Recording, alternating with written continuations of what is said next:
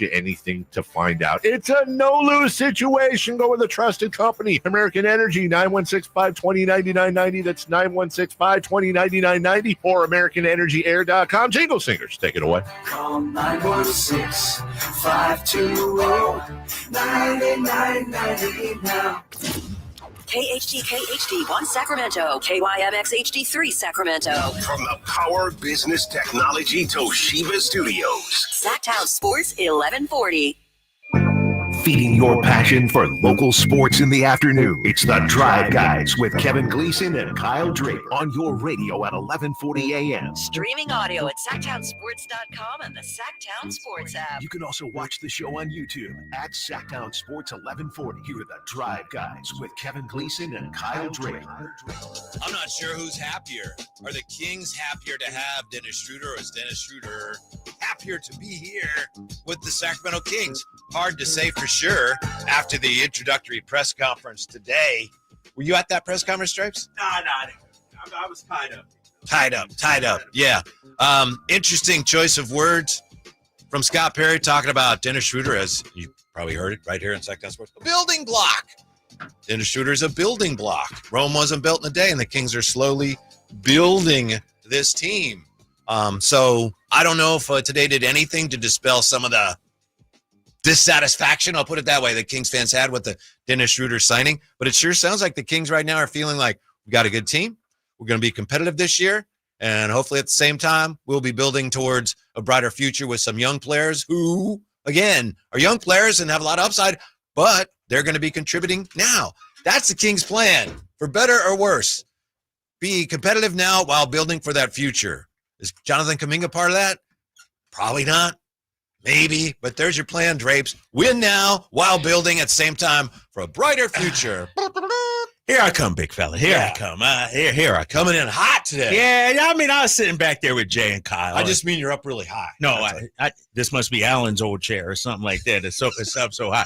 I'll switch off here in a second. It's fine. No, not for me. I'm way too high. I feel like Colin Cowherd looking down at you. You know what I mean? Out here. I'm not going to do that. Let me say this, Whitey, because I listened to the press conference. And maybe I'm a shill for the Kings. Maybe because Dennis Schroder is my guy. Mm-hmm. And I've been talking about him for months around here in Sacramento. But listening to him, listening to Scott Perry, to me, this was a good day, a great day for Sacramento Kings basketball. To hear Scott Perry say he was the guy we targeted. Yeah. He was at the top of the list. And to hear Dennis Schroder talk, the Dennis Schroder I heard today, calm, cool, collected. But when he gets between those lines, he turns into a beast. And that excites me. We're talking about a grown-up, an adult, a veteran who has accomplished a lot in this league. And now he's ours. I'm not saying he's going to deliver us to the promised land. He's not Jesus Christ turning water into wine and all this other stuff. But what he does is give you a stable presence at the point guard spot, which is so desperately needed. And I'm driving in. I'm listening to your boy Alan Stiles. Mm-hmm. I'm listening to other people talk about the Kings and this signing and, 42 wins. Somebody said on the text line, we'd be lucky to get to 42. Here's the thing, Whitey, and I said it yesterday. I've been saying it for months. We won 40 games last year without a point guard for half the season. An average point guard, a Tyus Jones, is good enough for 1 or 2 wins. Can't Dennis Schroder get us like 2 more than that, like 4 wins? And so I know Vegas has us at 38.5. You're going there. You're going to take the over when you're there next week? Nah, I can't bet on stuff. I'm an NBA employee. Right. Fella. What do you think I have Malik Beasley out here or something? That's right. Jonte Porter? No, exactly. But if I was 38.5, the only reason they wouldn't get that has nothing to do with them and more to do with the strength of the Western Conference. Because you had this team 2 years ago when we won 48. This team could win 48 games in the Western Conference a couple of years ago. And so you throw Dennis Schroder in the mix. I thought it was a great press conference. The thing I love, too, It wasn't all pomp and circumstance, bells and whistles. Woohoo! It just seemed very matter of fact. We believed in him. He wanted to be here. He's happy we believe in him. Let's get to work. That's what we need, Sacramento. That's why I say I'm not sure who's happier, the Kings to have him or him to be here, because it's quite clear, as you said, the Kings decided, whoa, that's the guy we want. Yes. And, I think, because Scott Perry talked about it, he started off the press conference mentioning how he said we needed a point guard. Then he listed his 6 principles that he wanted at a point guard. And as he's listing them, people must not know who Dennis Schroder is, Whitey. If you're doubting this move, you haven't been paying attention to who Dennis Schroder is, because this guy is a gamer. He's a competitor. He does what it takes to win. He talked about doing the little things as well. This guy is not just a shot chucker, if you will. This guy is a winner. Led Germany to the FIBA World Cup championship title a couple of years ago. MVP of the FIBA World Cup. This ain't no offense to Tyus Jones. Tyus Jones is a fine point guard, but he doesn't move the needle. Dennis Schroder will move the needle for the Sacramento Kings this season. He'll have to make more shots this year to do that, which he's capable of. Didn't shoot the ball especially well from 3-point range last year. He's capable of doing that. Tyus Jones is a good 3-point shooter, but Dennis Schroder is a more accomplished player overall. Are you going to call him, what do you think, Dennis a Menace or Schroder the Looter? Or No, I can't force it. It got to be organic. I can't. I tried the king size combo last year. I know. How did that work out for us? Exactly. So didn't really catch on. No, I'll his basketball reference page got what? Dennis the Menace up there. I think is listed up there. Anything else? Yeah, that's it. Just the Menace. Yeah, exactly. And I'll let his play dictate the nickname for him. Mm-hmm. You can't just hand out nicknames without actually seeing how the guy fits and how he plays here in Sacramento. It was kind of odd today, and I don't know if it actually happened at the same time, but while we had Dennis Schroder's press conference on the air, ESPN was showing some clips from Mike Brown's press conference with the Knicks. Interesting juxtaposition. That's the and guess word what? of the day. Yeah, he talked about building a culture and accountability. Nothing against Mike Brown. That's what everybody's talking about. Here's every team. But here's the thing, though, Whitey. I look at, and I was on the radio with Pat O'Keefe out there in New York on Sunday. Mm-hmm. I was on with NBC Sports New York Sunday night. You get a little extra something for that? No, just me. I'm a man of the people, big fella. I volunteer my time. Sorry, Jay. This guy, man. This dude. Jay, you tell this guy, man. I choked. What you see from 2 to 6 ain't the full drapes. It's not the full drapes. I'm at 15%. Exactly. Where were you at this morning, Whitey, when I was reading books to a summer youth camp today? Where were you yesterday morning when I was he was working. I was representing the station out in the community. Uh-huh. We both are out there working, just in different ways. Oh, yeah. I didn't mean to offend you. I was just joking. No, I don't even know where we were going, man. What were we talking about just now? We were talking about Mike Brown. Oh, Mike Brown. Yeah. No, but, I was on with Pat O'Keefe and the NBC guys, and listening to them, they feel like they already have a culture. You know what I mean? Mm-hmm. Like when Mike Brown came here, we didn't have an identity. We were devoid of culture. Let's call it what it is. But New York, they kind of already gritty, tough, hard-nosed. So Mike doesn't have to go in there and change the culture. I hope he wasn't talking about changing the culture or anything like that. Maybe solidifying it, something like that. But they already have a culture out there in New York. Yeah, the funny thing is they were not as gritty as Tibbs teams typically are last year. Yeah. And it's an interesting question about the culture here. Did they just have to kind of get rid of the culture they brought in with Mike Brown, or are they rebuilding it? And maybe there's no definitive answer to that. Or are they starting over on one? Don't they want basically the same kind of culture he was trying to bring here? Some of the culture stuff makes me a little dizzy sometimes. Well, let me ask you this, because you're right about Tibbs this year and the culture was a little different.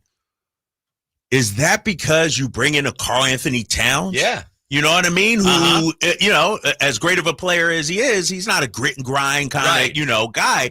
And so you got to sacrifice like Mike Brown. And I said this on the on those radio shows the other day. The key for them is going to be how he reaches Karl Anthony Towns. Jalen Brunson, Josh Hart, those guys, they're going to be Mike Brown guys. Defensive-minded, tough, hard-nosed, But can you get Karl Anthony Towns to buy in and play on that end? That's going to be a challenge. That, I think, sets a culture better than anything else you can do is if your very best player buys in and embraces that. I remember years ago talking to George Karl when he was coaching the Warriors, and he was mad because they got blown out, of course, by the great Warrior teams. And he was saying, look, at 4 o'clock today, Larry Bird's in here. Right. Shooting. He said, he was talking about Joe Barry Carroll. Okay. You think our guy, he was anywhere near here? He was 4 o'clock in the afternoon? He was, yeah. Because they were feuding. No offense. Yeah. Right. Yeah. So if you can do that, and it happened with the Warriors to a degree, and then also with the Warriors, you had Iguodala saying, all right, I'll come off the bench.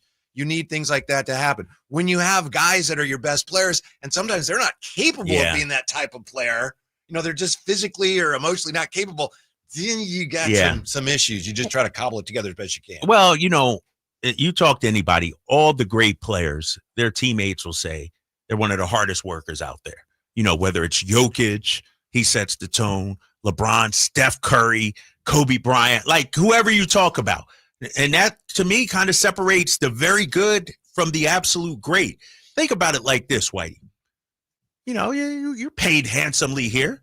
Let's say you're Karl Anthony Towns making the moolah. making $50 million. You might be like, you know what? I don't have to work as hard. Right. I am working hard. Look, I got $50 million. But the great ones say, I'm not just in it for the bag. I'm trying to be an all-time top 10 great of all time. And so I don't know if I see that from Karl Anthony Towns, who's a phenomenal player. Can Mike Brown tap into that this upcoming season? I think if we're being honest, I think that's one of the things that happened to Mike here. His fault, the player's fault, I don't know. But we saw it last year. There was a point at which the players, they just weren't bought in anymore. Yeah. When they lose, and he's saying, we had a game plan and no one did it. It's like, hey, okay, that's a problem. Right? Yeah. And it happened quickly, Whitey. You go from the first year, everybody's all bought in. Yep. Well, Mike, whatever you say. And then it works. So you got 48 wins.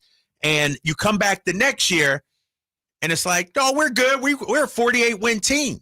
But now everybody else knows you're a 48-win team, and they're coming at you. And I always say in basketball, it's so hard to repeat as a champion, because once you get to the mountaintop and win, it's like, I can exhale now. Mm-hmm. But when the greats, the dynasties are like, no, we got to chip on it. Let's do it again. I remember the Lakers in the 80s, my guy Magic Johnson, when they had their back-to-back.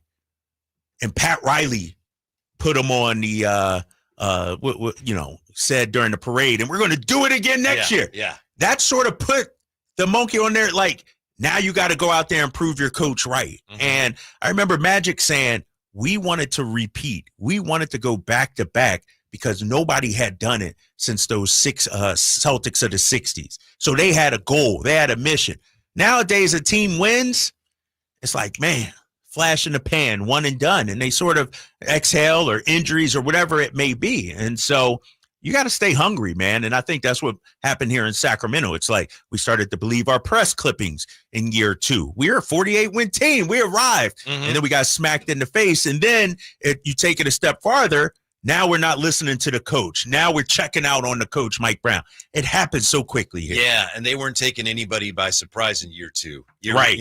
First year, Beam Team year, there were so many times you could see, wow, the other team doesn't know how good these guys are. And by the time they realized, it was too late. But long story short, I really do think from what Scott Perry said today, one of the main reasons, if not the main reason, that they pursued Dennis Schroder is because they believe Dennis Schroder is one of those guys who can help them, especially at the point guard position, to establish that kind of mentality. Right. And then one of the things Scott Perry talked about is picking up 94 feet. Think about that. You know who that reminds me of? Indiana, the Pacers. How we were just talking to them, the last day or two about how the league is sort of transitioning. And I think Dennis Schroder can play that style. Now he's up there in age a little bit, he's not no spring chicken, not 24 or anything like that.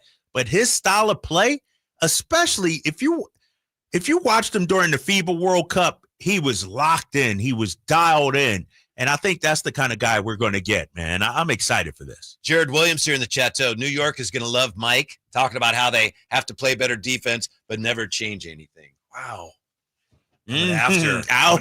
Mike Brown a little bit. Yeah. Well, anyway, I mean, we should do he definitely landed on his feet. a study question. on Mike Brown's tenure here in Sacramento, because as great as it was, the highs, euphoric, if you will, there's a segment of the fan base who was out on the guy just as quickly. Mm-hmm. Like, it wasn't just ownership. It wasn't just the players. Some of the fans turned on Mike Brown quickly, too. Why do you think that was? Some of that's just going to happen, but it did seem a little extreme and sudden. Yeah, I think part of it is Monday morning. Everybody's a coach, and everybody I think thinks it's expectations. expectations, too. You know, people talking about here's the thing. How many times did people say, Malik needs to start? Malik, what is Mike doing? How come he's not starting Malik Monk? Start Malik Monk, what happens? Mm-hmm. It doesn't work out. Keon Ellis, got to get 35 minutes, he never really bought into Keon. Let's call it what it is. But the Malik Monk thing, very interesting, because he relented at the end and it didn't work for him. It didn't seem like he was totally right behind it, but his hand was perhaps forced. Yeah. I think the whole thing about what went wrong with Mike Brown and that team had to do with expectations.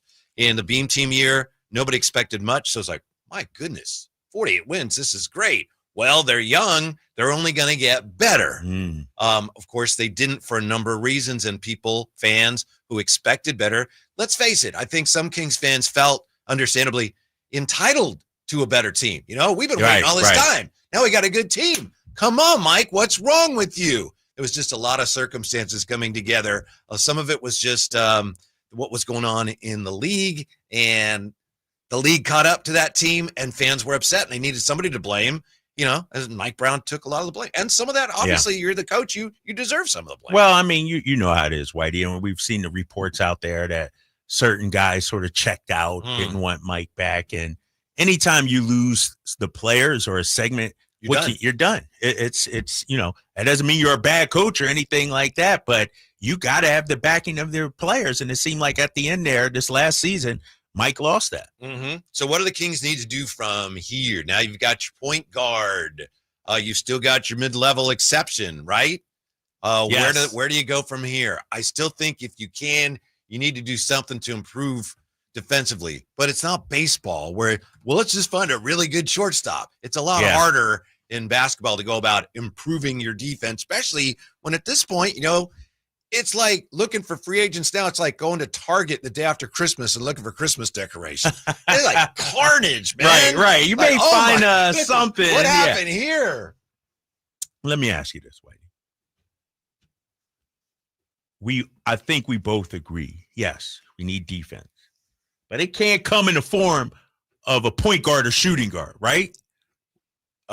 Defense. If you go out there, we don't have a room for another guard, do we? It's just a straight signing. Right. I'm looking at the math right now. Devin Carter's our fifth guard? What about Clifford? What about Neek? Where does he fit in that? Mm-hmm. So we got some issues, I think, at the guard, like a log jam, if you will. I'm looking at some of the free agents still out there. So wings, right? You need to look at wings. Wings are the things, right? That's what you say. Yeah. Out there. It's not much out there. Chris Boucher. Do we bring back Trey Lyles? Go back to Precious Achua. What about our guy Amir Coffey? Yeah, but how big is Amir, though? He's not big. He's not big, though. That's the thing. Is he Neek Clifford just a few years older? I don't know. He's a really good shooter, and he's technically a guy who can play a little small forward, but he's really another guard. As you said, got plenty of those right now. Right. I feel like we got plenty of those, and and maybe some things change and they make more moves. But I'm even looking at the centers, like other than Thomas Bryant, who doesn't move the needle a whole lot, but no one Al Horford, no Tristan Thompson, no Taj Gibson, no DeAndre Jordan. It's slim pickings out there, man. It's very, very slim pickings. Yeah. Did you see the latest on JK that the Bucks apparently are somewhat interested? I did see that. I saw the Bucks, and also heard the Bucks might be interested in RJ Barrett too, as well. JK, Giannis, and Miles Turner, your front line. What do you think about that? I don't think that works. That doesn't work. That they need a guard out there. They need a ball handler out there, don't they? The problem is, Whitey, if you're a team, you ain't got money to offer JK, so he's not going to get the kind of deal that he wants. He's in a pickle, man. I think ultimately he goes back to Golden State for 1 year, plays out this contract, and then bam, he's out of there. That makes sense. But as we discussed yesterday, that we're going to be hearing about it all season long. What about Kuminga? What about, especially, up to the trade deadline? What about Kuminga? Right. Kuminga could still be out there. Yeah. Where's their shopping Kuminga? Right. It's going to be a long, drawn-out deal. But you assume Kuminga's probably not coming here. Could still happen. Probably not. The Kings still have a glaring need when it comes to wings in the front court. I just don't know how you address that at this point. I'm with you, man. I just don't see much out there. When you even, I'm going to look at the small forward list that's out there when it comes to free agency, and it's pretty barren. Guys, Doug McDermott, Jay Crowder. How about a guy like Caleb Houston, though? Young guy, 22 and about 3 months or so, 4 months. I mean, to me, he seems like a good fit especially when you're looking to get younger and you're looking for people that play that position. Right. He's still out there. I don't know why it didn't work out for him in Orlando, but he's listed on 6'8". This was a second round pick. He might be worth. The more I think about it, Drapes, the more I think you got to bring back Trey Lyles. Am I wrong? Yeah. The only reason I think people are against that is because we know what Trey is. Like, think about it. I brought up Caleb Houston. Might be like, ooh, Trey Lyles is probably a better player than Caleb Houston. Right. But because he's an unknown, younger, people might want to take a flyer. But when you look at this list, ain't much out there, Whitey. I'd be open to bringing back Trey Lyles. I think they should. I think it's almost they're going to be forced to the way things are going. Because you don't like my go get Bagley idea. Let bygones be bygones. He's got length. He's young. Do you really want Marvin Bagley? It makes some sense. Yes. No, you don't. It won't happen. Don't be doing it for radio. Don't be doing it for show, big fella. Why not? Other than, let's just pretend he never played here. And I know that's a big part of it. Why wouldn't you bring him in or at least look at him? Well, I'll first of all, it's hard to ignore history. That. And I hear that's what you're saying. That's fair, yeah. But has Marvin Bagley ever, since leaving Sacramento, we talk about Dennis Schroder playing on a number of different teams. Since leaving Sacramento, I got it right here, Whitey, in 2022, he's been on Detroit, Washington. Memphis. He's bouncing around. How come all these other teams don't want to keep him? But yet, he'll bring Marvin Bagley here. I just don't see it. Well, you do it obviously as a flyer where you're like, yeah. Now I get it. You can't separate. Right. That's the thing. And that would just be bad for business in that it would be reminding everybody again, like, hey, remember that Luka thing? We're going to bring back the guy we picked instead of Luka. Right. Maybe it works out. Right. So I understand that. It's just too bad. It just speaks to the need right now for players at that position. He's one of the few that's out there that, in theory anyway, might be able to help you. Hey, Teddy Vetter agrees with you. Bagley wouldn't be the worst, honestly. That's right. But he said, shaking, but nah, he said. How about extra Vertrek or whatever it is? Give Isaac Jones a chance. Can Isaac fill that Trey Lyles role? To me, he's more of a forward, but he's not quite that big, and I need somebody who can shoot.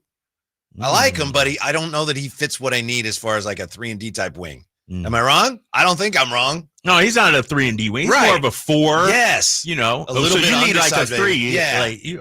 Okay. Yeah. I like Isaac Jones. There's a role for him. Yeah. But he doesn't address what I still need.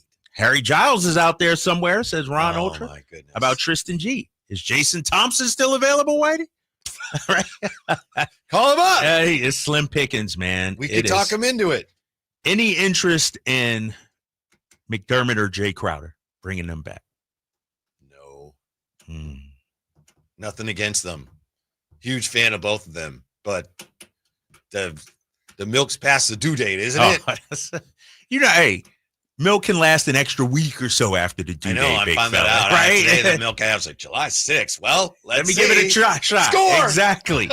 Nah, I hear you. I would love Jay Crowder to come back just because, he's my guy and everything, and I want to see him succeed, but I just don't see it. You can do worse than Dougie McBuckets at the end of the bench because he could shoot, Right. A guy who could shoot.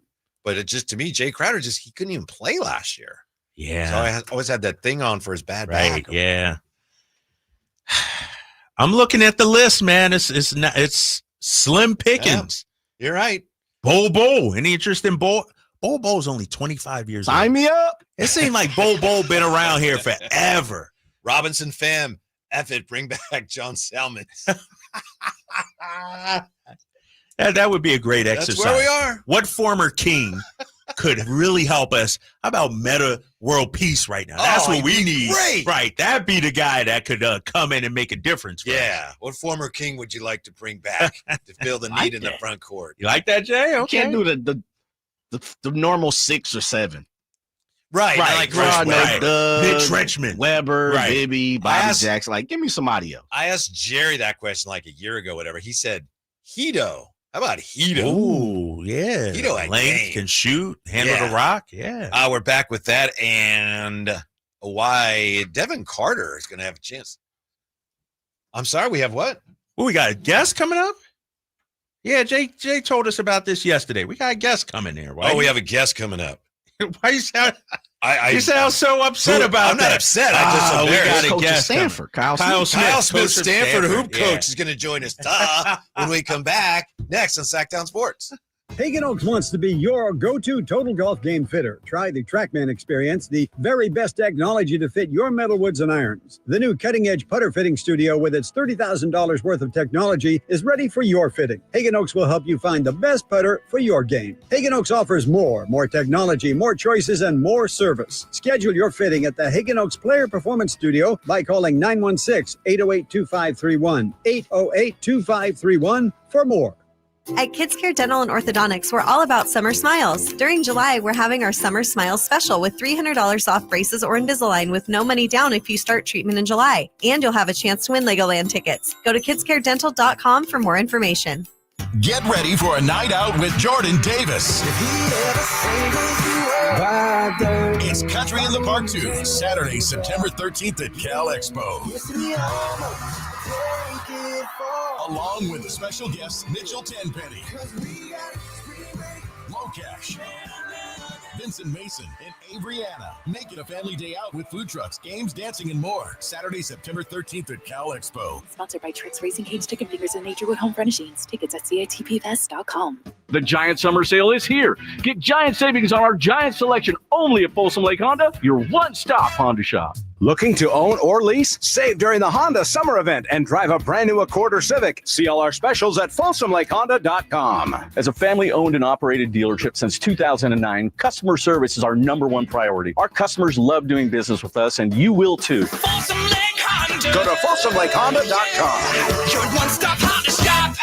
Xfinity TV is the best way to stream your favorite live sports, giving you an incredible viewing experience. From pregame to postgame, Xfinity gives you the best seat in the house with traditional TV, streaming, stats, and odds right from your TV.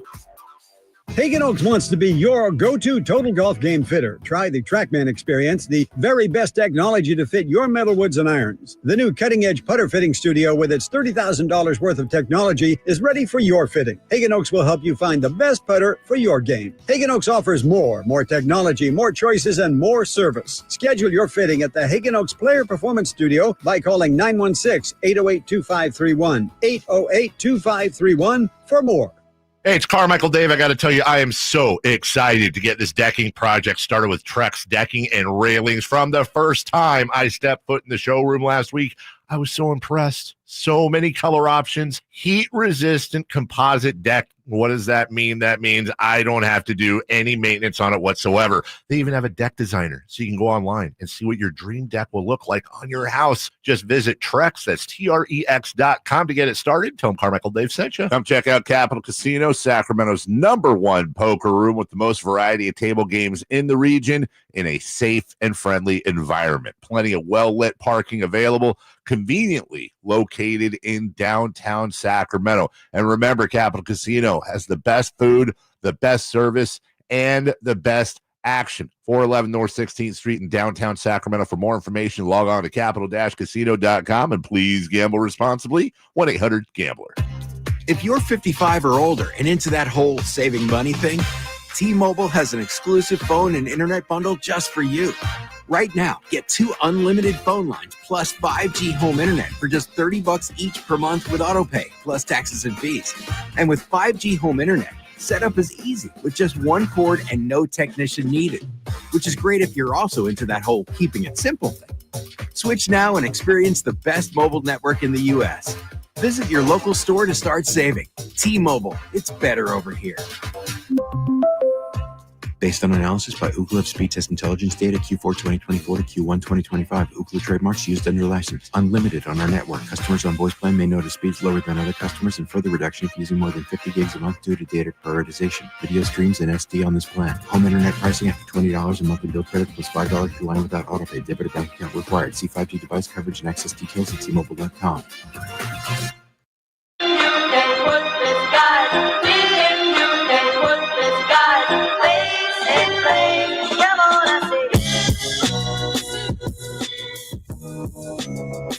Your home for Kings basketball for over 25 seasons. Sacktown Sports.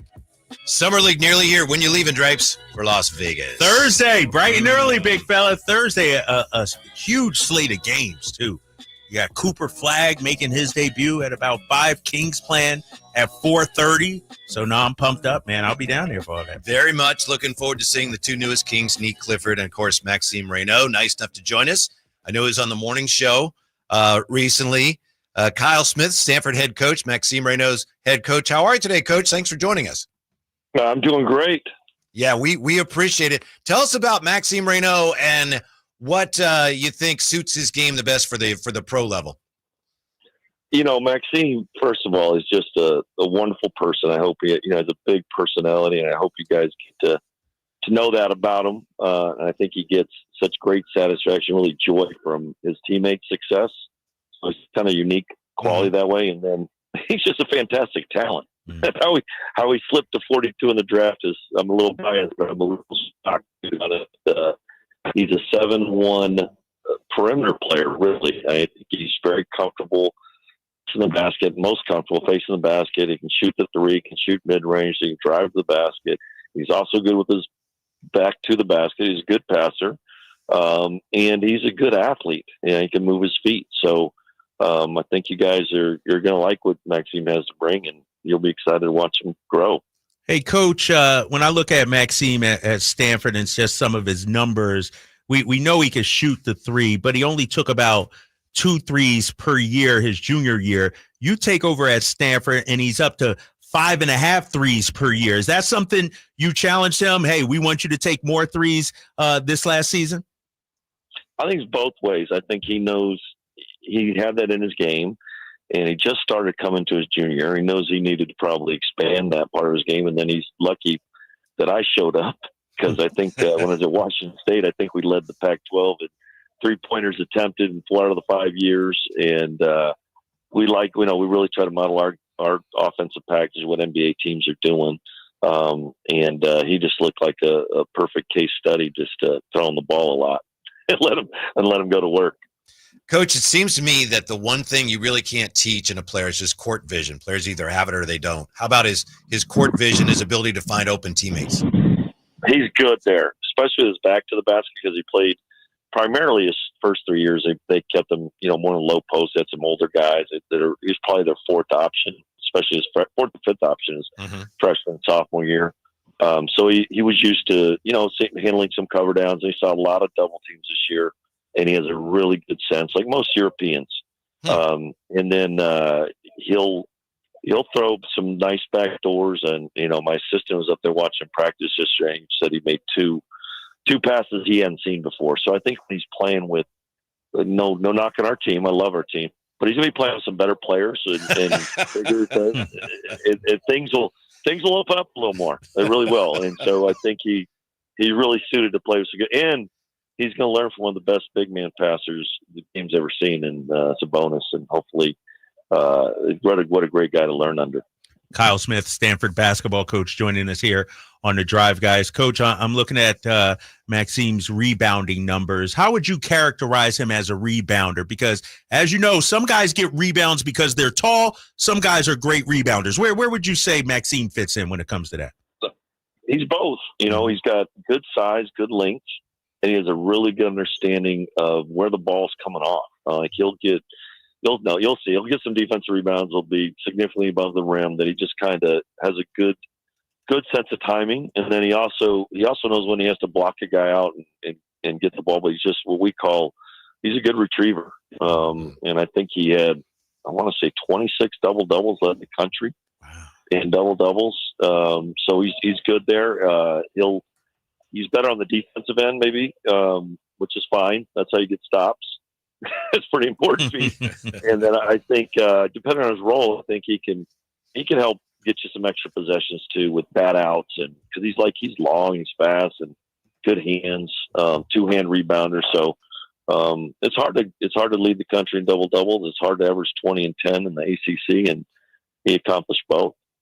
Coach, as you said, a lot of people surprised that he lasted as long as he did, and some say, well, it might have been a question of his foot speed. You mentioned his defense. Do you think that's a fair criticism? Some scouts, at least those on the internet, said, yeah, a good player, but the foot speed might have kept him in the draft longer than expected. What do you think of that notion?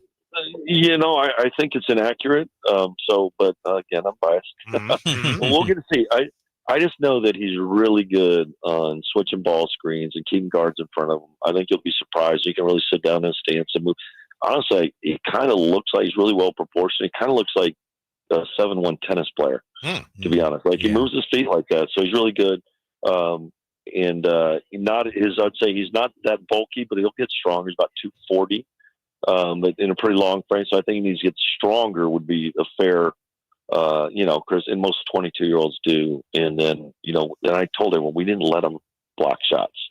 He could not afford to get in foul trouble. So he was not allowed to swing at the ball. He's allowed to move his feet over there. And that's an area that he'll take up space. And I would say he's not, we need to get better at that, whether you can or not, it's just blocking shots. But I think he's so big and smart, he's going to be able to rim protect. Okay, that's great to hear, Coach, because I was going to ask you about some of the numbers we see. And, it sounds like when it comes to him defensively, when it comes to shot blocking, ignore the numbers. Right? Is that what I'm hearing? Yeah, absolutely. I think now I don't think he's going to be a plus shot blocker, but he's fine. Okay. It's going to be fine. Yeah. He's big. He'll block. He'll block more shots in the guy's hand, like on a post move. He stays on the ground. He's just kind of big, and he'll do a good job there. As far as he's more effective on just getting off the glass. He's impressive there. Hey, Coach, switch gears to another player you had, our guy Isaac Jones. Excited about him, his second year. I know you had him at Washington State, if I'm correct. What have you seen from Isaac, and how proud of him are you that he's made a name for himself here in Sacramento? No, I'm tickled. I mean, there's not a nicer, sweeter human being on the planet. I call him God's gift to basketball. He's just kind of built like a basketball player should be. He's about, I don't know what you guys list him at, but he's probably about 6'8", with no neck, long arms, huge hands. Will surprise you how, he'll try to dunk on you from all over the place. He's got really good feel for scoring, good dribbler, and a little rangier athlete. So even though he's older than most, the experience, he's still got a huge upside. And he can, they played him a lot out on the floor perimeter wise, which he hadn't done much for us. He played like a 4-5 or traditional, 20 years ago what a 4-man played like. But I noticed a lot of their 5-out stuff. They had him play in the corner, but they also let him where I think he's most effective. He's just unguardable when you play him you play him at center. as a downside center. He just becomes the really hard matchup. He's going to draw two. So couldn't have him to a better person. He's worked hard to get there, and his journey is amazing. It's quite a bit different than Maxime, but I'm all in on the Kings, man. Light the beam. Yeah, we happened to see Isaac play for Stockton in March, and oh my goodness, it was dominant at that level. But speaking of Maxime, I have one more for you, Coach, on Maxime Raynaud. How during his time with you have you seen his offensive game evolve? I mean, is he capable of? Is he taking more shots, more varied? What have you seen as far as his offensive growth? I think he's only going to grow in that area. I mean, we recruited him out of high school when I was at Washington State, so I had to watch him. I said, this guy's got a chance to be an NBA player because he's so big and he can shoot, and he moved well. Mm-hmm. And then, like I said, as he progressed from his freshman, sophomore to junior year, you could see him just gaining confidence, and he started making threes considerably in his junior year. And I was like, all right, this guy, we got to go. I think the NBA guys call it lay, like the 5-out. Jokic said, we're going to throw him the ball at the top of the key, the elbows and low posts, and we're going to get his usage cranked up there. And we did. I think we got a 27 or 28 usage, and he's a pretty unselfish guy. And I just think that was good for him to be a lead dog at this level, and he'll probably fill in to be a really good complementary player. He'll stretch the floor. You can play off, that gives guys, DeRozan and Levine, those guys that can penetrate, gives them more room for them to make plays. So I think he's going to be a great asset for the Kings. Coach, everything that people are saying about Maxime is glowing. With that being said, he's going to be a rookie in the NBA. In terms of, the step up in competition, playing with a DeRozan, Levine, Sabonis, accomplished veterans in the league, will Maxime go out there and go for it as well? Or how would you describe his temperament on the court and how he fits in with a veteran group here in Sacramento? I think if you're a veteran, this is a guy you want on your team. He's a young guy that wants to learn. He's not super opinionated or feels like he's going to have to do everything to prove himself. And he's a sponge. So I think if I was a veteran, I'd be excited to have him. And then trust me, I think you'll recognize early on in this summer league games that his talent is there. So I'm excited. I'm very high on him, as I should be. As I should be, but and I'm very, very thankful. He added a year to my contract, so and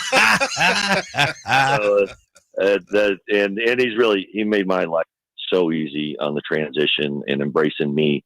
Like I said, he's a lover, man. He will love up his teammates, his team, the town, and he's an emotional guy, not the stereotypical French guy. He is. I'll tell him that he is he's a lover, man. He's a giver, and I think you guys will really enjoy him. Kyle Smith, head coach, Stanford men's basketball. Thank you very much, Coach. We appreciate it. Enjoy your summer. We hope to talk to you again soon. All right, no problem. Thanks. All right, Coach. Take care, man. Woo! How about that? I'm ready. Let's go. Throw the ball in the air. I see people on the YouTube weighing in as well. Tristan G. Sounds like dude should have been picked first. What a steal, right? Yes. This is a steal. God should have got number one. They got him at 22. Right, exactly. Oh, my goodness. What a steal, baby. Perry is a genius. Speaking of Summer League, how Devin Carter is going to get a chance to drive the car at Summer League. That's next with the Drive Guys, Sacktown Sports. Ever find a deal so good you think, should I tell my friends or keep it to myself? That's Kohl's Summer Cyber Deals. Styles for sunny days, home favorites for your space, and more. All at prices you'll love. Plus, earn Kohl's Cash, discover new deals daily, and get free shipping. These deals are too good not to share, once you've stocked up first. Shop Kohl's Summer Cyber Deals now. Select styles, some exclusions apply. Offers end July 10th. See store or kohls.com for details. ZipRecruiter is the place. ZipRecruiter is the place for talented teachers, savvy software developers, and master mixologists. ZipRecruiter is the place where you meet all these people and more. That's because ZipRecruiter is the place for job seekers who are looking for new opportunities. In fact, ZipRecruiter helps 10 million people with their job search every day, so you can find the right candidates right away. Try ZipRecruiter for free at ZipRecruiter.com/free. That's ZipRecruiter.com/free. ZipRecruiter is the place. ZipRecruiter is the place for talented teachers, savvy software developers, and master mixologists. ZipRecruiter is the place where you meet all these people and more. That's because ZipRecruiter is the place for job seekers who are looking for new opportunities. In fact, ZipRecruiter helps 10 million people with their job search every day, so you can find the right candidates right away. Try ZipRecruiter for free at ZipRecruiter.com/free. That's ZipRecruiter.com/free. Tired of hearing scary radio ads about the IRS? Tax Relief Advocates is different. TRA is here to tell you that if you owe money to the IRS, whether it's $5,000 or $500,000, we have a solution. TRA can eliminate or reduce what you owe to the IRS with zero risk to you. We have over 1,000 5-star reviews on Google and an A+ with a BBB. End your tax nightmare today by visiting TRA.com or call 800-275-1728. That's 800-275-1728. Did you know you can get your prescriptions for less at your local pharmacy? You can with GoodRx. It's the free app that can save you money on your medications. Just search for your prescription, choose the pharmacy and the price that works best for you, and then show your GoodRx coupon to your pharmacist at the drop-off counter. GoodRx works at over 70,000 pharmacies, including Walmart, Rite Aid, and Walgreens, and it works whether you have insurance or not. It's easy to save. Next time you drop off your prescription, check GoodRx. To start saving today, go to GoodRx.com. GoodRx is not insurance. When you're hiring, have you ever felt like you're missing out on meeting great candidates? Well, they're not hard to find when you go to ZipRecruiter. ZipRecruiter helps 10 million people with their job search every day. People who are actively looking for jobs like yours. So it's easy to find the right person fast. 4 out of 5 employers who post on ZipRecruiter get a quality candidate within the first day. Try ZipRecruiter for free at ZipRecruiter.com/free. That's ZipRecruiter.com/free. Hi, Sacramento. It's the No Surprise Guys at Bell Brothers Plumbing and Air Conditioning. Is your AC on the fritz? Call Bell Brothers. Looking to replace your old unit with a 0% financing and no payments for 12 months on approved credit? Call Bell Brothers. We're fast, reliable, and respect your time by showing up when we say we will. The price we quote is the price you pay. We are the No Surprise Guys. Call today to get a free estimate on a new HVAC system, or simply schedule your $87 AC Precision tune-up to keep your system running smoothly. With more technicians, more trucks, and more experience, we get the job done right the first time. No surprises. Our technicians are all background checked, drug tested, and will leave the work area cleaner than they found it. Don't wait. Call Bell Brothers today or book online at nosurpriseguys.com. That's nosurpriseguys.com.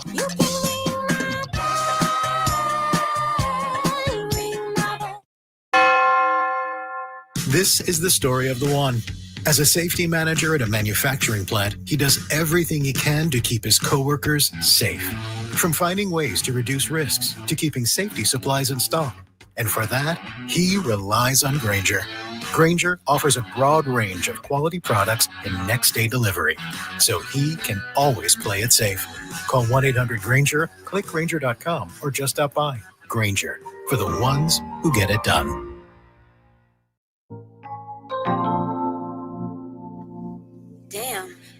Your afternoon home for Kings talk and so much more. The Drive Guys on Sacktown Sports. Before we cut up with Stanford coach Kyle Smith, Kyle threw out the question, the Kings kind of desperate for some front court help, or at least looking for front court help. Who would you bring back from the past? Aside from the obvious, the members of the great 2002 teams, etc. We have De'Aaron Fox, Les Jepson, Bonzi Wells, DeMarcus, Vince Carter, Pete Chilcutt, great guy, Brad Miller, Jim Les, bring back Cousins, bring back Dave Yeager. I'm not kidding. Best coach we've had since Adelman. Gerald Wallace, Willie Cauley-Stein, and Evers Burns are some of the players. Somebody said Willie Cauley-Stein. Willie Cauley-Stein. Evers Burns also. How about that?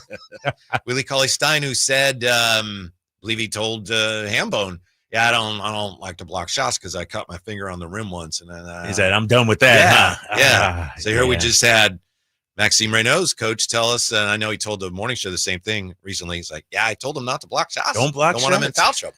Yeah, and he only averaged 2 fouls a game last season, but with us, we want him to block shots, right? Yeah. Especially because he's going to be a role player. You know what I mean?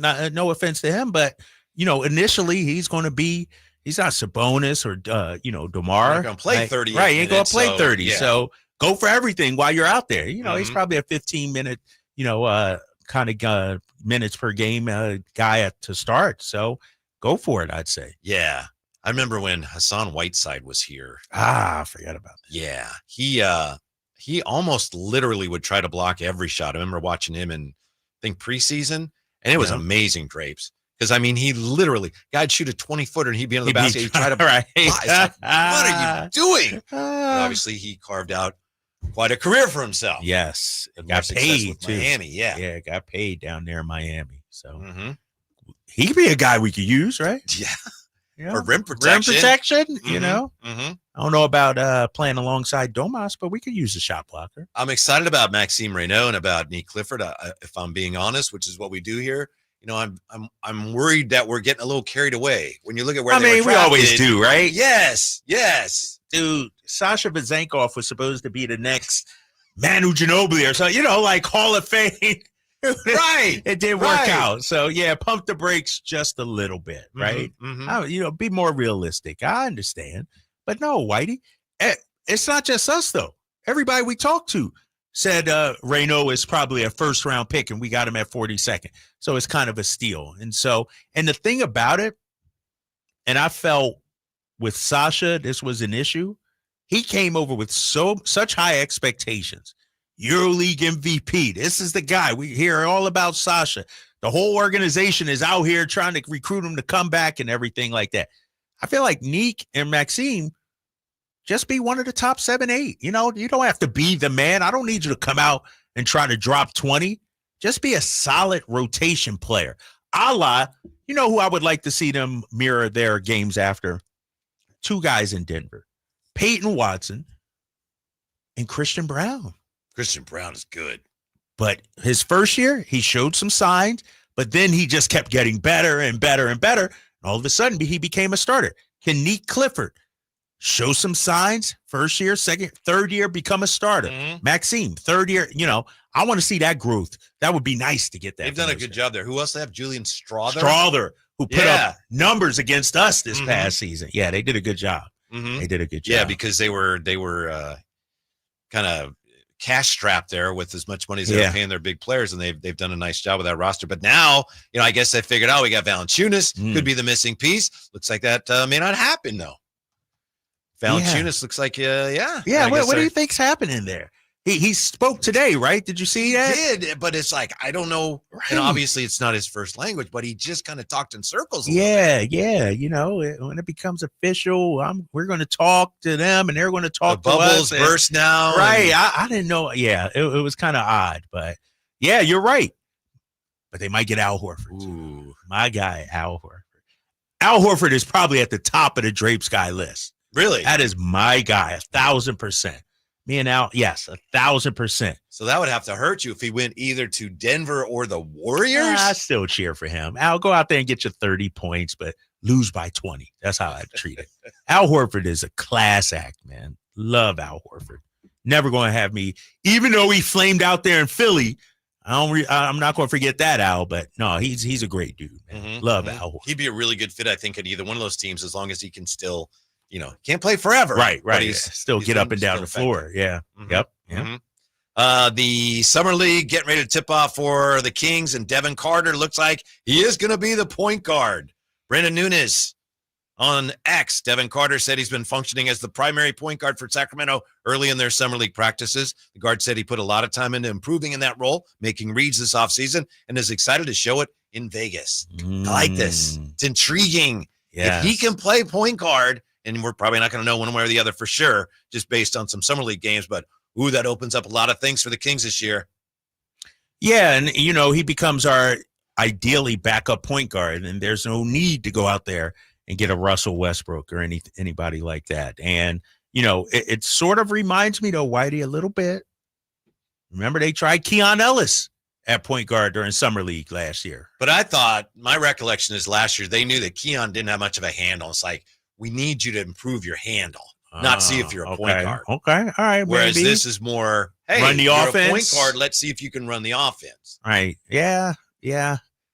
It's one thing to run the offense with Maxime Raynaud and Nick Clifford, who are looking up to you. It's another thing to do it with DeMar and Zach. I'm interested to see. Yeah. And I honestly, I don't know if I'm taking a whole lot out of Summer League in terms of that regard. The defense is different. The quality of competition is different. You know, it would be nice to see, but I got to see it come October, November. Right. For me to buy him fully. I think if he struggles with it in Summer League, to me, it's like, okay, then he can't. Okay. Yeah. If he does it really well, then I think then it's like, okay, well, maybe he can. Maybe. Right. Now you So pass that test. He needs to do it at a really high level. Yeah. To convince me that, all right, maybe he is an NBA point guard. Right. No, and I think, you know, outside of Neek and Maxime, that's probably the biggest, maybe even bigger question mark, right? Like the fact-finding mission that we're on out here in Vegas Summer League. Can Devin Carter be an actual point guard? And so, no, we'll find out come Thursday, man. You know? Yeah. I was just not really looking forward to Summer League at all until we talked to Scott Perry. And we talked to Jerry that day, and he said the same things. Like, you know, you want to see these guys, your top rookies, they need to play well. They need to really stand out. Now, it's not like if they don't, you're going to get rid of them. But there are things you want to see from them, even though it's just Summer League. Yeah. You know what's interesting? I think it was Nick. He told me the all-time Summer League game high scorers, like players who scored the most, and that list, not good. Like it's like a who is that? You know what I mean? So I'm not going to go overreact to a 35-point Summer League game or any. Now, if you go out there and dominate multiple games and look great, but not just a one-game flash in the pan. Yeah, it's more than just the numbers they put up, though. It's just they should stand out as being better than most of the other guys on the floor. How about this from Campy? Maxime Raynaud, the next Tim Chambers. Well, I don't know. Tim Chambers? Hope he's not Tim Chambers. I mean, I got to Google. Who the hell is Tim Chambers? I think it was just Tim Chambers. He's trying to be Tom Chambers. Yeah. Oh shoot. Yeah. We haven't heard from Campy in a while. Good to have you back. Tony Ray Harvey says, as far as Devin Carter playing point, he says it's another Kobe Jones point guard experiment, if you ask me. Is that what he says? Yeah. Oh, he said, if you ask me. Yeah. That didn't work out too well. Right. Hopefully, you gotta get a shot though. That's why you have Summer League to try things like this. Right. Give him a shot. You know, it's and honestly, that's probably going to be his pathway to seeing the floor this season, Whitey. Because think about it. Let's say you got Schroder and Zach as your starting guards. You already got a defensive-minded guy in Keon Ellis. You got an offensive guy in Malik Monk. Where does that leave Devin Carter? The one thing that those other guys can't do is play point, backup point. Right. That might be where he sees his time. Right. Versatility has always been his calling card. We'll see how far he can take it this summer. When we come back, the Kings rumor of the day, putting them back in play for a 9-year veteran next on Sacktown Sports. This is the story of the one. As a safety manager at a manufacturing plant, he does everything he can to keep his coworkers safe. From finding ways to reduce risks to keeping safety supplies in stock. And for that, he relies on Grainger. Grainger offers a broad range of quality products and next-day delivery, so he can always play it safe. Call 1-800-GRAINGER, click Grainger.com, or just stop by. Grainger, for the ones who get it done. With 25 award-winning years in Northern California, Ashton & Price is your local injury law firm. Pro attorney tip: if a firm presents as local but they're in LA, red flag. If your first consultation is not with a lawyer, big red flag. At Ashton & Price, your first consult is with a local attorney, and if serious injury prevents travel, a lawyer will come to you. Still not enough? George Washington's my uncle. At Ashton & Price, no red flags, just red, white, and blue. Remember, for the best advice, don't think twice. Call Ashton & Price. Get ready to leap tall buildings in a single bound as DC Comics' Superman, the IMAX experience, flies onto the Esquire IMAX Theater 6-story screen in downtown Sacramento. No matter what you do to me, Luther, your plans won't work. The Man of Steel is back. It's the beginning of a whole new adventure for Clark Kent. Grab the family and experience Superman's new epic adventure filled with hope. Get your reserved seats today at IMAX.com/Sacramento. Hey, buddy. Eyes up here. Superman, the IMAX experience, playing this week on the largest screen in Sacramento, the Esquire IMAX Theater. Skeeter here. Got a question. What's small and dark with white bands on its legs and bites during the day? Mosquitoes. Hi, I'm Luz Maria Robles, but these are 2 new types of day-biting mosquitoes. They're invading our area and becoming a big problem. And they can be dangerous. But we're on it, so when you see them, report it at fightthebite.net. In the meantime, use insect repellent and drain stagnant water around your yard. We're here to help with these day-biting mosquitoes. Visit us at fightthebite.net. The Giant Summer Sale is here. Get giant savings on our giant selection only at Folsom Lake Honda, your one-stop Honda shop. Looking to own or lease? Save during the Honda Summer Event and drive a brand new Accord or Civic. See all our specials at FolsomLakeHonda.com. As a family-owned and operated dealership since 2009, customer service is our #1 priority. Our customers love doing business with us, and you will too. Folsom Lake Honda. Go to FolsomLakeHonda.com. Your one-stop Honda shop. At Power Business Technology, we're not another big box corporation. We're your neighbors, locally owned and operated. We know what businesses like yours need, from reliable printers to high-performance copiers. We'll help you find the right solution with personal service you just can't get online. Need setup or support? We're just down the road and always happy to help. Power Business Technology, family hometown service with big-time solutions. Contact us today for all your business printing needs at 844-POWER-BZ. That's 844-769-3729 or visit us at powercopiers.com. KHD1 Sacramento, KYMX HD3 Sacramento. From the Power Business Technology Toshiba Studios, Sacktown Sports 1140.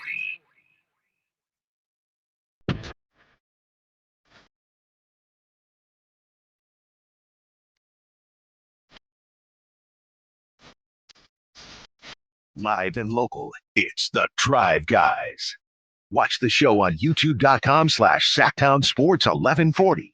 Or listen on the Sacktown Sports app. Looking forward, of course, to Summer League, but it's July, so training camps are going to be opening soon. People are starting to think more and more about football, and today is the day that the new series, season 2 of Quarterback, drops on Netflix. I'm guessing, Jay, you're not going to be watching this a lot. Did you watch any of season 1? That'd be a negative. Okay. Season 1 they had was Mahomes, Marcus Mariota, and Kirk Cousins. Yeah. And then Kirk Cousins. next year they couldn't find any quarterbacks to do it, so they did receivers, and that didn't go so well. So now they're back with quarterbacks, and they've got Kirk Cousins is back, and they've got Jared Goff and Jay's favorite, Joe Burrow. Wow. It's a snooze fest. Yeah, you ain't checking that out, Jay? Why not, man? Kirk Cousins, Joe Burrow, and who was the other one? Jared Goff. Jared Goff. Jay, go ahead, man. Say it.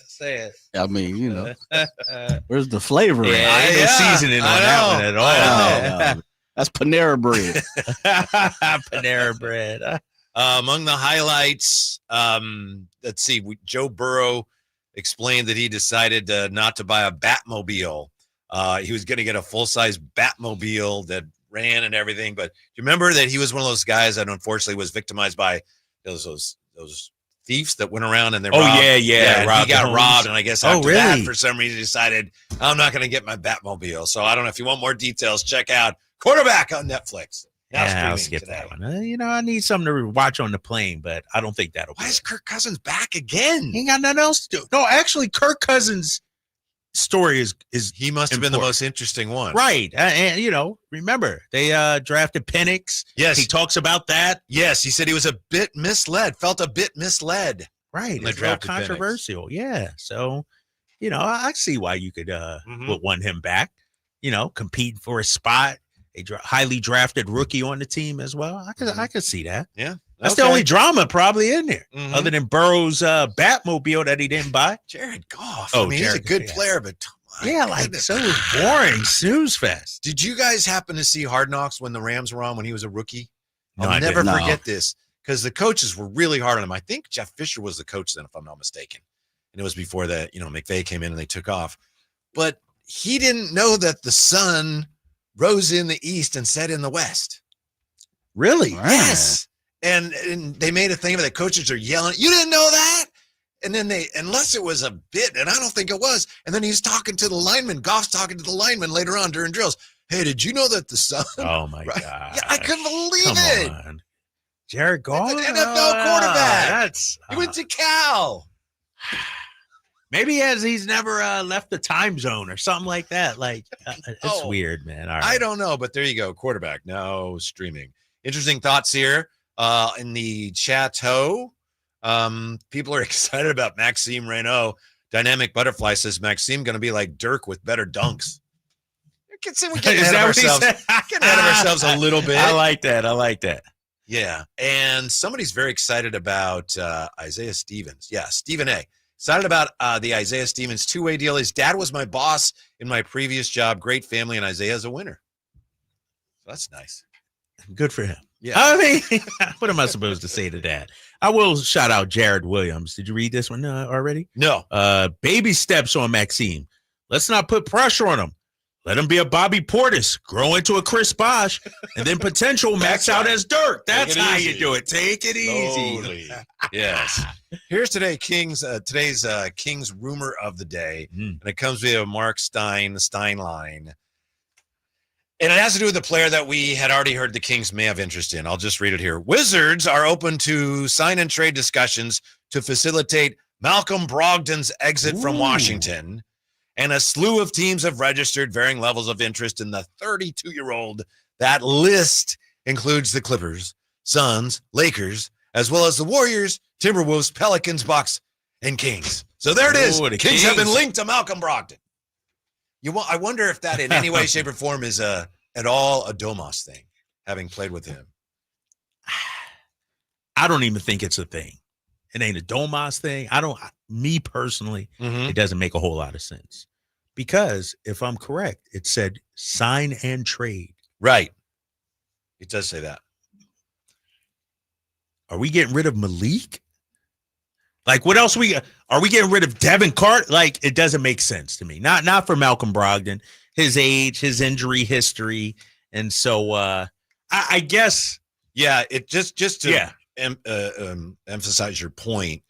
The Wizards are open to a sign and trade. Okay. And then whoever wrote this, Mark Stein, whoever says a lot of teams have registered interest, varying levels of interest. We know that the Kings, there have been reports that they were interested. We don't know that they're at all interested in the sign and trade. In the sign and trade or right now, currently, or anything like that. True. Two separate. It could be two separate things. Yes. Yeah. Okay. Maybe if he's bought out or something like that, or whatever it may be. All right. I get it. Yeah. In the pecking order of over the hill point guards, Brogdon is probably at the bottom of the list. I'm including Chris Paul in that, Russell Westbrook in that. And it's not because he's, when healthy, not a good player. It's just he's never healthy. Yeah. Like, I think he would actually be a solid fit running the point. I'd like for him to be a better three-point shooter, more volume-wise, but in terms of actually running the show, he's a good point guard. But I think there are better options out there if we were going that route. It seems like the Kings have more interest in Russ. Yeah. But it seems like even with the more interest in Russ, they can't do anything until they figure out what to do with all their guards. So if they did have interest in Brogdon, remember we heard last week that they were going to have a meeting with him? I don't know if that happened. Yeah, the Zoom meeting. Yeah. It was him and Russ, right? Yeah. You weren't in on that? No, I wasn't. I didn't. That was above my pay grade. Okay. So even if they are interested, it's probably something that isn't going to happen for a while. And even then it would probably be like, okay, we got the guard situation resolved. Russ is out. So do you still want to do it? By then, if there are that many teams interested in him, he probably would not be available. Or maybe Devin Carter plays so well at point in the summer that the Kings decide we don't really need to worry about a backup veteran point guard. Yeah, that's true. It could be the case. I do believe if we're talking about bringing in another point guard, somebody got to be on their way out, Yeah. And are we talking Devin Carter and a second-round pick for Brogdon? I already feel like we have an aging enough team that if I'm going to bring in a point guard, hopefully I'm not giving up any young assets. You know what I mean? I don't want to do that for a backup point guard. Kings fan Dan asks Brogdon for Šarić. How about that? Nah, it don't make sense. How many guards we going to have? What's he now, the seventh guard on the roster? I know. It's too many. It's too many. I wonder, because we heard the Malik Monk rumors all last week and everything. I wonder if those rumors have to do with not because Malik as a player, Scott Perry may or may not like, but because of the contract. You get off that contract. Remember, Malik got 3 more years this year coming up and 2 more years. I wonder if in Scott's mind, he's trying to clear the deck as much as possible for next season. He did do a good job of that when he was with the Knicks. It's With one the of the things Knicks, he accomplished. yeah. And of course, now it's even more convoluted than it was then, the CBA, with all the various rules and regulations. So we have this from Jared Williams at Maris Comics and Collectibles, probably because, I'm sorry. Maris Comics and Collectibles asks, someone answer me this. Maxime was a 42nd pick. Why was a 7-1 center power forward passed up 41 times? Jared Williams says because he played at Stanford and not Duke. And not Duke, exactly. Yeah, I can see that. If he put up those numbers at Duke, come on, man, he'd be a first-round pick. Yeah. But questions about his foot speed and his defense. And we just talked to his coach, and his coach said, I'm biased, but those comments are not they're not accurate. But that's got to be why. It's got to be why he lasted as long as he did. Yeah, I agree. But, one thing talking to his coach, Kyle Smith, he offensively, he sounds like a skilled big man that can play right away for Sacramento. And think about it in this day and age. He said, if I'm correct, he called him a guard in a big's body, basically. A guy that can handle the rock, facilitate. You could play off of him. In today's game, that's what you need from a big man. And he can shoot the 3. He took 5.5 threes this past season, Whitey. Really up that. And so I think, I'm not saying this guy is going to be an all-star, but he's going to be a solid rotation player for years to come. That brings up one of the things that we'll have to find out, obviously, but I'm anxious to find out where Doug Christie lies on the how many threes a game we're going to take scale. Last year, he talked about 50, but they were already well into being that type of team. By the time he took over, they were a team that took a lot of threes. Remember, he was talking about, we need to get a 50. 50. And he confessed when he was on with me and Jay, he said, I say 50 because I'm hoping they get 45. 45, Yeah, but are the Kings going to be a high-volume 3 team this year? I doubt it. Really? Isn't it hard to do with DeMar in the roster when he's taking 17 shots a night? 2 of them threes, 3 of them threes? I don't know. I do think when we look at our team, and you've brought this up for the past 2 years, I would like more shooters on the roster. Like more guys that specific skill set is what they have. Zach LaVine can knock down threes. We know that. Malik can knock down threes, but we don't have a Duncan Robinson type or, somebody that's what they're known for. They could come in and hit 5 or 6 threes just like that. That's nice to have one. Another reason why Kuminga would not be a great fit. And again, it looks like that's a long shot. I understand why they sniffed around. But Kuminga's he can't shoot the 3 ball at all. And you need more good shooters. You need to be a better shooting team than you were last year. Do you think regarding Kuminga, that ship has not sailed yet, though, right? Like, even though he's still out there, it seems like today the buzz is kind of quiet. Last 24 hours, not hearing anything. Do you think teams have just moved on, or could that be rekindled? It hasn't sailed, but I don't know if it's in the harbor. I think it might be in somebody's, driveway. Up on a trailer. Up on a trailer or something like that. I don't know if you have neighbors like that. Hey, they got their boat. Right, they got their boat up so it on hasn't sailed, but I don't know that it's in the water. No, you might be right, man. Because I ain't hearing anything new about Kuminga. It's just that Milwaukee is a team. And it sounds like these teams aren't like, we got to get Kuminga. It's like, hey, what about this? Right. Was that something? Nobody really cares that much about Kuminga, and a lot of that has to do with the CBA and unrestricted free agency. But let's be honest, a lot of it has to do with Jonathan Kuminga, too. Right. Yeah, exactly. I think teams would be willing to give up more if this guy was a proven, like, all right, slam dunk, he's going to be a 1A or a 2, or even a 3 on a championship caliber team. There's a lot of question marks around him. Who is Jonathan Kuminga? Right. Meanwhile, the Knicks have hired Mike Brown, and he met with the media today. And in part, they hired him for his ability to develop players. Here's what the Knicks official statement said. His experience leading the bench during the NBA Finals, winning 4 titles as an assistant coach, and his ability to grow and develop players will all help us as we aim to bring a championship to New York for our fans, end quote. we all wish Mike Brown the best. But I asked you, Drapes, Jay, you Kings fans, do you think the Knicks are barking up the right tree when they cite Mike Brown's ability to grow and develop players? Did we see that here in Sacramento? We saw Keegan struggle with Keon. I think you have to give him some credit for Keon. Give him that. Yeah, and I think Mike even said at some point, I was the one that gave him a shot. Yeah, that's true. That's true. Keegan is a work in progress. The whole Sasha thing, you mentioned Sasha, not a young player, but a new NBA player. That didn't work out at all. Isaac Jones? Isaac Jones. Did he do anything under Isaac Jones? Not enough time, maybe, with IJ. I do think sometimes we give the coach too much credit or blame when it really comes down to whether the guy's any good or not. Right. You have a young guy like Kawhi Leonard, and he's great. Oh, Pop and the Spurs, they do a great job of developing players. Yeah. Okay, yeah, but it was Kawhi Leonard. Right. Exactly. Yeah. but and also, regarding Keon and how much of it is the coaches that really work with the guy? Like, no offense to Mike Brown. Mike Brown ain't running Keon through drills or anything like that. Right. No Keon do the, Euro step this way and all that. It's the Jimmy Alapags of the bunch, the Jawad Williams when he was here. Those kind of guys. How much credit do those guys need to get? And it's hard to develop players when the mandate is we have to win right now. And that was Mike Brown's mandate for the most part when he was here. Right. We're winning now. And it's hard to play guys you don't trust. Yeah. Like you said, the development and, it'll be interesting to see how Doug treats Maxime and also Neek. Yeah. And Devin Carter for that mix, because you got established guys that you can count on.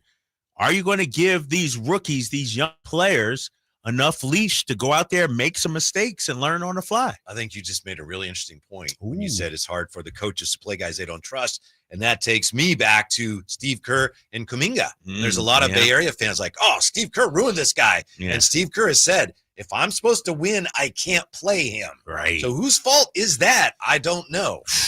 That's a great question. Well, that's the problem when you're trying to work the two timeline system, right? Right. You're trying to win. You're trying to thread that needle. To develop you, we need to win. Right. Which is okay. All right.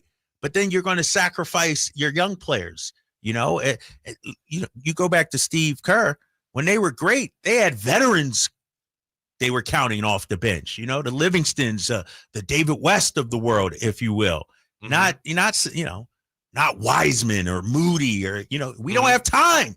We're trying to win a championship, to your point. And so, fortunately for the Kings, we got to call it like we see it. They're not championship level right now. So how do they balance getting the young guys some minutes and also trying to win basketball games? One way they're doing that, it appears, is that you have guys that are older. The two rookies are a little more experienced, so they should be more ready to step in. And then also, given that they both are front court players, talk about, of course, Clifford and Raynaud, and you really don't have a lot of options there. You have to play somebody, right? Right. Nick Clifford's going to play if he can play at all because they don't have other people that can play there. Yeah. Who's the backup three right now? Yeah, who is the backup three right now? That's a great question. Yeah. I don't know who you're missing because I can't think of the person either. Like, who's out there? Let me look at the Sacramento Kings roster. It's going to be somebody. It's going to be Neek or somebody undersized, right? Where you go small. You got. Let me see. So that's how the Kings are trying to pull it off. We don't have there one you right go. now. That's the answer. Damn. How can these young guys play? Somebody's got to play. Yeah, that's where Neek is coming in. Yeah, that's where Neek is. As of right now, with this roster, that's where he's getting his minutes at, backing up Tamar. Yeah, so he's going to have that golden opportunity. He still has to earn it, grab it, but it's there for him. Damn, same for Raynaud. So we need a backup 3-man. We need you've been saying that, and I'm like, no, we need a power forward. But looking at the roster, damn, we need a small forward here. Let me see who's available here. I'm back on the web.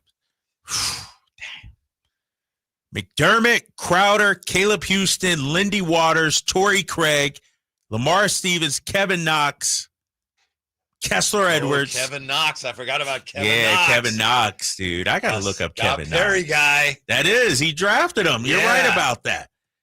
Would you take a flyer on Kevin Knox? How big is he?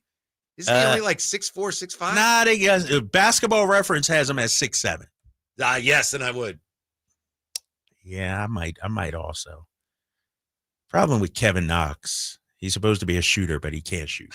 You know, he's Not like, good, I know. but Yeah. I might take a flyer on him.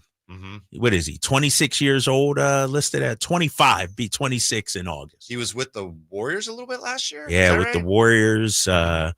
Played 14 games with the Warriors last year.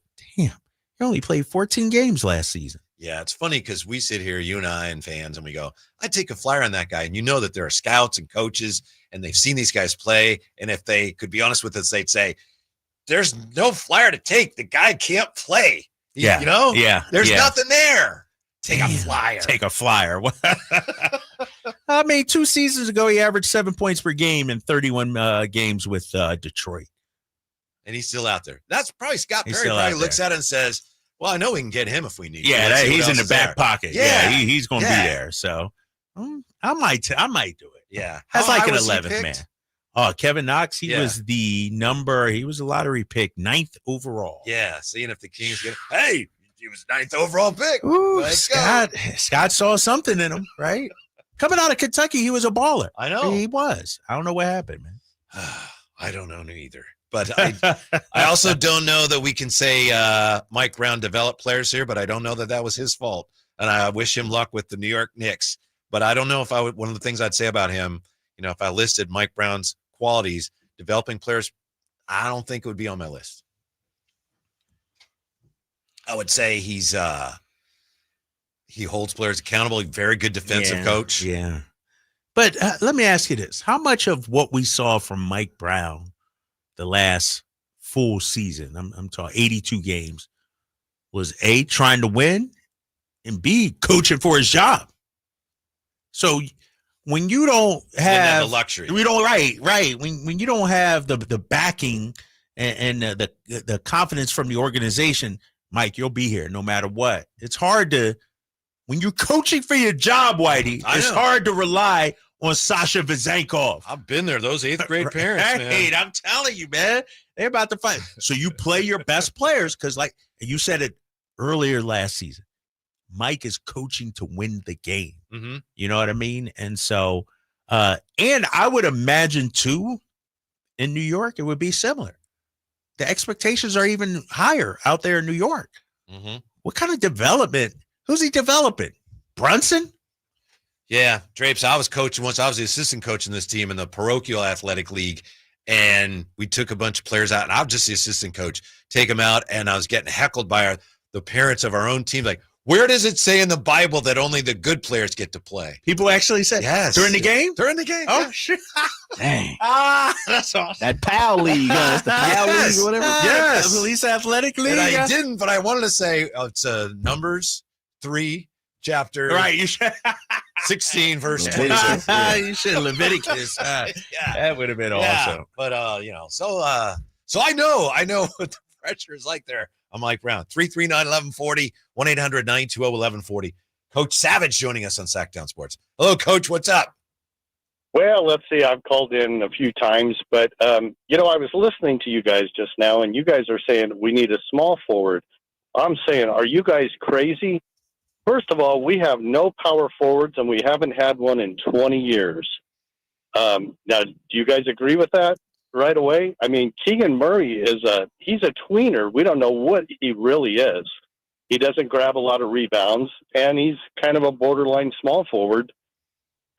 We just have not had one for so long. Scott Pollard, well, maybe he played center, but, you know, maybe this Raynaud guy we drafted, I mean, you watch his highlights and see him doing hook shots around the rim, maybe he could be a power forward. And I've called before and said, you know, Domas used to play power forward sometimes at, I believe it was Indiana. Yeah. And yes, maybe he refuses to do that, but if you actually put him at power forward, you would have a really good power forward. And then They could have kept Valanciunas and had a center there and let Raynaud back him up there. They could have gone that direction, but it's just every year we're, like you said, we're unbalanced. They never get a power forward, and if they get one, the guy's like 6'7", or that's not a real power forward unless you're Charles Barkley or something. They just need a power forward. They could probably solve it with that, but what's your guys' thought on that? I don't see any power forward on the roster the way that they want to run the team. Do you agree? Thanks, Coach. I think part of the problem is they've had a lot of tweeners. Like, we're kind of, I think, saying the same thing different ways. Take, for example, when they had Harrison Barnes and Keegan Murray. They're neither pure threes nor pure fours, right? So it depends on which way you want to slice it. I mean, I will say it's not 1985 anymore where you want to have, Kurt Rambis or something. Oakley out there. Yeah, the game has changed. Was Marvin Bagley a 4? Yeah. Okay. I mean, he obviously wasn't very good. It didn't work, but our caller said we haven't had one in 20 years or 30 years or whatever it was. Well, Trey Lyles is a 4. Trey Lyles is a 4. Zebo was 4. Zebo, you could throw in there at 4. Yeah. Not necessarily true. But the problem is we know who the starting 5 is going to be. And to the caller's point, Keegan's ideally not your starting 4. I just don't think he is, unless they're trying to turn him into some Jason Tatum kind of thing. I think he can really succeed at the 3. But given the current makeup of the starting unit, we don't have a backup 3. Yeah. And you could run Raynaud as our backup 4, if you will. You could run, Saric at the backup 4. But when I look at the roster, I don't see any options other than Neek. And that's not an ideal option, I might add, Whitey, as the backup 3. Well, one of the encouraging things is that, and we didn't ask the Stanford coach about this, but if Raynaud does have that kind of range that he can be a stretch big, then in theory you should be able to play him with Sabonis. Who's the 4, who's the 5, whatever. Right. But you could play them together. Yeah. So ostensibly, Sabonis would be your 4. Right. And the one thing, look at OKC. And I understand they went small in the finals, but they played Chet and Hartenstein together all season long. And so we're seeing more double bigs actually than, in previous years. I think, Dallas, for instance, AD and Lively out there, you know what I mean? AD and Gafford out there together. So I think you're seeing that a little bit more going forward. Did you see that AD just had surgery to have his retina reattached? Yeah, and I saw some mean comment. Somebody asked, do they even have street clothes for your retina? And I thought, that's just mean. Who did? You posted that. I did not. It was not me. Alan Styles or something like that. I saw it somewhere. It might have been in the chat. That's messed up. That's messed up. That's what I thought. It's terrible. That's I'm wrong. not reading that out loud. Yeah. So 916. Our backup 3 went to the Lakers. Yep. LaRavia. That's why LaRavia was so important because Coach Savage, you say it's the 4, we say it's the 3. The front court is there's a lot of room in there. And when they lost LaRavia, they lost a really important player because they don't have a lot of depth there. Yes. We'll come right back with a look at, Bradley Beal could be on the move, but guess what? It's complicated, and it's next on Sacktown Sports. Sacramento weather is brought to you by Fidium Fiber. I'm Dirk Verdorn in the KCRA3 Weather Center, and your forecast looking nice tonight. A little bit of a delta breeze. We'll have to drop temperatures into the mid to upper 50s as we head into your Wednesday morning, and then we're looking at temperatures warming into the mid 90s under sunny skies. Get the latest forecast on the KCRA3 News and the KCRA3 app. It's about time they fixed that pothole. Invented better windshield wipers. Made an internet that just works. Fidium Fiber Internet, starting at only $30 a month. It feels like Fidium. Offer available to residential customers only. Terms and conditions apply. See Fidium.com for details. Why'd I go to the doctor? One day at the firehouse, I was so lightheaded I could barely stand. Even my crew noticed. Getting checked out was the right call. Turns out I have atrial fibrillation, which increases the risk of stroke about 5 times. Symptoms like irregular heartbeat, heart racing, chest pain, shortness of breath, fatigue, or lightheadedness can come and go. But if it's AFib, the risk of stroke remains. If you have symptoms, contact a doctor. I'm so glad I did. Visit NoTimeToWait.com, sponsored by Bristol Myers Squibb and Pfizer. This is the story of the one. As a safety manager at a manufacturing plant, he does everything he can to keep his coworkers safe. From finding ways to reduce risks to keeping safety supplies in stock. And for that, he relies on Grainger. Grainger offers a broad range of quality products and next-day delivery, so he can always play it safe. Call 1-800-GRAINGER, click Grainger.com, or just stop by. Grainger, for the ones who get it done. If you have unfiled taxes or are in debt to the IRS, this is important news. Did you know the IRS has programs specifically designed to help people struggling with tax debt? Powerful tax assistance programs that can save you thousands if you qualify. No one knows these programs better than the experts at Optima Tax Relief, America's most trusted tax resolution firm. A+ rated by the Better Business Bureau, their award-winning tax attorneys and licensed professionals have resolved over $1 billion of tax debt for their clients. One call to Optima can start the process, helping to put an end to your worries about wage garnishment, asset seizure, and other aggressive IRS actions. Find the best options to solve your tax problems. Call the experts at Optima Tax Relief today for a free consultation. Call 800-343-6460. 800-343-6460. 800-343-6460. Optima Tax Relief. Some restrictions apply. For complete details, please visit OptimaTaxRelief.com. The Hagen Oaks Cutting Edge Putter Fitting Studio offers you more technology, more choices, and more service. Hagen Oaks wants to be your go-to total golf game fitter. With $30,000 worth of state-of-the-art technology ready for your fitting, Hagen Oaks will help you make your best putting stroke while finding the best putter design, shape, hosel, length, and loft for your game. Schedule your fitting at the Hagen Oaks Player Performance Studio by calling 916-808-2531. That's 808-2531 for more. Get ready for a night out with Jordan Davis. It's Country in the Park 2, Saturday, September 13th at Cal Expo. Along with the special guests Mitchell Tenpenny, Low Cash, Vincent Mason, and Averyana. Make it a family day out with food trucks, games, dancing, and more. Saturday, September 13th at Cal Expo. Sponsored by Trex Racing Cage, Chicken Fingers, and Naturewood Home Furnishings. Tickets at catpfest.com. If your passion is bass fishing, only one radio show has the action, information, and excitement of your favorite outdoor sport. Ultimate Bass, hosted by Tournament Bass Pro and California Outdoor Hall of Famer Kip Brown, takes you live to where the fish are biting every Saturday morning. Only Ultimate Bass feeds your passion with the latest news, products, tips, and advice from the pros. Ultimate Bass with Kip Brown, Saturday mornings at 5 a.m. on Sacktown Sports 1140, part of SEP's Saturday Morning Outdoors. Carmichael Dave here for my friends at American Energy Heating and Air. Yes, I always tell you they are a family-owned operation, been in business since 81, A+ Better Business Bureau, but it is hot. We are in those Sacramento hot months. I want to focus on them being your second opinion partner. What does that mean? Maybe you've got somebody you're working with or you've worked with in the past in the HVAC world. Guess what? They want to give you a second opinion. How much does it cost? Nothing. You call them up and say, hey, can I get a second opinion on this deal? They come out and they either say, wow, that's a great deal, you should feel better about that. Or they say, we can beat that price. And usually they're going to beat it by a lot. Guess what? You just saved money and it didn't cost you anything to find out. It's a no-lose situation. Go with a trusted company. American Energy, 916-520-9990. That's 916-520-9990 or AmericanEnergyAir.com. Jingle Singers, take it away. Call 916-520-9990 now.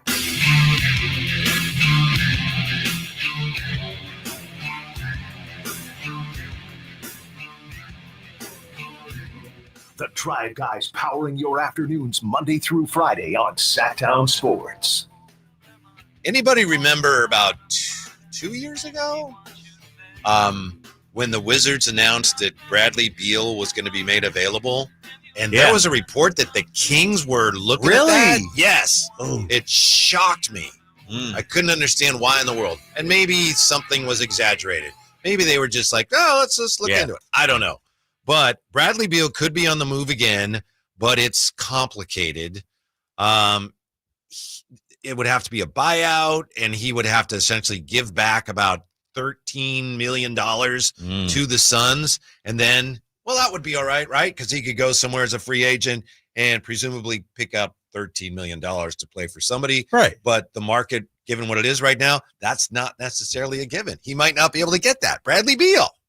So he's might just hang on, huh? He could. Right. Yes. According to NBA insider Jake Fisher, free agent guards Chris Paul, Russell Westbrook, and Malcolm Brogdon, quote, are likely to be impacted by where Beal lands, end quote, which I guess means depending on where Beal ends up, that could eliminate that team as a spot for some of those guys. So it's really involved. Bottom line is Bradley Beal somebody that teams should care about right now? The Wizards, obviously they're not interested, but the Warriors have been a team that's been kicking the tires on Bradley Beal for a few years.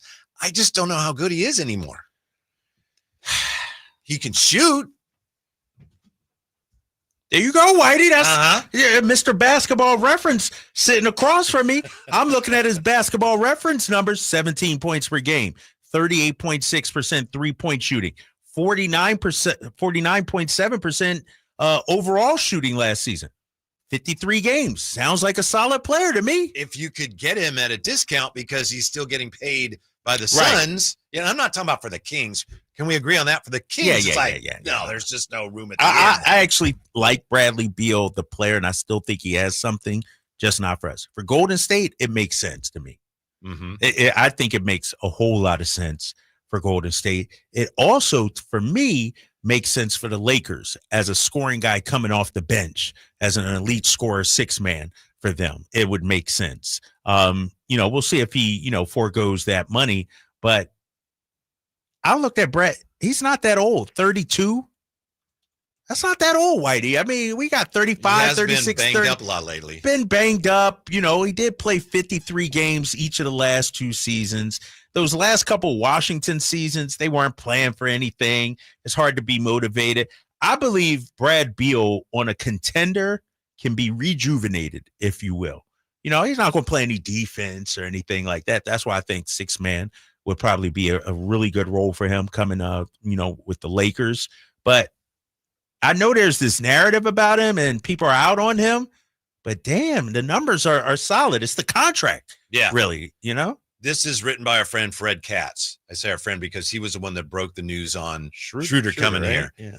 He writes that because of a quirk in the CBA, Beal, who has $110.8 million and 2 years remaining on his contract, must give back at least $13.8 million for the Suns to be allowed to stretch him. If he did, Phoenix would then have a dead cap hit of $19.4 million on his books in every season through 29-30. It may not be so easy for him to find $13.8 million on the open market, even though last year 50, 39, 80 were his shooting splits. 50% from floor, 39% from three, 80% from the foul line. That's pretty good. That's pretty good. But nobody has $13 million out there. That's the thing. Unless, teams with the mid-level, are you really, offering him the full mid-level? I need to look up and see which teams are available, have that kind of money. Because if you're also Brad Beal, you want to play for a contender right now, right? The Clippers agreed to that trade that'll send Norman Powell to Miami. That deal opens up a starting spot at Beal's position. But, as I said, it's complicated because they used the $14.1 million mid-level exception to sign Brook Lopez. The Clippers can offer Beal only what they have left of the MLE, $5.3 million starting salary. That's it, huh? Yeah. It's insane. The Lakers could find a way, as you said, the Lakers, he'd be a good fit there. They could find a way to offer Beal the biannual worth $5.1 million in starting salary. Now, maybe you wouldn't care if he's still getting, getting the stretch provision money from the Suns. Right. Maybe right. be like, that's fine. Right. To me, it's almost like a Dame Lillard scenario, right? You're getting your money. You're still getting paid, and so ignore the fact that, 13 million versus 5 million. Dude, you still got 100 million or whatever it is. Yeah. Is coming. Yeah. And, I'm looking at Brad Beal's career earnings.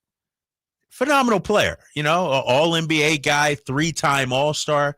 Guess how much Brad Beal, Whitey, has made in his career? Damn. Don't even want to guess.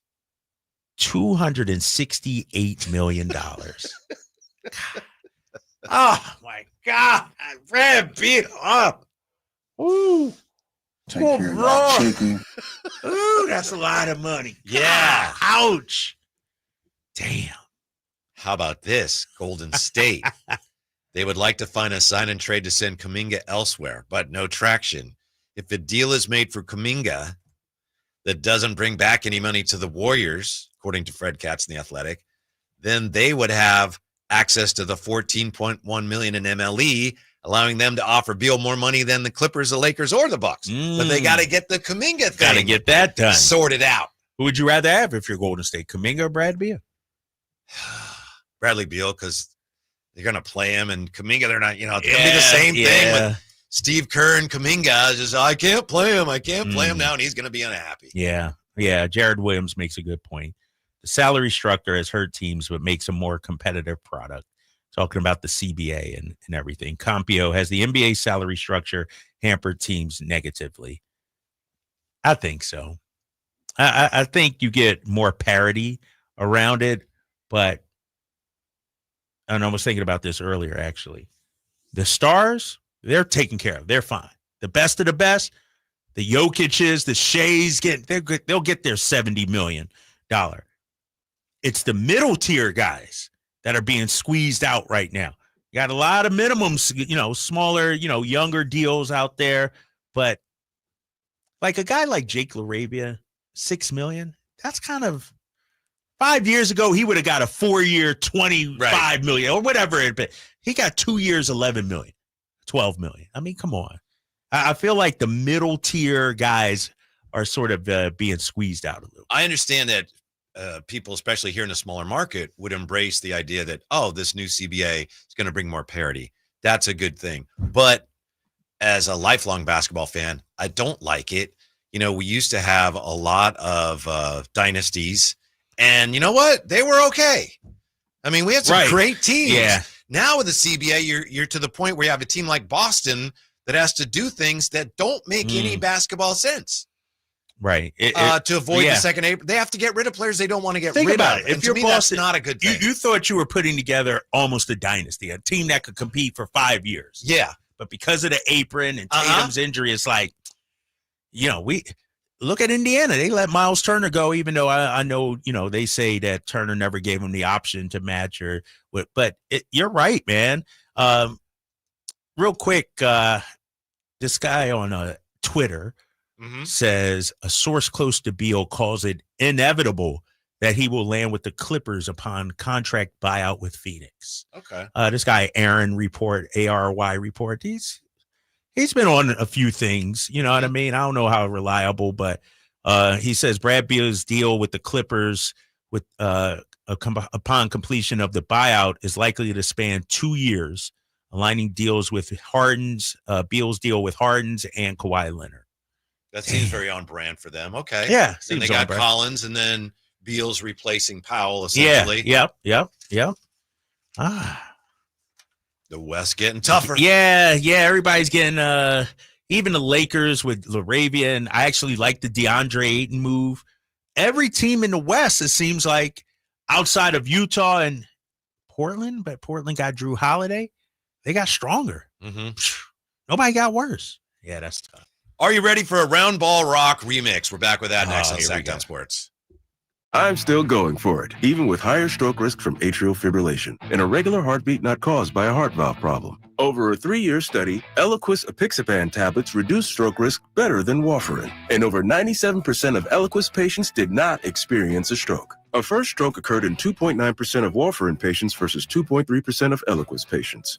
Don't stop prescription Eliquis without asking your doctor. Stroke risk may increase. Eliquis can cause serious and potentially fatal bleeding. Don't take if you have an artificial heart valve, abnormal bleeding, or antiphospholipid syndrome. While taking, you may bruise more easily or bleed longer. A spinal injection increases blood clot risk, which may cause paralysis. Get medical help right away for unexpected bleeding or bruising, or back pain, tingling, numbness, muscle weakness, or incontinence. Aspirin products, NSAIDs, SSRIs, SNRIs, and blood thinners increase bleeding risk. Tell your doctor about planned medical or dental procedures. Learn more at Eliquis.com or call 1-855-ELIQUIS. If you're 55 or older and into that whole saving money thing, T-Mobile has an exclusive phone and internet bundle just for you. Right now, get 2 unlimited phone lines plus 5G home internet for just $30 each per month with autopay, plus taxes and fees. And with 5G home internet, setup is easy with just 1 cord and no technician needed, which is great if you're also into that whole keeping it simple thing. Switch now and experience the best mobile network in the U.S. Visit your local store to start saving. T-Mobile, it's better over here. Based on analysis by Ookla of speed test intelligence data Q4 2024 to Q1 2025, Ookla trademarks used under license. Unlimited on our network. Customers on voice plan may notice speeds lower than other customers and further reduction if using more than 50 gigs a month due to data prioritization. Video streams and SD on this plan. Home internet pricing after $20 and monthly bill credit plus $5 per line without autopay. Debit or bank account required. See 5G device coverage and access details at T-Mobile.com. At Wells Fargo, we know what got you into your business. Whether it's manufacturing, running a restaurant, or your business from home. What you didn't get into your business for was banking. But luckily, Wells Fargo offers business checking, payments, and lending all in one place, in your neighborhood and on our app, so you can focus on doing what you love. Wells Fargo, you're good at business, we're good at business banking. Learn more at wellsfargo.com/business. Terms apply. Wells Fargo Bank and a member FDIC. And we're back, live during a Flex Alert. Dialed in on the thermostat. Oh, we're pre-cooling before 4 p.m., folks. And that's the end of the third. Time to set it back to 78 from 4 to 9 p.m. Clutch move by the home team. What's the game plan from here on out? Laundry? Not today. Dishwasher? Sidelined. What a performance by Team California. The power truly is ours. During a Flex Alert, pre-cool, power down, and let's beat the heat together. Oh, and that's a hard foul. Let's listen for the call on the floor. The taxpayer owes back taxes. Penalties and interest are assessed and wage garnishments to begin immediately. The IRS never misses that call. I wonder if they will challenge it. The call is under review. Priority Tax Relief has been called in for a review. Priority is the best in the business at negotiating your tax debt and has even eliminated the debt for some clients. Priority Tax Relief is saving their clients millions of dollars every month. After a careful review from Priority Tax Relief, the debt has been eliminated. No foul on the play. Whoa! That completely changes the game, folks. If you owe more than $5,000, call Priority Tax Relief, and in minutes they'll review your case for free with a direct line to the IRS to see if you qualify for life-changing relief. No more worrying about wage garnishments or frozen bank accounts. Call Priority Tax Relief today at 800-899-2289. That's 800-899-2289. We make your tax relief our priority. Call now. Priority Tax Relief.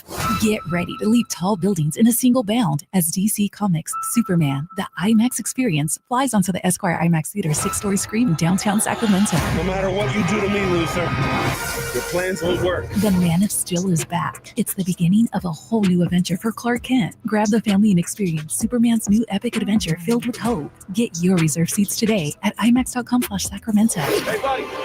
Eyes up here. Superman, the IMAX experience, playing this week on the largest screen in Sacramento, the Esquire IMAX Theater.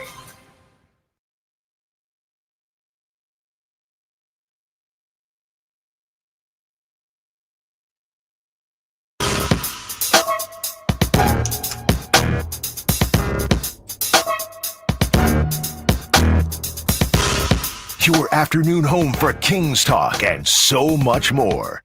The Drive Guys on Sacktown Sports. We're just talking about Bradley Beal, how he may be on the move. A lot of people seem to think he's on his way to the Clippers. We talked about the CBA. Scott Perry had some things to say about that today at the Dennis Schroder introductory press conference, so we'll get to that.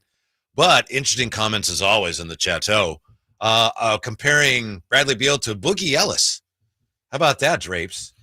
What'd they say? Somebody says they'd rather, now I've lost it, I'd rather have, Johnny Peterosa. I'd take Boogie Ellis over Beal. People talking about how good Boogie Ellis looked last year. Looked good in Summer League. Looked like a young point that Kings could develop. And then crickets. Whatever happened to Boogie Ellis? There's a whole thread here. He got hurt last year. He was on the G League for he got hurt out there in Stockton. Season, right? Yeah. He got hurt, and then they traded him. Yeah, he got traded. Remember, we talked to him on Media Day. Media Day, yeah, that nice was guy. Good guy, man. That was when we thought, all right, this guy might be around, and he got shipped out. Yeah, Drew Timmy also. Drew Timmy, friend of the show. McLaughlin also, remember, if you come on the show and you getting shipped out. De'Aaron Fox? I know. It's just hitting me. Damn, everybody we talk to is out of here, right? Uh-huh. Okay. Yeah. The jokes are writing themselves. I hear some of the fans out there now. You guys should talk to this guy then. And all fans are terrible, man. You got you didn't get mad, but I asked Boogie Ellis something about what's it like having played with guys that you're better in and seeing them get that's drafted. messed up. No, but he gave us a good answer. You kind of went, but he gave a really good answer to that. I don't even remember that one. Yeah. He didn't take the bait on that one? He answered it. Yeah. Diplomatically. Very directly. Okay. Yeah. And then Drew Timme, I mean, Jay practically had a deal worked out where he was going to, if he was with the team, we were going to talk to him a lot. Remember? Yeah. We had a great interview with Jay him. had that lined up, man. Jay, when you want to get some star players, though, big fella? Yeah, he's getting the. None of them will come on the show. I know, right? See, I almost dropped a joke about star players, but let me take a step back. Oh, nice. Yeah, I see you, Kings fan, Dan. Stop being a hater, big fella. Come on now. You knew that was coming. Yeah. So we were just talking about the CBA, how complicated it is, how it's affecting teams. A guy like Bradley Beal having a hard time getting a decent contract, although it looks like it's going to work out because Phoenix is probably going to stretch him. Scott Perry talked about the CBA and how it is affecting what he's getting done with the Kings today at the Dennis Schroder press conference. It's never been an easy task since I've been in the league, to be honest with you. You know, a lot is being written and talked about now with the first and second aprons, which makes things challenging, to say the least. But, you know, I approach this off season just like any other time I've had since I've been in the league, again, with a positive outlook, trying to figure out how we can get something accomplished instead of saying why we're not going to get something accomplished. So that's how I look at it. There you go. Yeah. Mr. Positive. That's right. Yeah. What's wrong? You don't like that answer? At the end of the day, he didn't say anything. He's really good at that, I know. No, but, he is. You know? Yeah. I look at what I can get done, not what I can't get done.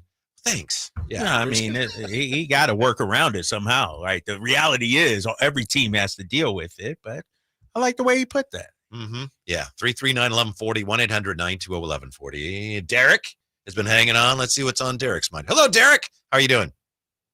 Whitey, KD, how you guys doing? What's up, man? What's going on? What you got? Jumping back a little bit, kind of past it now, but the power forward spot. Yeah. You know, we've been talking for a while. We need size, need defense there, and just found an interesting, fact online back to the Golden State days. Dario Saric, when he played the 5, it was terrible. You know what I mean? Did not do well. Defensive rating was high. The Warriors were outscored by opponents by like almost 3 points per 100 possessions. But when they put him at the 4, I mean, the guy's 6'10", alongside a good big man, then the defensive rating would drop to 101.7, equivalent to best in the league. And they'd outscore opponents by 7.4 points. And there were even times that he'd have like 20 points a game. So just a little thing to think about. I mean, he's not a permanent fix or necessarily a starter, but I like him for power forward backup. Thank you, Derek. I think the question about Saric is whether he's healthy or not. Right? When he was healthy, and he helped Phoenix get to the finals, he's a really good player. Did a lot of things well, and then he tore up his knee, and I don't know if he's been the same since. And when he was with the Warriors, I think they thought, Dario Saric, he'll be a great fit here. And as you said, it didn't quite work out. 16 games last season. Yeah, if he could still play, great. I'm just not sure physically that he's the same guy. 16 games last season. Wow. Averaged 13 minutes a night. With the Warriors, those 64 games, played 17 minutes a night, 8 points per game, shot 37.6. Not sure, but it seemed like he'd been around forever. He's only 31 years old, just turned 31, back in April. We'll see. Maybe they believe he still has some meat left on the bone, some tread on those tires. That speaks to why it's so hard as a fan to figure out what teams are doing. Dario Saric, like, wow, he was a player. But did the Kings get him because, he's healthy, he's going to be a good player? Or did they get him because of his contract and, how movable it is? Right, and you just don't know now. Right. According to reports, he was part of the deal to be swung to Golden State for Kuminga. So do the Kings really envision a place for him? We don't here know. in Sacramento. What about this guy, Caleb Houston? I know we've talked about him. 6'8", career 3-point shooting percentage 37.2. Sign Whitey up right there. Was 40% from three. Young guy, played 58 games last season. Just couldn't find a spot in the rotation. He might be a guy to take a flyer. Yeah, Orlando has some pretty talented front court players, Mm-hmm, right? mm-hmm. So he didn't play a lot of minutes. He's there. He's there, and he was 32nd pick overall. Went to Montverde Academy. You know, that's a basketball factory out there. Canadian. I wonder if he played on the national team. I need to look that up. Never averaged more than 15.9 minutes per game, but maybe he just needs an opportunity. I would kick the tires on the guy. You know what I mean? I don't know if he's the backup, the answer at backup for DeMar DeRozan, but listed at what, 6'7", 6'8", something like that? He's listed here at 6'8". Yep. 22 years old. Yes. Now that's the flyer you take, right? Mm-hmm. You know, it's he played on Team Canada in the under-19 World Cup, FIBA Americas under-16. I might a minimum deal or something like that. Yes. You definitely got to look at that. Yes, I think when you have this dearth of players in the front court. I know I mentioned before we went to break round ball rock. Oh yeah, and I think we're on the same page here. It's like okay. People are going crazy about it. I was like, But John Tesh is thrilled that everyone's so excited about it. He says, I went to Nashville, re-recorded it with an orchestra at Ocean Wave. So he's doing like remixes and stuff. And when I started talking about it and playing clips on podcasts, people said, no, we only want the OG version. So I think the original version is going to last forever because he remixed this and people are like, no, this is the true one. Yeah, we need Why the do real people love this so much? Makes them think of Michael Jordan. I guess so. That's it. Just brings it back to Jordan. Those 90s Jordan Bulls teams, which It's nice. I did not like. It's fine. Yeah, it's okay, but what was CBS's in the 80s music? I need to listen to it, figure out that. You'll see the best in basketball on CBS. You remember when that? you watch the NBA on CBS. It was horrible. But I hear that. I think of Magic and Bird. You know what I mean? I think of that era of basketball at CBS. And so this song. Is this the best? This is Bob Costas. Is this the best sports broadcast theme song? Nah, Monday Night Football is. Oh, really? Back when it used to be on ABC. I'm talking the old school one. Okay. You're not talking about All My Rowdy Friends Are Here for Monday night?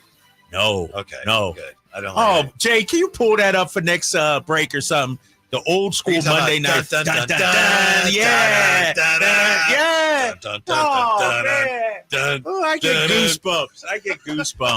Yes, that's the best for me. Mm-hmm. Yeah. I gotta look that up. Fox has one that's kind of similar to that now for football, right? Oh, yeah. Yeah. Yep. I'm Kenny Albert, and you're looking at the Denver Broncos of the Philadelphia Eagles. The show has gone off the rails. We got a break coming up or what? Yeah.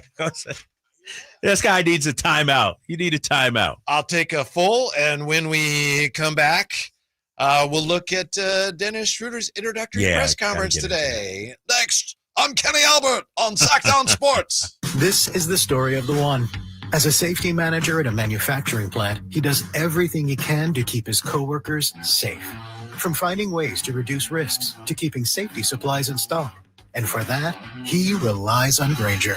Grainger offers a broad range of quality products and next-day delivery, so he can always play it safe. Call 1-800-GRAINGER, click Grainger.com, or just stop by. Grainger, for the ones who get it done.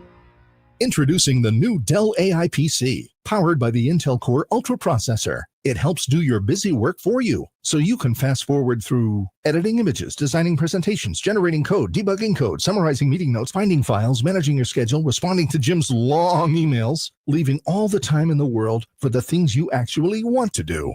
No offense, Jim. Get a new Dell AI PC starting at $699.99 at Dell.com/AI-PC. How those ahead stay ahead. Hey, Joy. Oh, you are glowing. Oh, hey, more like Mira joyed that Miralax helped me go. I was so backed up. Tried mega coffees, prune juice, everything. Then Miralax. And hello, gentle relief without the harsh side effects. Ooh, how does it work? It works naturally with the water in your body for constipation relief. Find Miralax today at your local retailer. Use as directed for occasional constipation. ZipRecruiter is the place. ZipRecruiter is the place for talented teachers, savvy software developers, and master mixologists. ZipRecruiter is the place where you meet all these people and more. That's because ZipRecruiter is the place for job seekers who are looking for new opportunities. In fact, ZipRecruiter helps 10 million people with their job search every day, so you can find the right candidates right away. Try ZipRecruiter for free at ZipRecruiter.com/free. That's ZipRecruiter.com/free. I'm Ed Evans, CEO of Consumer Cellular. No, we're not one of the big guys. Truth is, we don't want to be. If you're over 50, Big Wireless probably has you paying for more data than you might need. You could be throwing away thousands over a lifetime. We're not here to be the biggest. We're here to bring you something we believe is better. Our plans start at just $20. You'll get the same fast nationwide coverage without the big wireless bill. Call 1-888-FREEDOM or visit consumercellular.com/facts. Plans include $5 credit for auto pay and e-billing. See site for additional facts. At Fisher Investments, we may seem like other money managers, but we're different. What makes you so different than the rest of us? We ensure clients receive unparalleled service at every step of the relationship. Tell me more.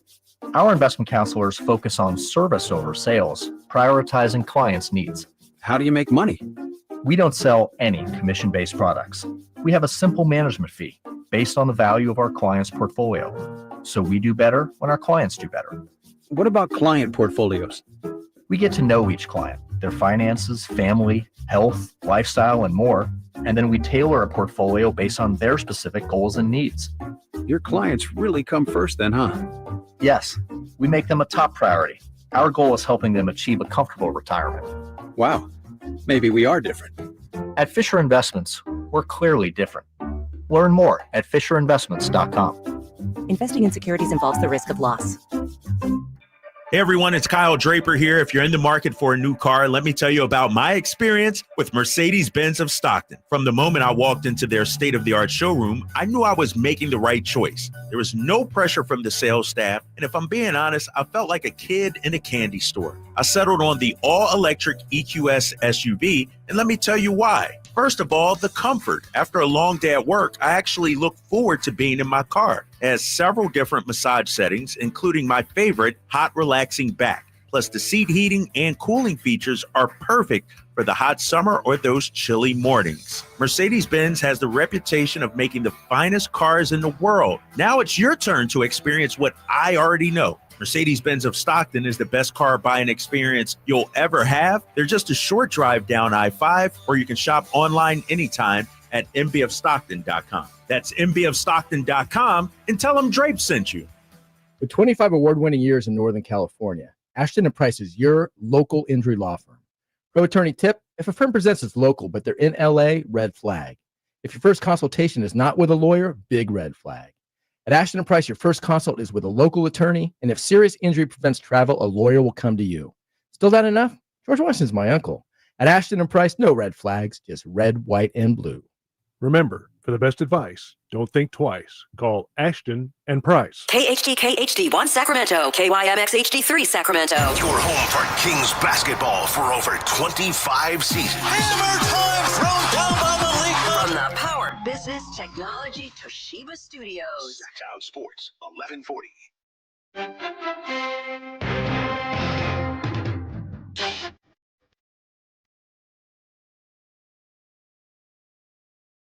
Last season was 3 teams, and good to meet Steph Curry, Draymond Green, then go to Detroit, Kay Cunningham, all those guys, and before that, starting the season to go to Brooklyn, and it was different roles, so I had to adapt to it, but I always take the positives out of that. The Drive Guys powering your afternoons Monday through Friday on Sacktown Sports. Dennis Schroder today, and of course the Monday Night Football theme Didn't that get you a little like ready to go? Yeah, let's go. Ready for some football, man. What is your least favorite chore that you have to do around your house? Because I'm just thinking, whatever it is, taking out the garbage or whatever. Yeah. If somebody could play this song when I was doing it, I would do it no problem. Yeah. You know? Yeah. You know, I kicked that garbage's ass. Growing up, let's go. Mom and Dad used to have me clean the baseboards. You know, the molding at the bottom. Oh, that was awful. But you play this? Yes. It's like, okay, I can do this. You know? Oh, I'm with you on that. All right. Great theme song, right? Yes. Dennis Schroder is the newest king. It finally became official. I don't think anybody, and maybe he wouldn't have addressed it. Maybe Scott Perry wouldn't have addressed it. I don't think anybody asked, nor did he mention all the hoops they had to jump through to get this done. Right. Yeah. All the Nobody touched on gymnastics. that. Yeah. About how it came about. Like we heard all these rumors and sign and trade and mid-level and all this trade exception. No, he was never asked about that. And that's right? probably something he wasn't going to spend a lot of time on Right, anyway. right. Because it involved other players potentially. Scott Perry opened the media conference today and talked about why he and the Kings chose Dennis Schroder. Just want to say a few words about Dennis and why Dennis. If you can recall my opening press conference, which now seems like a long time ago, a few months ago, I talked about this need for this team and organization at the point guard position. I also talked about creating an identity for this organization and this team and how we wanted to play. As a reminder, those 6 things are competitive, tough, team-oriented, disciplined, accountable, and professional. So when you marry those 2 things together, when free agency was embarking upon us, this was the number one guy we felt in the league for us that was going to fit that build and help us establish. He's a building block to us establishing that sustainable success that we're striving to get. So this wasn't just, we really like him. This was the guy that they were targeting. Yes, he's our guy. Mm-hmm. This is the guy out of all the free agent landscape that's out there. He was number one on our list. And so he, I'm going to say this about Scott Perry. He's a man of his words because he started out the press conference when he first got hired. We need a point guard. Mm-hmm. And that seemed to be his focus. Like, all right, not singularly focused, but that's our top priority, getting a point guard.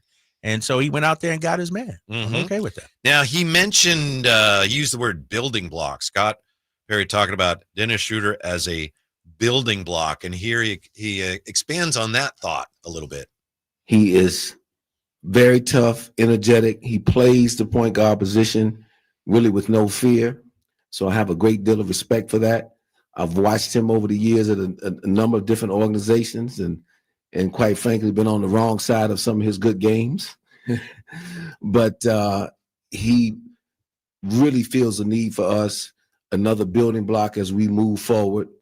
And again, I would say it's another step in the process of building this team up. There's old saying that Rome wasn't built in a day, but you got to start laying the right type of foundation of people.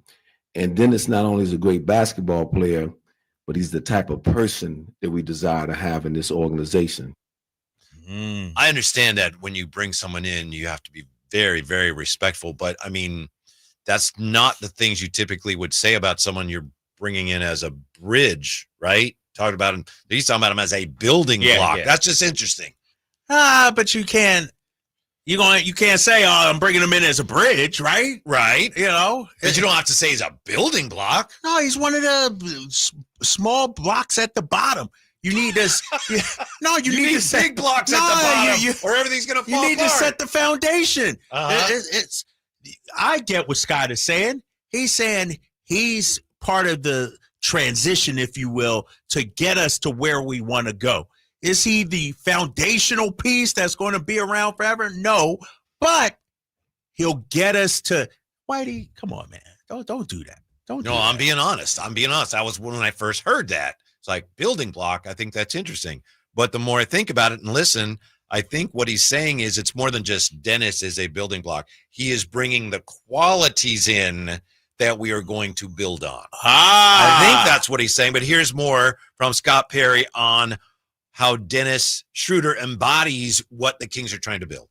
Where I'm from and how I learned and grew up playing the game in places like Detroit, Michigan, this guy embodies that. You know, you pick up 94 feet. You very combative in a good way on the court. And so that just really resonated with not only my personality, but Coach Christie's personality, our entire organization and what we're building here. We want the more individuals we can get like that and play that kind of way, the closer we get to establishing the true identity that we want for this basketball team. Who is another guard who plays that way, who's available? Anybody come to mind? Russell Westbrook. Yeah. So I'm not saying they will get Russ, but if they are, in fact, interested in him, I think Scott Perry just explained why.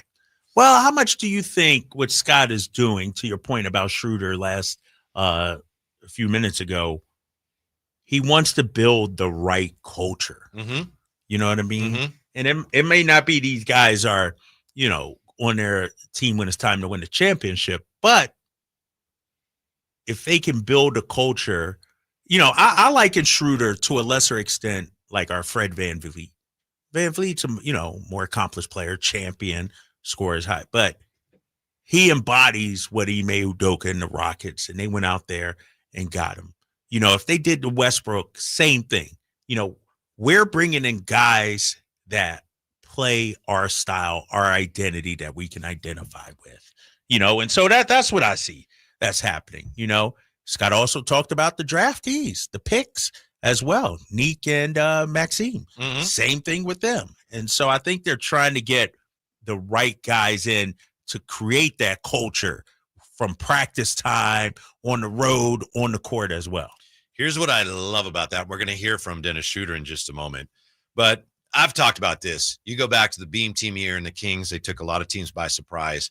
And the very next year, at times, they seemed like they played with a sense of entitlement. There were times when the Kings seemed like they didn't have to play that hard. As a team, I'm not talking about any individual being lazy, anything like that. I think we saw it sometimes last year too. Whatever the reason was for that, whether you agree with that or not, it's pretty clear this team, it's not going to be tolerated if this team comes in and plays with a sense of entitlement. Right. Now, you do have some veterans, specifically DeMar.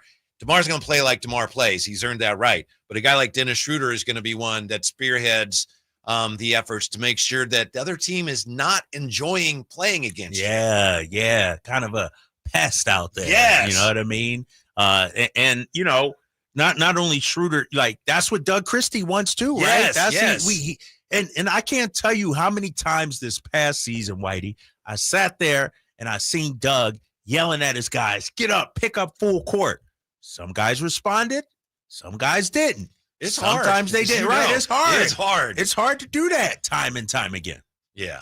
I thought it was amazing. We'll get to Dennis Schroder in just a moment. But one of the things that helped the Pacers get as far as they got was there was talk this year in the conference finals or right around there that they actually tried to be in better shape than the opponents at the NBA level. That's like high school stuff, you know, when you're we want to be in better shape. And the Pacers said they worked on that and they actually had some success with that. So that does go a long way, even at the highest levels. Dennis Schroder meeting with the media today, and he began by talking about how much he appreciates the fact that the team and the general manager really want him here.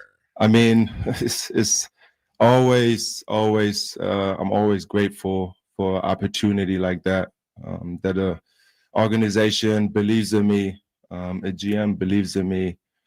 I'm always, you know, giving everything I have, every single day, every single practice, every single game.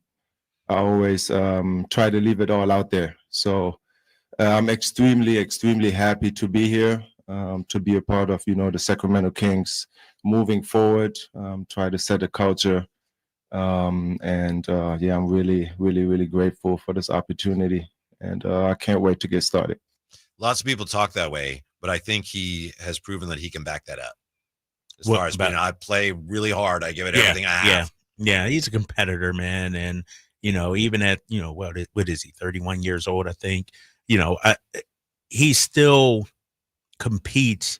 Even watching him, I watched that Detroit series, in the playoffs, and he was an impactful player out there. And so the one thing I think when you bring a guy like him in, if we bring in Westbrook, like you talked about earlier, you don't have to worry about effort with those guys. Those guys going to be up, ready to go. They're not going to be half-assing it or anything like, oh, we lost the game. No, they're playing hard to win night in and night out. Mm-hmm. Dennis Schroder meeting with the media today continued by talking about all the little things that he does for a ball club. If you watch me play the last couple of years, I always do the little things. Defensively, 94 feet, picking up, making sure we play with energy on the defensive end, on the offensive end, making sure you put your teammates in position, pushing the ball, pushing the pace. If I have to take 10, 15 shots a game because the game tells me to, I do it. But other than that, I always try to make sure I control the game, put my teammates in position to be great. And the most important to win games. Now, I don't know, Kyle. Go ahead. I was going to say that's music to my ears. Mm-hmm. You may view it differently than I do, but whatever the game needs, if they need me to take 10 to 15, I can do that. But I'm trying to control the game, push the pace, whatever it takes to win. I think he's proven that he is that type of player that isn't overly concerned with his numbers. But I will say this, and maybe it's too early to say this. It looks like maybe some people are starting to come around a little bit on Dennis Schroder. Really? Maybe a little. Really? And it was really stunning how many people, when we first talked about Dennis Schroder could come here, how many people were like, that's a terrible idea. It looks like we got Johnny Peterosa. I'll take Dennis Schroder over Beal. Mm-hmm. Let's see. Somebody else. Yeah. Odyssey Fryer. Yeah. I like Schroder a lot. So well, maybe you're starting to come around a little bit. As somebody from the 916 on the text line, maybe Dennis will shine as a number one point guard and not a backup. Mm-hmm. I think, I'm finally starting to change some opinions out here. I've been beating this drum, and now we get to hear from the man. Yep. Like, was there anything he said that raised an eyebrow for you at all? Like when he said 10 to 15 shots or anything like that? I kind of liked, and we haven't heard it yet, we'll get to it here, what Dennis Schroder thinks about this roster. Here he is. I know Zach Levine a little bit, Debo as well. A couple of my new teammates, they with Mark Bartelstein, our agent. I'm looking forward to meeting everyone. But I think we can be great. We got a lot of talent in this room.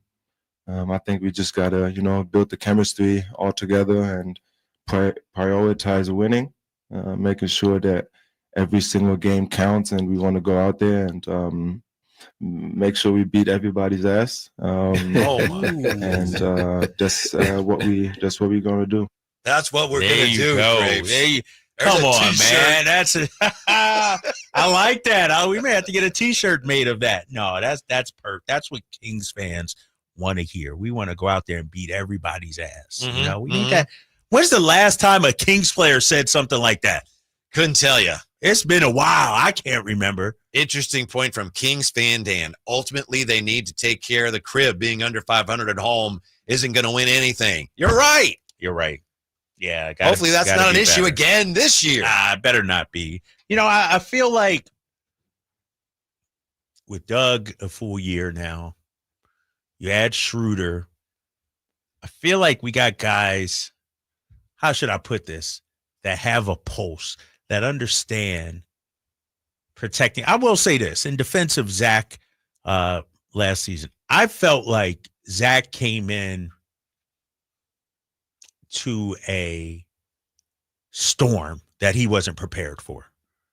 The dysfunction behind the scenes, the coaching staff. There's a lot of things pulling in different directions. Yeah, a lot of things. It's like, whoa, he's just – and then he had some family issues at home as well that he had to deal with. I'm hoping and I'm thinking that, all right, if everything's waters are calm, if you will, calm seas, Whitey. Mm-hmm. We don't need turbulent waters like we had last year. We'll see a better version of Zach. Finally, Dennis Schroder's thoughts on playing with Domantas Sabonis. No, I mean he's unique. How he pushes the pace when he gets the rebound, gluing everybody together, hitting people backdoor cuts, and great passes. Really physical, big, who set screens. Great in the pocket.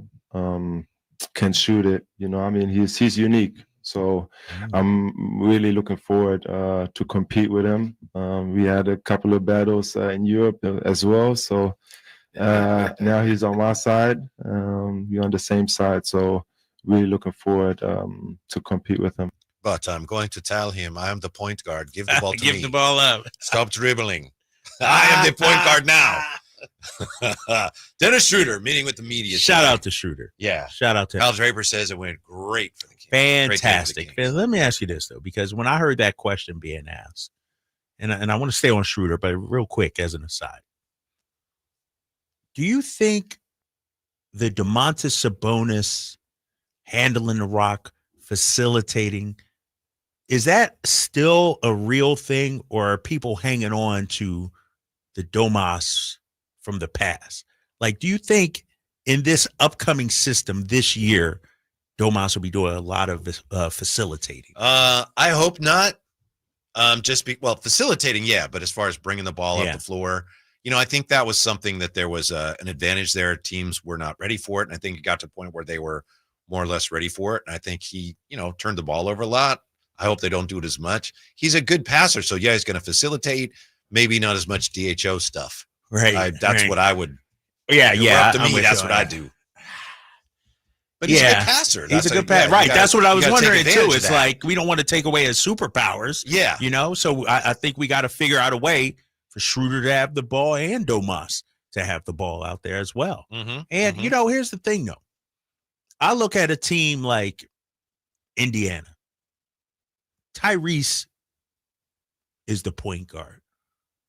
Or better yet, Boston. You had Drew Holiday and Derek White.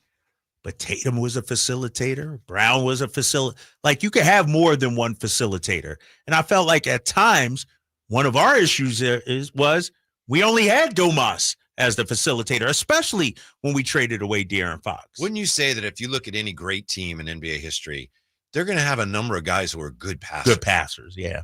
Yeah, I agree. Because it's just harder to guard. Right, exactly. And I think, that's where I need Zach and DeMar to improve also, if I'm being honest. You look at the champions, the wins, the teams that win titles, even though Shea has the ball in his hands a lot, other guys make plays too. J-Dub is a facilitator. I've seen Chet facilitate. Right. And we know Indiana got 4 or 5 guys that can make plays. Zach brothers. LaVine throws some dimes, and sometimes he doesn't, but he every so often he throw does. He does. Whoa, where did that come from? Yeah. He can see it. He doesn't always do it, but he can see it.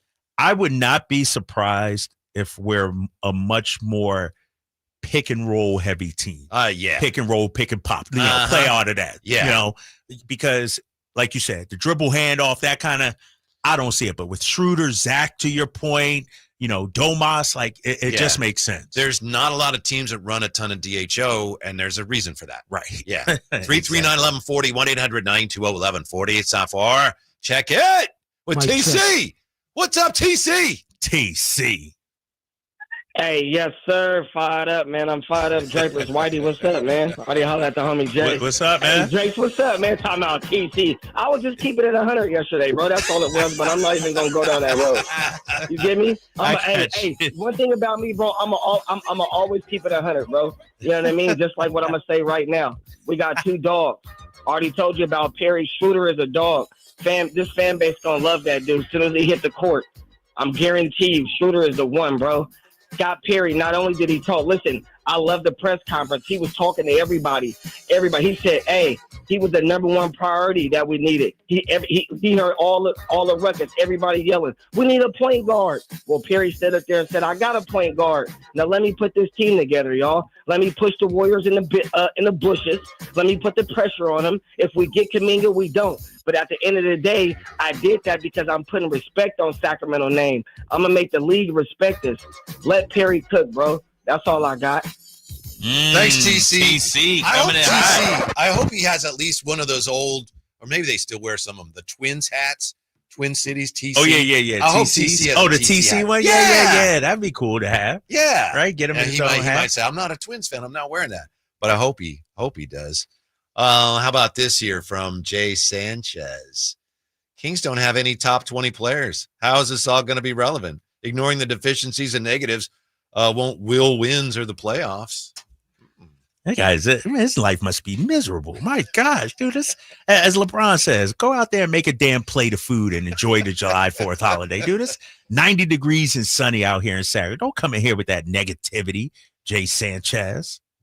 It's a fair question. No, but it's obvious. We know that. Ain't no question. Mm-hmm. Like, what do we expect? How many top 20 players did the Kings have when they won 48 games? Two? But okay. I don't think they started out that way. Uh-huh. I think as the season progressed, those guys moved up. Why can't our guys move up? Mm-hmm. Our guys sure enough moved back after last season.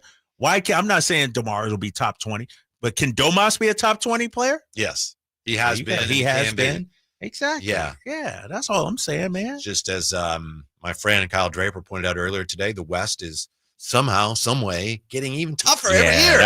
You think at some point it's like, oh, everyone's going to fall apart. You're going to catch a break. But no, it ratchets up every year. That's what I'm worried about, Whitey. When you look at the Western Conference, outside of Golden State, every OKC, Rockets got better. Lakers improved, in my opinion. Nuggets got better. Clippers. Timberwolves haven't done anything, no. They lost Nickeil Alexander-Walker. Right. So maybe they take a hit a little bit. Nas, maybe. Right? You're right. I agree with Nas. They kept Nas, re-signed Julius Randle. Mm-hmm. But, outside of that, Memphis. Did Memphis get better? I'm not sure yet. I'm not sure either. Desmond Bane's a really good player. Right. They don't have him anymore. They don't have him.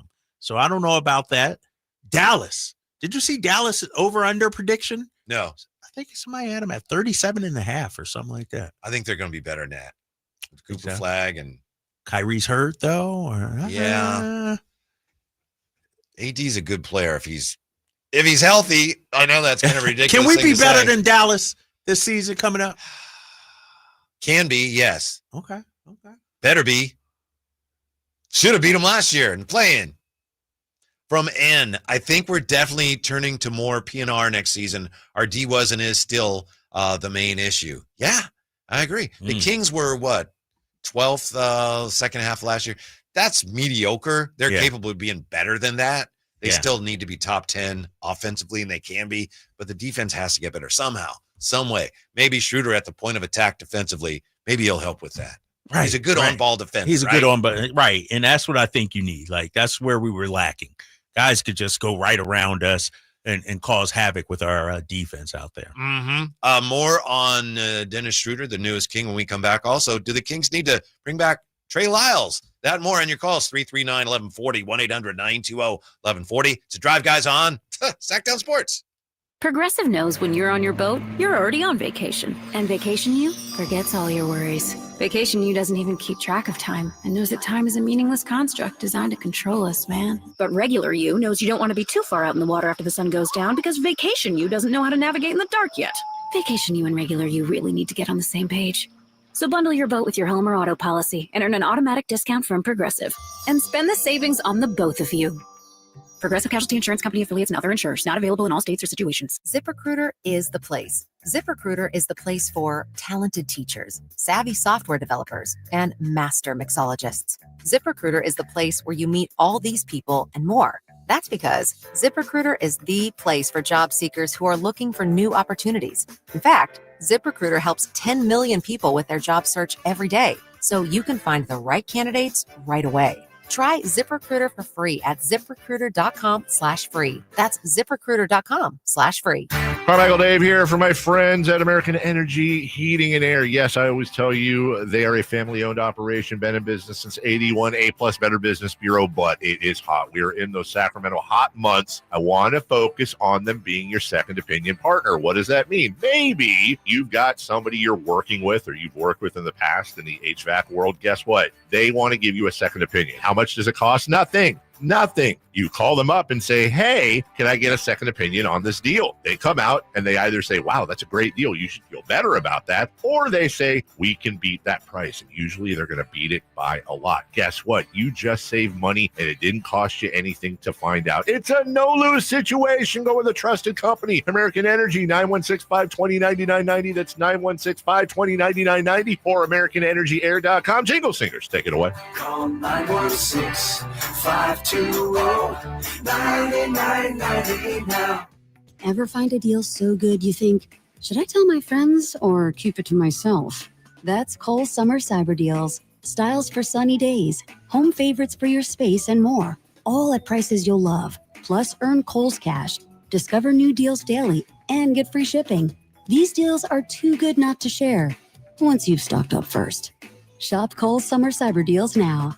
Select styles, some exclusions apply. Offers end July 10th. See store or kohls.com for details. Febreze. Fabric Talk. Hello, my love. I am your living room carpet. I see everything. I feel everything. After a while, I smell like everything, including Sir Pickles, who you snuggle with while binging that dating show you can't stop watching.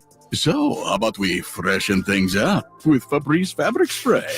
Oh, and a big spray for my pals, couch and ottoman. Ah, yes, refreshing. Breathe happy, Febreze. La la la la la. Hey, it's Carmichael Dave here for Capital Casino, Sacramento's #1 poker room, inviting you to come join them every Wednesday for their midweek madness drawing, giving away $2,000 in total cash starting at 6 p.m. It's a safe and friendly environment, plenty of well-lit parking available, and it's conveniently located right there in downtown Sacramento. And remember, best food, best service, best games, 411 North 16th Street in downtown Sacramento. For more information, log on to capital-casino.com and gamble responsibly. 1-800-GAMBLER.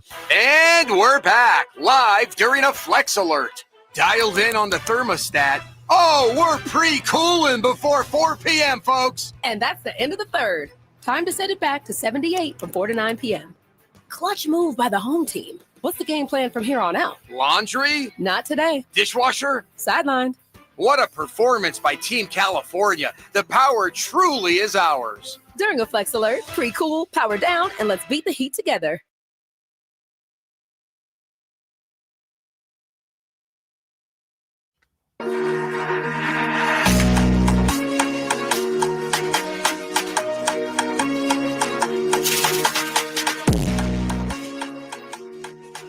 This beat is dope. Your afternoon home for Kings Talk and so much more. The Drive Guys on Sacktown Sports. Before we get any further on the Kings, got to set the record straight here on one of Jay's guys, Rafael Devers. I know Jay's a big Giants fan, but all kidding aside, the Boston media has kind of been taking shots at Rafael They're going Devers. at him. They are, and the Giants, a Giant legend, set the record straight here. He stood up Will Clark, Whitey. Did he? Did he? That's what Boston media is saying. Right. What are you hearing? On Monday, Will Fleming, Red Sox announcer, revealed that the Giants tried to have Devers get together with Will Clark. For what? To have Devers practice playing first base. But is Will still coaching or what? Well, it was just Still like helps with the team. Yeah, He's an ambassador. Rafael Devers was a no-show. Didn't show up. Stood him up. And the Red Sox announcer said he stood up Will Clark. Love it. You love it? He said, I love it. I love it. Why, So- you got to the bottom of this, Whitey? What you got? Well, Will Clark went on the No Filter Network with a guy who used to come on this station all the time, Eric Burns. Burnsy is a huge Will Clark Giants fan. And so Will Clark explained what happened. Here's Will Clark. He said, Friday, Saturday, Sunday, he did not come out early at all. Period. Not at all. In fact, he didn't even hit on the field. everybody's like, "Oh, I'm so sorry, Will. I'm so sorry. I know what the bleep happened." I said, he didn't want to go out and be at first base and be 20 feet in front of their freaking dugout, because during that time, the Giants were playing Boston. So Will Clark said he didn't want to come out and be right in front of the Boston dugout working with me at first base. He didn't want to have to go through all that bleep through the press and the media. So, says Will Clark, I completely understand. That's Will Clark. Letting Devers off the hook. He was ducking the smoke. That's what I was getting ready to say, Jay? He was afraid of the smoke. Sound like a San Francisco Giant don't want no smoke. No smoke. Dang. Dude. I done went out there and put a gold glove performance on. Exactly. Like, and he came out and said he's willing to play whatever the organization wants, whatever position. That was a point of contention out there in Boston. Imagine that sight. If you're a Red Sox media and everything, you see him fielding that first space. Right. He ain't want to do that with us. Stick it to him, Rafael Devers. Don't be afraid of the smoke. Damn. So that's the story. Okay. And Will Clark says that's why he didn't come out. And it kind of surprises me. If you've ever talked to Will Clark, surprised me. He says, I completely understand. Yeah, he getting that check cut. Maybe so. Yeah, he knows where that potato bread is buttered. That Martin's potato bread. That Martin's potato bread. Man, I don't know about that, fellas. That sounds like some San Francisco Giant type stuff. It is hard to imagine the thrill coming out and going, where is he? Not here? Oh, okay. Yeah. We're good. Yeah. He wouldn't stand up Will Clark.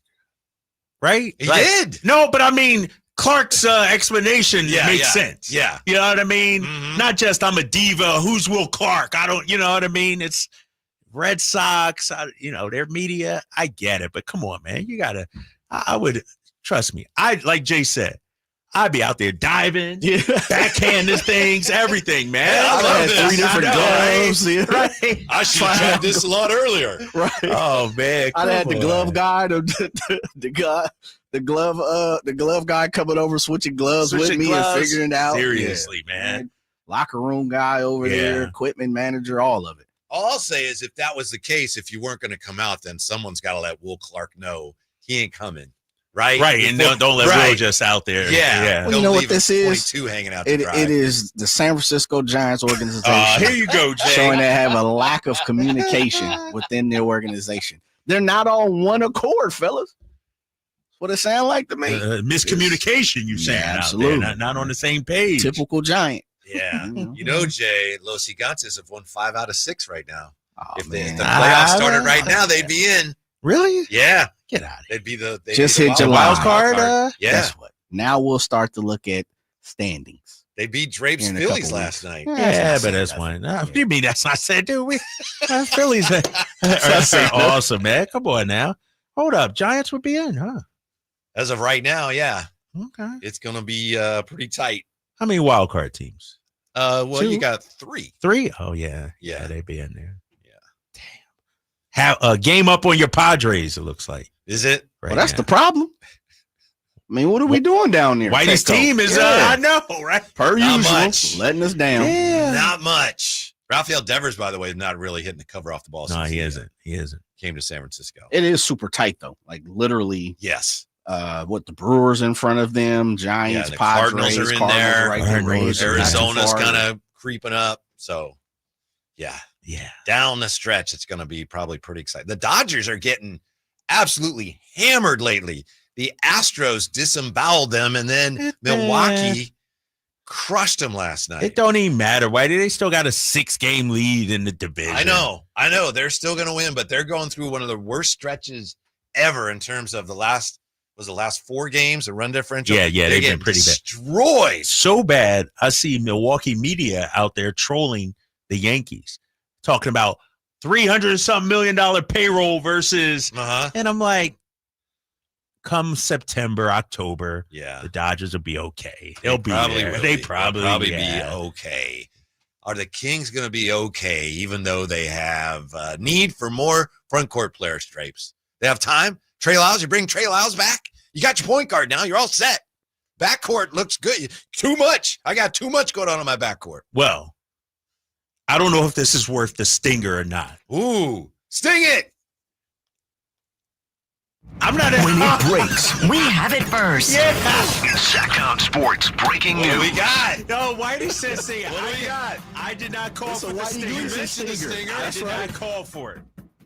It's official. The Sacramento Kings announcing today that they've signed Drew Eubanks. Look at Whitey. That's it. You called for the stinger, Big Fred. That's the Is there a way to take the stinger back? I don't know if you can. terms of the deal, but it's official now. So that's a roster move by the Kings. Uh-huh. And you brought that up now. Why? No, because we're talking about because they just threw out a press conference. They just put it. Yeah. They just put it out. Gotcha. Like 2 or 3 minutes ago, big fella. When news breaks, we bring it to you first. Yeah. So that's what I wanted to do. So maybe Raynaud is more of, I don't know. Maybe he is a guy who can play backup center. But if he's going to play and you've got a backup center, maybe they are thinking of him as a guy who can play a stretch 4. Is he ahead of Eubanks in the rotation, you think? Day one. No. Not yet. I'm trying to think of a nice way to say it. Yeah, no. I mean, ideally, he would work his way up to that. Drew Eubanks is going to be your backup center, and there's going to be minutes when he comes in, right? It's going to be pretty much scheduled. Raynaud has a chance early on, maybe not, but Raynaud has a chance to be a guy who's going to carve out more minutes. Don't you think? I mean, that's the way it looks to me. What's day one? Meaning right now? Like if they go. No, I'm saying when the season starts. Season starts. Tip off. Yeah. October 24th or whatever. Now, let me ask you this, because this is two ways to look at this, Jay and Whitey. Will he versus should he? That's the question. Mm-hmm. Are you okay if Drew Eubanks is the first big off the bench? I mean, I don't think it's ideal. Just nothing against Drew Eubanks. He's solid. You know what you're going to get from him.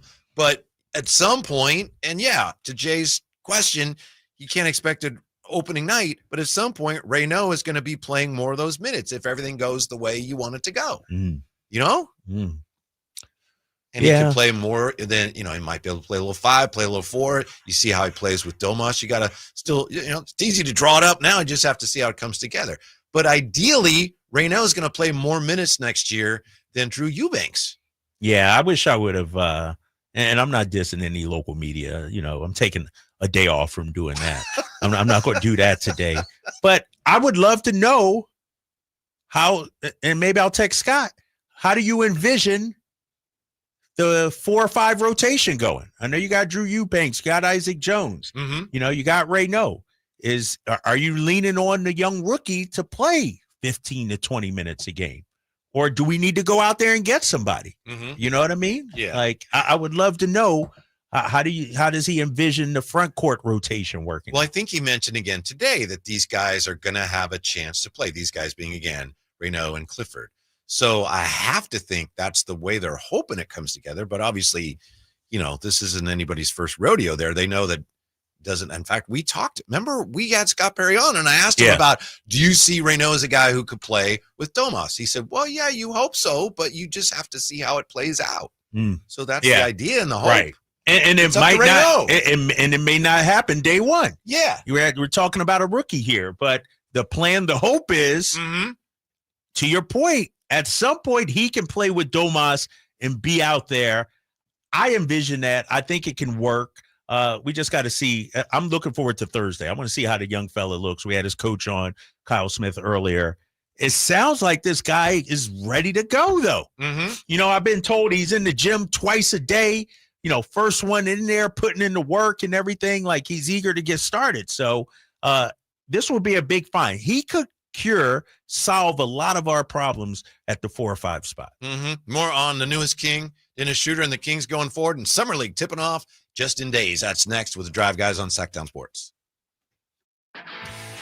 This is the story of the one. As a lineman, he does whatever it takes to keep the power on in his community. And he wants a partner like Grainger who does the same. Grainger offers the professional-grade products he needs, from voltage detectors to harnesses to hard hats, plus fast, dependable delivery, so he can rise to every challenge. Call 1-800-GRAINGER, click Grainger.com, or just stop by. Grainger, for the ones who get it done. When you're hiring, have you ever felt like you're missing out on meeting great candidates? Well, they're not hard to find when you go to ZipRecruiter. ZipRecruiter helps 10 million people with their job search every day. People who are actively looking for jobs like yours. So it's easy to find the right person fast. 4 out of 5 employers who post on ZipRecruiter get a quality candidate within the first day. Try ZipRecruiter for free at ZipRecruiter.com/free. That's ZipRecruiter.com/free.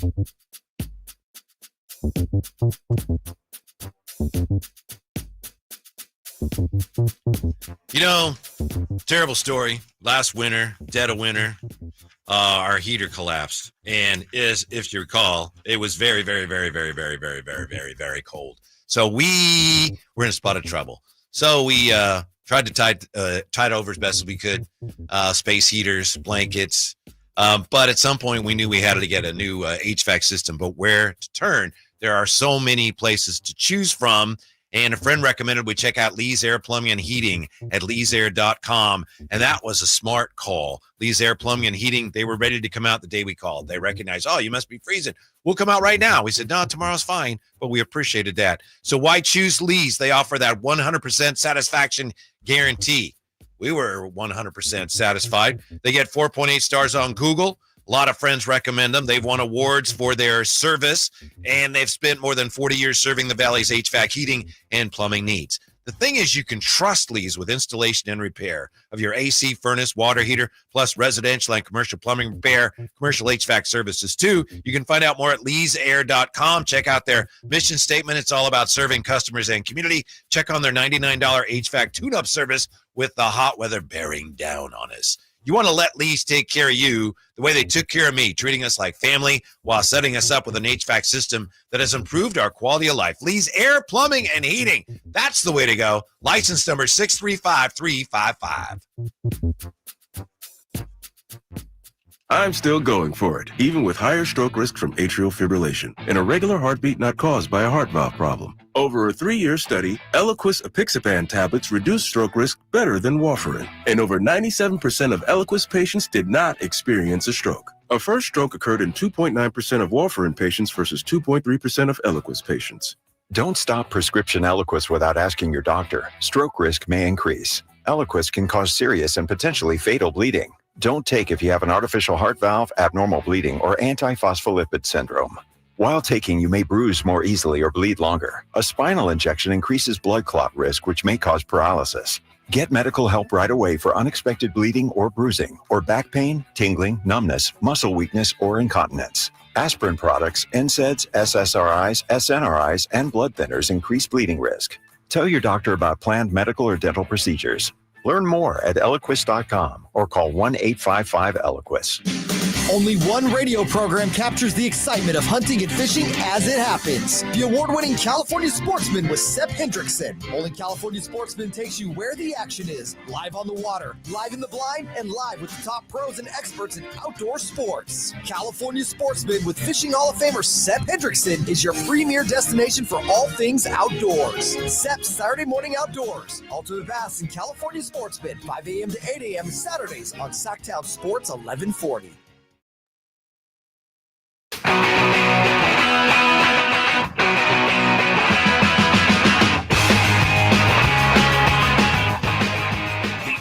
Station in Sacramento, giving you local sports coverage from 6 a.m. to 6 p.m. Monday through Friday. Sacktown Sports. We were just talking about Rafael Devers. Here's an update from the great John Shea. Says Devers won't debut at first base for the Giants until after the All-Star break. His back issue is a real thing more than the groin issue and affects his running, so best to not push him to play first anytime soon. No injury list talk for now. So that's the latest on Rafael Devers. And just before we get back to the Kings, I want to shout out the A's for something that in the midst of all this confusion and chaos, one thing they've definitely done very well. This actually happened Friday. I think somebody mentioned it yesterday on the text line, and I didn't mention it yesterday. Friday, the A's, that's the night that they beat the Giants, and the Giants came back, won the next 2 games of that series. Yep. The Friday starting lineup for the A's featured an entire starting outfield and infield, compiled of players drafted by the A's. Really? Homegrown? All the outfielders, all the infielders. Yeah. According to MLB research before Friday, there had only been 220 games in the majors since 1969, in which a team's starting lineup featured an entire infield and outfield comprised of its own draft picks. But with Zach Geloff back, the A's had that on Friday. And they got the win with all the homegrown talent. Mm-hmm. That's a good sign. They're on the right track with some talented young players who probably deserve a better environment in which to develop. But why you guys stop there? Why we gotta go? Why can't we just leave it at that? I'm saying that in their defense. Devolve into John Fisher talk. I didn't mention John Fisher. You're going down that path, though, Whitey. You can't ignore it. I'm just saying that the organization, the baseball people, they're doing a good job. I commend them. Okay, all right, they are. Given the circumstances and given everything that's going on, right? You can't just. I hear you. No, they're doing a great job out there, man. And it was an electric series. Like I said, I had some friends go out there this weekend, said it was great. It was good baseball out there, Mm-hmm. So I still don't know where they're going to end up. No one knows. I'm not. I'm going to take a break from the A's, Vegas, John Fisher. Vegas. I know Jay thinks they're going to stay here, which would be great. I think that it's going to fall through in Vegas. It may have already fallen through. We just don't know it yet. I think Joe Lacob is going to buy him and move him back to the Bay Area. I think so. And here's the thing. If for people who think they're going to stay here, where are they going to play? Yeah, we'd have to have plans announced, before the right end now, of the season almost right. Plan for stadium. Right, exactly. You can't do 3 years and then announce in another 3-4 years or whatever it takes. I mean, where are we going? Yeah. I mean, it's possible. It still could happen, but it's it's a long putt. And especially when you have look, we are competing essentially with a much larger area that's not very far away for this team, where the team came from. And that's tough. And it's not a done deal, and Sacramento's not out of it, but that's tough competition. Right. And do we envision a scenario in which they stay here and John Fisher's the owner? No, right? Yeah, I wouldn't think so. He doesn't seem that interested. He won't even put the name of right. He has zero. It seems like he's not interested in parking here for him. If somebody's like, we'll give you $40 billion to stay here. Okay. All right. Yeah. I mean, then you're talking. Yeah. I don't mean to put you on the spot, Jay, but I know you've been consistent in your belief that the A's will somehow, some way stay here. Yeah, I will say it's wavered a little bit in the fact that he put the San Jose Earthquakes up for sale. And the way the value looks, if he gets that $750 million or above, that kind of puts him right in the sweet spot of the private funding that he needs to make it make sense in Las Vegas. So I would say if and when that sells, meaning the Earthquakes organization, I think it puts him in a driver's seat to be comfortable enough to spend that money, for the A's. So I take a 5-10% hit now.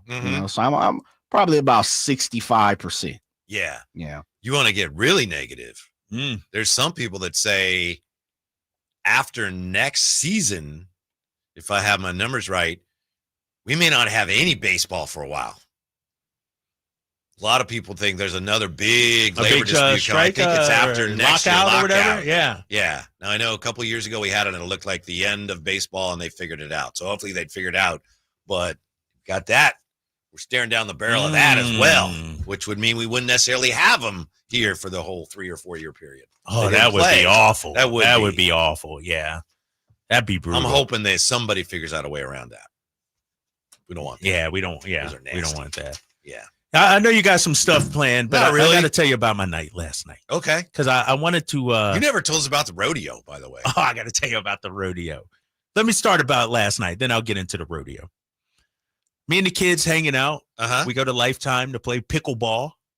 Kids like pickleball, so I said, "Yeah, let's go hit it. Hit it around." What do you play? 1 against 2, or you get a fourth? Yeah, 1 against 2. We're just hitting it back and forth. Really, my daughter, she's not into it, but just a time to get out, go upstairs to the cryotherapy chair and everything. It was nice and everything. And so we're like, "What's for dinner tonight?" Kids huddle up. Dad, let's do Panera tonight. Yeah. I'm like, all right. So we go order Panera. Yeah. And I ordered you pick 2, salad and a sandwich. Mm-hmm. And what kind of salad? What kind of sandwich? I got the Green Goddess, I think it is, and then turkey and bacon or something like that sandwich. And I specifically ordered as the side the bread. Yeah. Got it home, ate the sandwich first, ate the salad. Half hour goes by. I look at the bread and I reach for the chips and skip. So I don't even know where the bread is right now. I never even tried the bread. Oh, okay. The bread went to waste. I thought maybe they didn't give you the bread. No, they gave it to me. I just did. Bring it in. Dude, I can't have a sandwich with a side of bread. I can't do it. Mm-hmm. I can't do it, big fella. Mm-hmm. I thought about it, though. Yeah. I thought about you yesterday. I'm saying, you know what? Bring it in. We'll swap. I got some chips. It's old now, though. It's old. That's all right. Dude, I ate them chips. I ate a bag of What chips. kind of chips were they? No, they the kettle joints. Kettle joints, the crunchy joints, yeah. And meanwhile, the bread is somewhere in the trash. In the trash? Yeah. With your Brock Purdy jersey? Exactly. I'm actually a chip snob, fellas, in the fact that I cannot eat potato chips by themselves. I got to have some chips and pretzels, chips and dip, something. I can't just sit there and eat a bag of potato chips. Here's the chip question. Yeah. And I've never done this. I've heard about it. You ever put chips on a sandwich? Never. You've heard of that, though, right? I've heard it. I've never done it, but I've heard of it. That's going a little too far. Just grab it after. You know. I know. I haven't done it. We got a trade in the NBA. Stinger? Kind of owe us one on the Stingers. Give me the stinger, Jay. When it breaks, We have it first. No two-way players. Sports breaking news. The Washington Wizards are trading my guy, first team all drapes, Kelly Olynyk, to the San Antonio Spurs for Malachi Branham, Blake Wesley, and a 2026 second-round pick. Least favorable of Dallas, Philly, and OKC. I tell you what, if Olynyk is a buyout candidate for San Antonio, bring him to Sacramento, Whitey. Bring him here to Sacramento. A guy that can shoot the rock, can pass, facilitate, not a ball stopper. Right. We're talking about a bench guy that can spell you. He can play some 5. He can play some 4. Could tutor the young fella, Maxime Raynaud. I would be open to Kelly Olynyk coming here to Sacramento. See, this is what I mean from a fan standpoint. I don't know whether to look at that as, oh, that's a good fit for San Antonio, or if it's like, they're not going to keep him. They're going to move him. I don't know. I think they're going to move off of him. And is he had what, shoulder issues? Yeah, some shoulder issues. Yeah, he's a good player. But he's a good player, you know, because they signed Luke Cornett, remember? And so Sham says the deal gives the Spurs another stretch big, you know, after signing Luke Cornett. But they got a plethora of bigs, I feel like, out there in San Antonio. And what's the upside for the Wizards? You said Malachi Branham? Blake Wesley and a 2026 second-round pick. It sounds like the players are just salary filler, something like that. Yeah. I would have liked Kelly Olynyk here. Let me look up Kelly O's stats, because you're right. He missed a lot of time last year. Canadian basketball player. So you're going back to his time with the Celtics, right? That's my guy. Yes. I was there when he was a rookie. And he played at Gonzaga. Yeah. Domas's school, you know. Last season, he played 44 games last year. 8.7 points. How about this? Whitey shot 41.8% from 3. I think he's a good player. Solid player. If he can play, if he can be healthy, right? I wouldn't mind that as a backup big option for Sacramento. All right. We'll keep an eye on that. And when we come back, Dennis Schroder is finally a King. What exactly do they need him to bring on Sacktown Sports? This is the story of the one. As a safety manager at a manufacturing plant, he does everything he can to keep his coworkers safe. From finding ways to reduce risks to keeping safety supplies in stock. And for that, he relies on Grainger. Grainger offers a broad range of quality products and next-day delivery, so he can always play it safe. Call 1-800-GRAINGER, click Grainger.com, or just stop by. Grainger, for the ones who get it done. The Giant Summer Sale is here. Get giant savings on our giant selection only at Folsom Lake Honda, your one-stop Honda shop. Looking to own or lease? Save during the Honda Summer Event and drive a brand new Accord or Civic. See all our specials at FolsomLakeHonda.com. As a family-owned and operated dealership since 2009, customer service is our #1 priority. Our customers love doing business with us, and you will too. Folsom Lake Honda. Go to FolsomLakeHonda.com. Your one-stop Honda shop. Get ready for a night out with Jordan Davis. It's Country in the Park 2, Saturday, September 13th at Cal Expo. Along with the special guests, Mitchell Tenpenny,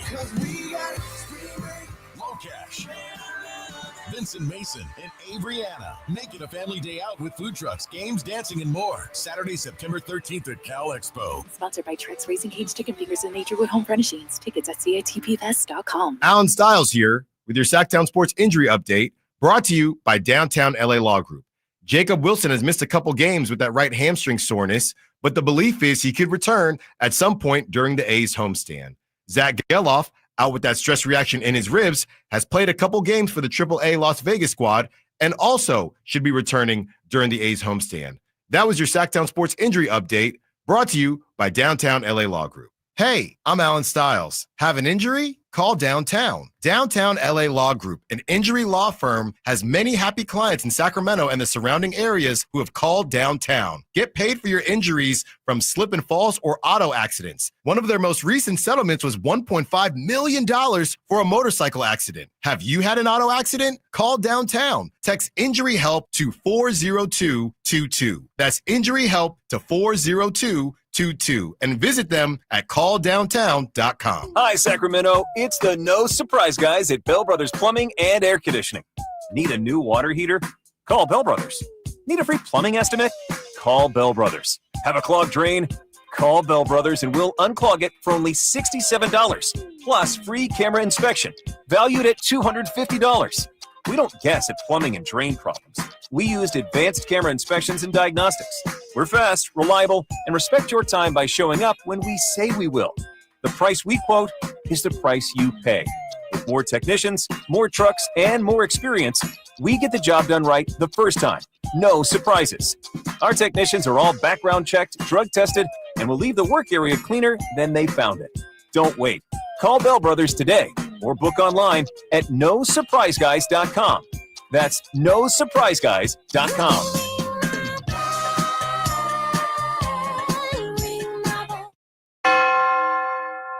Skeeter here. Got a question. What's small and dark with white bands on its legs and bites during the day? Mosquitoes. Hi, I'm Luz Maria Robles, but these are two new types of day-biting mosquitoes. They're invading our area and becoming a big problem. And they can be dangerous. But we're on it, so when you see them, report it at fightthebite.net. In the meantime, use insect repellent and drain stagnant water around your yard. We're here to help with these day-biting mosquitoes.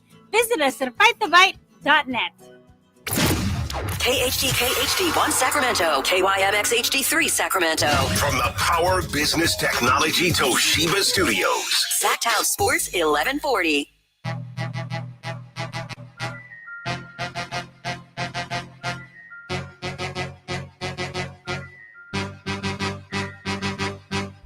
Live and local, it's the Drive Guys.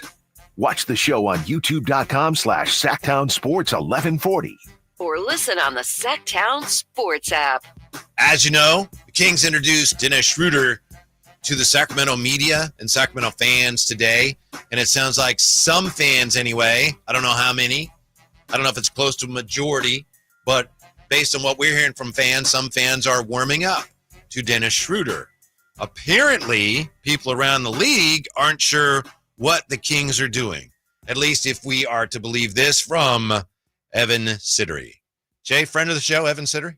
Yes? Thumbs up? Okay.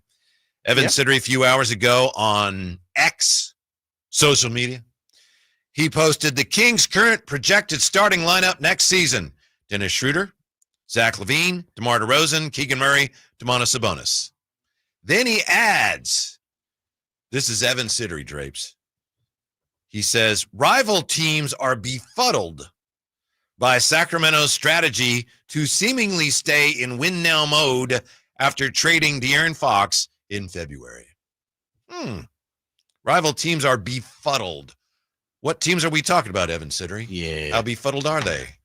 You know what? How many teams? Whitey, we have a guy who's going out to the headquarters of the summer NBA cinema. I know a person that's going out this week. I'm just going to ask that person, do a little digging while you're there. Tap in with a few of the NBA, who did he say? Who did Evan Siddery say? NBA who? Officials? It just said rival teams. Rival teams. Yeah. Are befuddled. Befuddled. I'm going to reach out to my guy, my source, and see if he'll tap in with a few beat guys and reporters and, national NBA report analysts and insiders and see if they're befuddled. Rival teams, huh? Yeah. Who the hell's a rival team? The Lakers? So he looked at the Lakers and the Warriors. Pelinka befuddled. Yeah, say maybe you'd be more accurate. There's a few teams I've talked to. There's a team that I've talked to, a GM I spoke to, but rival teams, it's a little vague. Evan Siddery. Is he still friend of the show, Drake? Yeah, he's starting to slide off the list. He is. Right. He is Right. starting to, befuddled. Like, why? Rival team. Them strong words, but who? What are we talking about? Exactly. It sounds like he's doing the bidding, taking shots at Sacramento from, to suck up to our rival teams out there. Anyway, also at Summer League, maybe you will see Jonathan Kuminga there. I know there's been reports that Jonathan Kuminga and his people are expected to meet with representatives during Summer League to see if they can't advance talks, which right now, based on everything that we're hearing, it just looks like it's kind of everyone has some interest in seeing what can be done, but nobody likes anything that's been talked about. So Right. Yeah, it's kind of like you and your trip to Colombia. Where were you going? Don't break. What?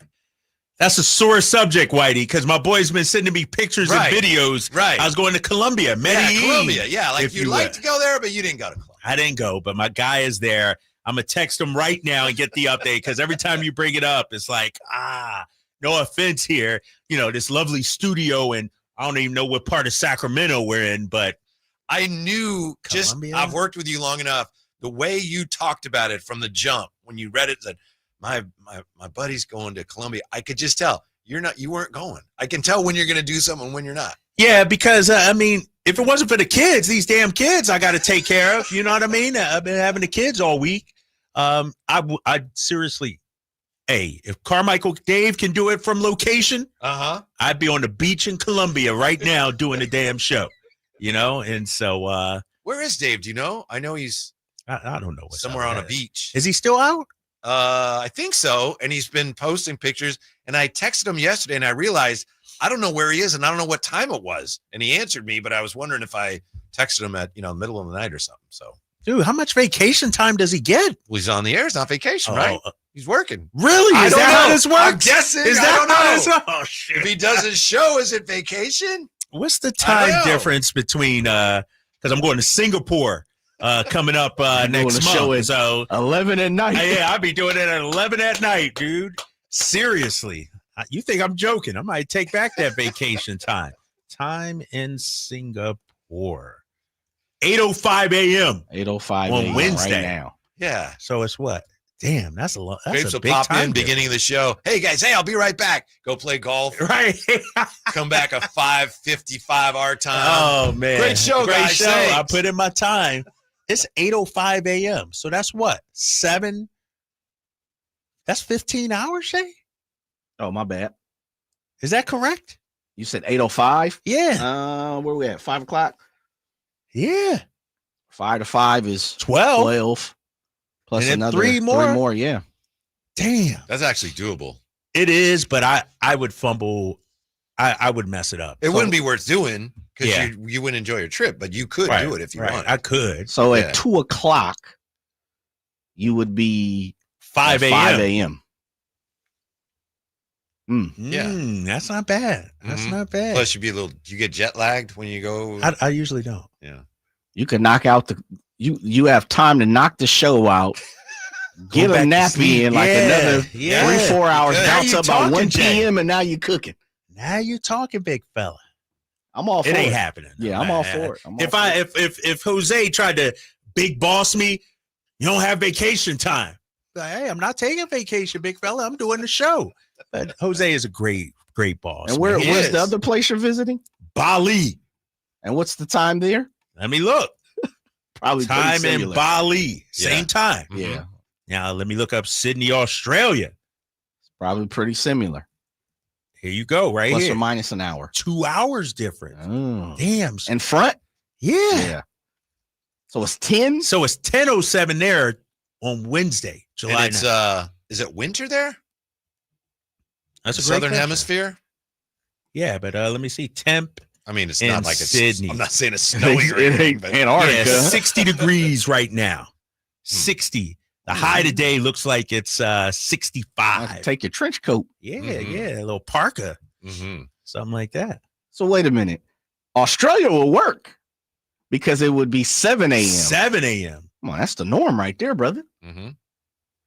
Catch a cup of coffee, man, I'm 7 to 11. And then after the show, we do our show meeting for 3 hours. Right. Let me ask you this. Who would actually work if they're not being asked to work? Now, if Jose, like I said, came off the top rope or something like that, Yeah. but he's understanding. Hell, he about to take 2 months off. You know what I mean? So let me knock you off your high horse. So why do I but that's paternity. That's legal. He has that coming. mine is mental health, big fella. You can't argue with mental health. I'm not arguing You with can't argue with mental health, Yeah, right? this I is need a between you and mental Jose. health break. So wait a minute. Singapore is hot right now, right? Yeah, And Singapore then you always go to hot, Australia and it's fall. No, temp in Sydney in September because I'm going first week of September. Okay. Let me see. The high is 70. So it'll be spring. Yeah, it'll be spring. Okay. Yeah. Springtime in Australia. Fired up, big fella. That'll be nice. Fired up. And, All right. and Campio, to answer on Campio, he says Drape going to be appear on an Instagram page. It won't be my page. That's for sure. I'm not going to be on social media. Not going to have a cell phone activate. Like I'm going to be off the grid, Whitey. Mm-hmm. What does LeBron call that? He goes dark. 0 dark 30. Yeah, right. that's what you're going to be. I tell you what, AJ, I'm still calling you. don't be texting me no show guest or anything like that. I don't care if we got Brendan Nunez coming up at 4:30. I don't care. Don't be doing that. All right. Nah, I can't wait. This is from ESPN. What you got? Zach Cram. NBA free agency, new West tiers after flurry of moves. We talk about how tough the West is. So Zach Cram's looking at this. Are there any teams in the West now that are a threat to the Oklahoma City Thunder? He puts them in tiers. Remember, we just had Evan. Who said Siddery. who did Zach this? Cram, ESPN.com. And we just had Evan Siddery a couple hours ago say rival teams are befuddled by what the Kings are doing. So tier 1, the clear-cut favorite, Oklahoma City Thunder. Tier 2, ready to deny a repeat champ. He's got Houston, Denver, Minnesota. Tier 3, the old guard, the Clippers, the Lakers, the Warriors, the Mavericks. Tier 4, young and hungry. Memphis Grizzlies still in here. San Antonio Spurs, Portland Trailblazers. Tier 5, what's the plan? Utah Jazz, New Orleans Pelicans, Phoenix Suns, Sacramento Kings. What's the plan? What's the plan? Portland's young and hungry? That's according to Zach Cram. I'm with you, Jay. I'm not sure how. So they're young and Portland. hungry? Yeah. He says they went 23-18 in the second half. Denny Avdia, Tumani Kamara emerged as two-way contributors. You got Drew Holiday, Donovan Clingan starting. We don't know. Drew Holiday may not be happy there. But, you know, they're building, so you can see that they have a plan. The Kings plan, I'm telling you, the Kings have a plan. It's not a popular one with apparently rival teams, and it's very difficult to pull off, but it's stay competitive while you're trying to improve for the future. Right. It's kind of I think that's called rebuilding on the fly. It's tough, but that's the plan. And here's the thing, Whitey. The plan doesn't have to be revealed in terms of, all right, we're going to make these moves for the future right now. This could be part of the plan, like you said. Stay relevant. hopefully create some cap space maybe next year or something like that. Maybe make a move at the deadline. The plan does not have to be fully revealed here on July 7th or whatever it is, 8th, you know? And so there is a plan. Best believe Scott Perry has a plan. It's not like he's out there just floundering, not knowing which direction he wants to go. He knows where he wants to go. From the 916, Kyle Draper about to be knocked down to a special guest star credit on the show. Ouch. Also, Kyle Draper may appear. Oh, no. I heard how much we pay some of our guests. It might be a raise, actually. From the 916, who did Kuminga get drafted with, and what do those contracts look like in comparison to what Kuminga is asking for from Golden State? That's a great question. That would tie in beautifully to a Kyle Draper draft review. Look back at it. Oh, look back? Yeah. And see what kind of look back on that Kuminga the contracts. Which year was that? 2021? I think it was 21. 2021. Jonathan Kuminga was drafted by Golden State number 7. Ooh. Right before him, Josh Giddey. Report came out from our guy Casey. What's Casey Johnson up there in Chicago said the Bulls are steadfast on not giving him $30 million per year. So Giddey may just play under the qualifying offer and enter free agency. So Jonathan Kuminga right after Josh Giddey. That's surprising. I thought they loved Josh Giddey the way he played after they traded Zach LaVine. Right, I thought so too. And you make the trade to get him. You give up a Caruso for him. You got to think he's a part of your future plans. How about this guy though? Franz Wagner. Yes, went right after Jonathan Kuminga. He signed a 5-year, $224 million with an average annual salary of 44 million. I told the Warriors they should have drafted did Franz you Wagner really say instead that? of Kuminga. Oh, my God. I told your friend Jason Dumas that, and he went, no. No, Wagner got paid. Yeah. Davion was in that list as well. My boy Chris Duarte. If I had to do it all over again, Trey Murphy. What did Trey get? 5 years, 124, I think it was. With the Pels? Yeah, with the Pels. Yeah. Can you go to the very top of that? Would you mind just, for the sake Cade Cunningham, number 1. Right. Not in that category. Kuminga, we know that. Yeah. Jalen Green, number 2. Solid player. Jalen Green, Some solid. say he's starting in the backcourt with Devin Booker. Yep. Evan Mobley, number 3. Good player. Just signed a massive deal. Scotty Barnes, number 4, massive deal. People still aren't sure how good he is. Yeah. Jalen Suggs at number 5. What was his contract? Like extension. 5 for 120, 130, something in there. 5 for 150. So even he got $30 million. Is Kuminga in that Suggs category or no? He thinks he is, but he hasn't done it. And I'm sure he would say, well, it's not my fault I haven't done it, but you still haven't done it. How about this? And what pardon me, but I think you mentioned it yesterday. He actually turned down an offer from the Warriors. I thought it was $30 million, right? Or something close to that. Yeah, double check on that. Because if I was doing a redraft, Cade, Jalen Green, Evan Mobley, Scotty Barnes, I might even put Josh Giddey ahead of Kuminga, too. Giddey has a skill set that can translate. And he was ahead of him. And right? he was ahead of him, yeah. So that's 5 guys. Suggs, I probably put right on Kuminga. But Franz Wagner, I'm taking ahead of him. Let me see if there's anybody. Oh, Alperen Şengün, I'm taking ahead of him. Yeah. Trey Murphy, I'm taking ahead of him as well. According to Jake Fisher, Kuminga, before the last season, turned down 150 for 5. $30 million. Damn. There you go. He turned it down. He fumbled the bag. Why wouldn't you take $30 million? What is he doing? That's a good question. Maybe he figured he wanted to get out of there more than he wanted to take that money for a 5-year deal. I don't think he likes it there. Yeah.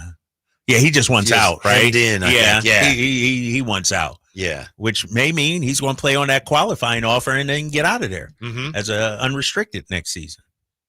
Damn. I know this sounds contradictory. I don't think the Kings should get him, but I hope they do. You keep saying that. Dude. I know. I just want to be Well, clear. You want this to be really a interesting circus here, a rodeo, if you will? It would be so much fun to have Kuminga every night and say, how's he doing? Is he actually developing? Oh, what is the team looking like? I don't think it'd be smart, but it would be very entertaining. I don't think it's going to happen. Yeah, it's how would you think the fan base would react, not to the signing or sign and trade, but to the actual play on the floor? Is he like a Buddy Hield type frustration player? I think you get a few of his transition dunks and people would be like, this is the greatest player I've ever seen. Yep. But then he forces something defended by three guys, pass the damn ball, right? Yep. The Kuminga experience. Yeah. I don't know, man. It's he's costing himself some money, because here's his issue. If he does sign this qualifying offer, the environment, the circumstances in Golden State won't change. It's not like, oh, you signed this qualifying offer, now here's 35 minutes a game and you're going to get all the shots you want. So the money might not even come next offseason for him. I think the tricky thing from the standpoint of other teams is you look at that and you say, wow, they really don't want him. They don't play him until they actually absolutely have to. Right. So yeah, let's lowball him. We'll get something for him. But again, you got that split between the coaching staff, the basketball people, and the ownership. It's like, no, he's our guy. We still think he could be a future star for us, and we're going to need those. So that's why it's so tricky to come in and figure out how much does the team that he plays for, how much do they value him? Well, it depends who you're talking to. Right. So they're not on the same page even. No, Wow. I think it's crystal clear. They're really not. Obviously, the owner's the one making the final call. Right, making the call. call. So he's the one that matters. He's in we talk about leverage. He's the guy that has zero leverage. What is he going to do? Kuminga? Yeah. Kuminga, he has zero leverage. Mm-hmm. He's going to be backed into this $7 or $8 million qualifying offer, whatever it is, playing for a franchise he doesn't want to play for. Mm-hmm. Damn. Yeah. That's messed up. And somebody can come in with a an offer sheet, and the Warriors like, fine, match. Fine, we'll match. Yeah, thank you. Done with that. Oh, that would be awful. A lowball offer sheet too. Like, the problem is he's entering free agency in a market where teams don't have money. Yeah. Nobody has the money other than Brooklyn to sign him to that $30 million deal. Mm-hmm. And they don't want him. He's got to figure out with the help of his representatives, if I go back to Golden State and Steve Kerr still doesn't play me much, how am I going to get any money on the open market? So am I better off finding something now, or do I hope things roll my way this year and I can really increase my market value? Because if they don't play me, it's going to be hard to get much money on the open market. Yeah, this might be one where you just got to swallow and eat it for a year. Isn't Kuminga's pitches potential? Like that's what they're talking about even now. Yeah. Right. Yeah. I mean, I think that's the potential pitch for him is listen, he has the potential to be this. Maybe he goes back to the Warriors and it's literally the same thing. And we repeat and rinse, we're looking at this same situation next year where we know a bunch of teams have a lot more money. Mm-hmm. Do you think the Kings should vigorously pursue, Jay? Should they continue to poke around? What about this? What about this? Yeah. I mean, it also depends on, and we're going to start to have this conversation very soon. We have our own Kuminga in certain forms and fashions. I think Keegan Murray is more proven than Kuminga, but what are they going to give Keegan to, because Keegan may be looking for the 40 million compared to the 30 million, where, some people believe he may be 25 million. Mm-hmm. So I think they have to figure out, and I'm pretty sure Scott Perry and BJ have had these conversations.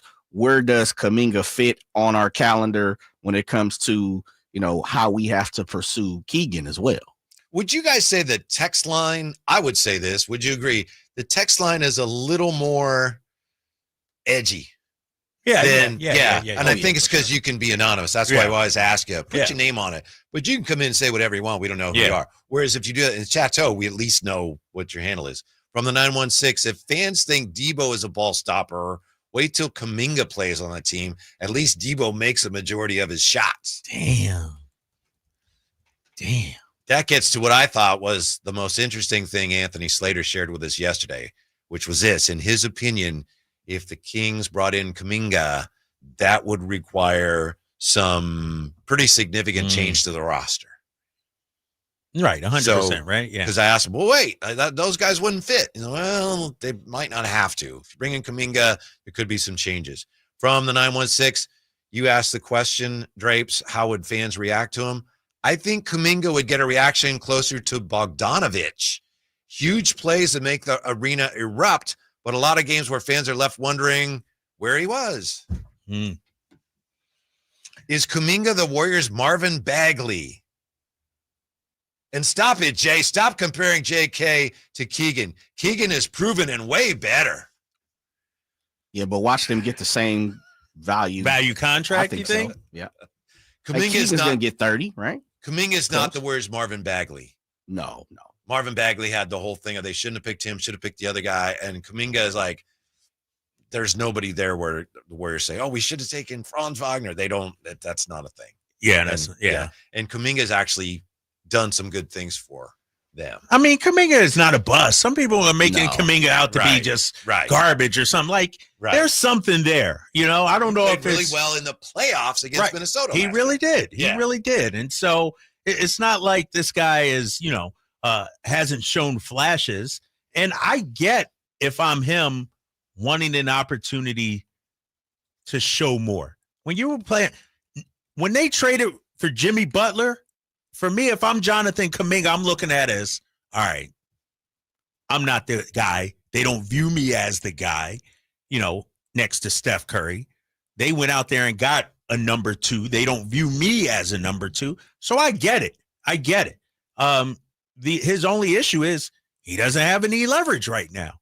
But I think he's a fine player, Whitey. I don't think he's garbage or trash. No, he's not. He's 22 years old. He's still young. This guy has room to develop.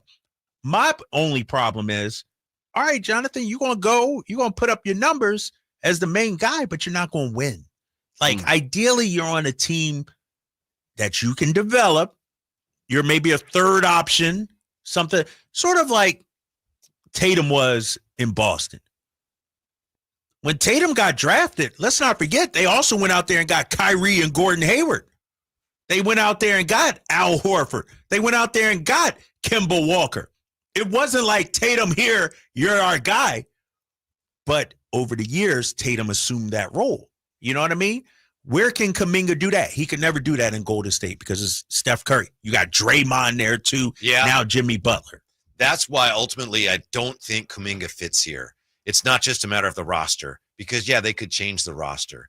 But they're building something here based on guys that want to win, guys that play hard. I'm not saying Kuminga doesn't play hard, but he was on a winning team, and that wasn't what mattered to him. And that's fine. That's his right. But I don't see how when you're trying to establish with guys like Schroder and maybe Westbrook, guys that play hard, that want to win, that bring some grit, Kuminga may not be that type of player. I think that's fair to wonder. So why would you want to commit to a young player like that, bring him in the middle of this as you're assembling something? To me, that is not a fit. Like you said, you're changing the direction. If you bring him in, you almost are clearing out some of them veterans. I think, and because it's on record. He wants the ball. He wants to be the guy. If you bring him in, you got to know that. And so I think that's what happens, Jay. What you got, Jay? No, I was going to say, one of my issues, and this kind of goes with the Steve Kerr situation, and I'm not attacking Steve Kerr. To me, Kuminga was never his type of guy. I agree. He's never given him an opportunity, I think. And it sounds crazy because obviously he put him on the floor.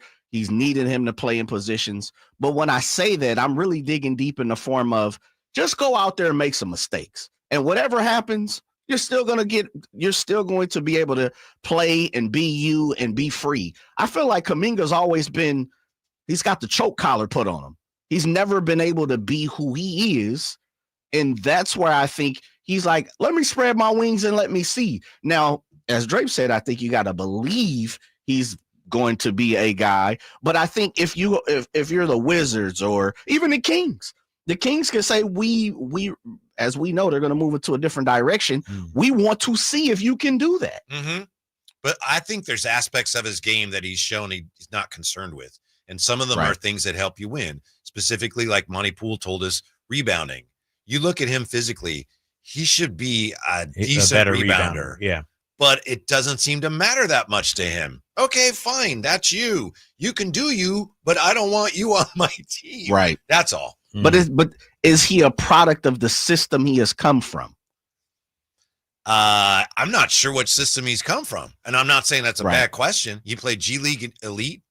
He probably is. He says he learned to play basketball by watching video of Kobe. And it's a really great story. He came from like nothing. Yeah. Let me ask you this, Whitey, you real quick here, because we talk about his rebounding. I'm looking at his per 36 minutes, 22.6 points, 6.8 rebounds. So 7 rebounds. It's not horrible. What, they want him to be an 11 rebound guy? I don't know. 8? I mean, you heard, I know those are the numbers and numbers. But you heard Monty Poole. Yeah. Monty Poole talked about that's one of the things the Warriors want him to do more of. Okay. Yeah. It'd be a lot of fun if he's here. Right. There's be some highlight reel plays too. With a high ceiling. Yeah. That's why they drafted him. Yeah. And that ceiling is still there. Yep. We'll come right back with more on the Kings and the new King, Dennis Schroder. Drive Guys on Sacktown Sports. Why'd I go to the doctor? My heart would race just taking my son to practice. It didn't feel right. So I got checked out. Turns out I have atrial fibrillation, which increases the risk of stroke about 5 times. Symptoms like irregular heartbeat, heart racing, chest pain, shortness of breath, fatigue, or lightheadedness can come and go. But if it's AFib, the risk of stroke remains. If you have symptoms, contact a doctor. I'm so glad I did. Visit notimetowait.com. Sponsored by Bristol-Myers Squibb and Pfizer. This is the story of the one. As a lineman, he does whatever it takes to keep the power on in his community. And he wants a partner like Grainger who does the same. Grainger offers the professional-grade products he needs, from voltage detectors to harnesses to hard hats, plus fast, dependable delivery, so he can rise to every challenge. Call 1-800-GRAINGER, click Grainger.com, or just stop by. Grainger, for the ones who get it done.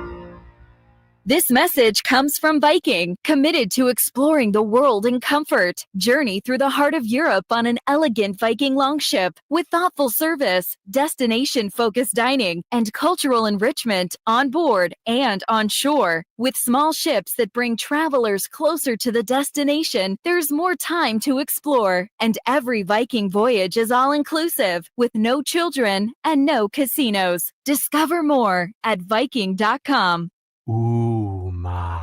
What was that? That is business phone bliss with the Ooma Cloud phone system. It handles all our voice, video, and messaging needs. You sound very calm. I am. Ooma has everything I need to run my business more efficiently, like virtual receptionist, call routing, and video conferencing. And it starts at just $19.95 per month per user, plus taxes and fees. Ooma. Nice. Find your business comm at ooma.com/radio.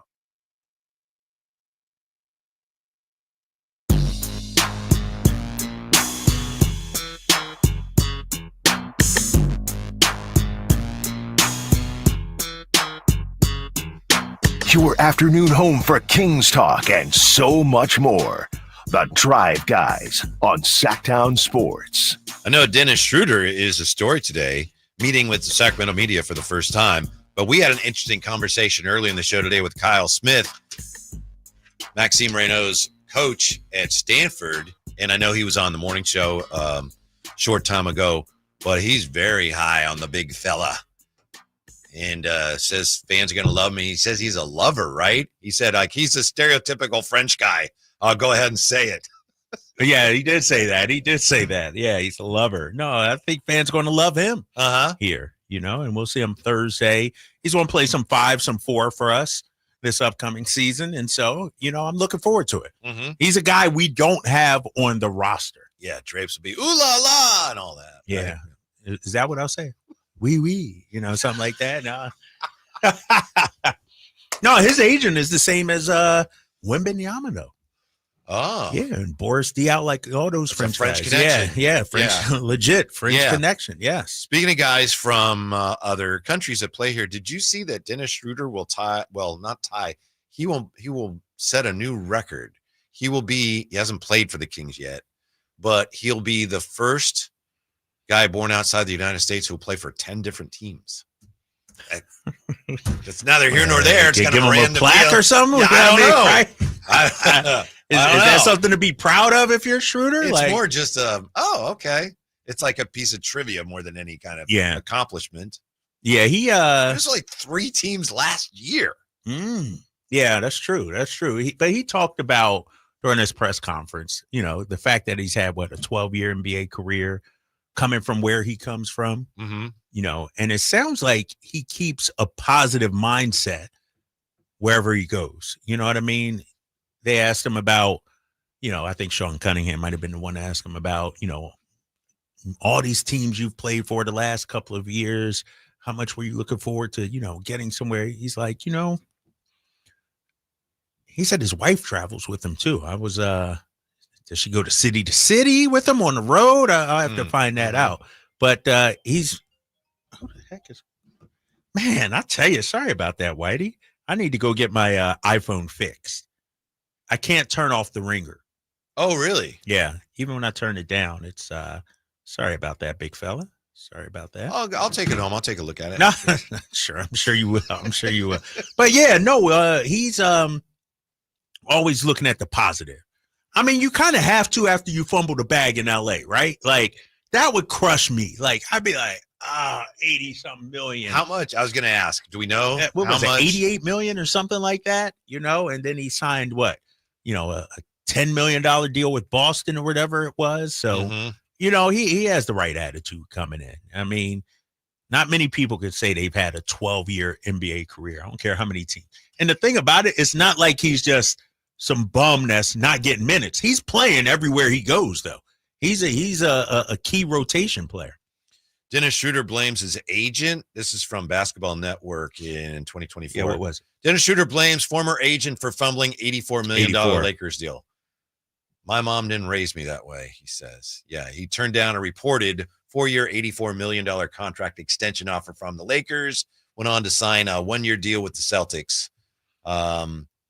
So, yeah, he had lost shot at some money there. Yeah, but he's fine. Dennis Schroeder's fine. I mean, he's still making millions. And like I said, he has a career where it's not like he's some bench warmer or a guy that never plays. I mean, he plays minutes.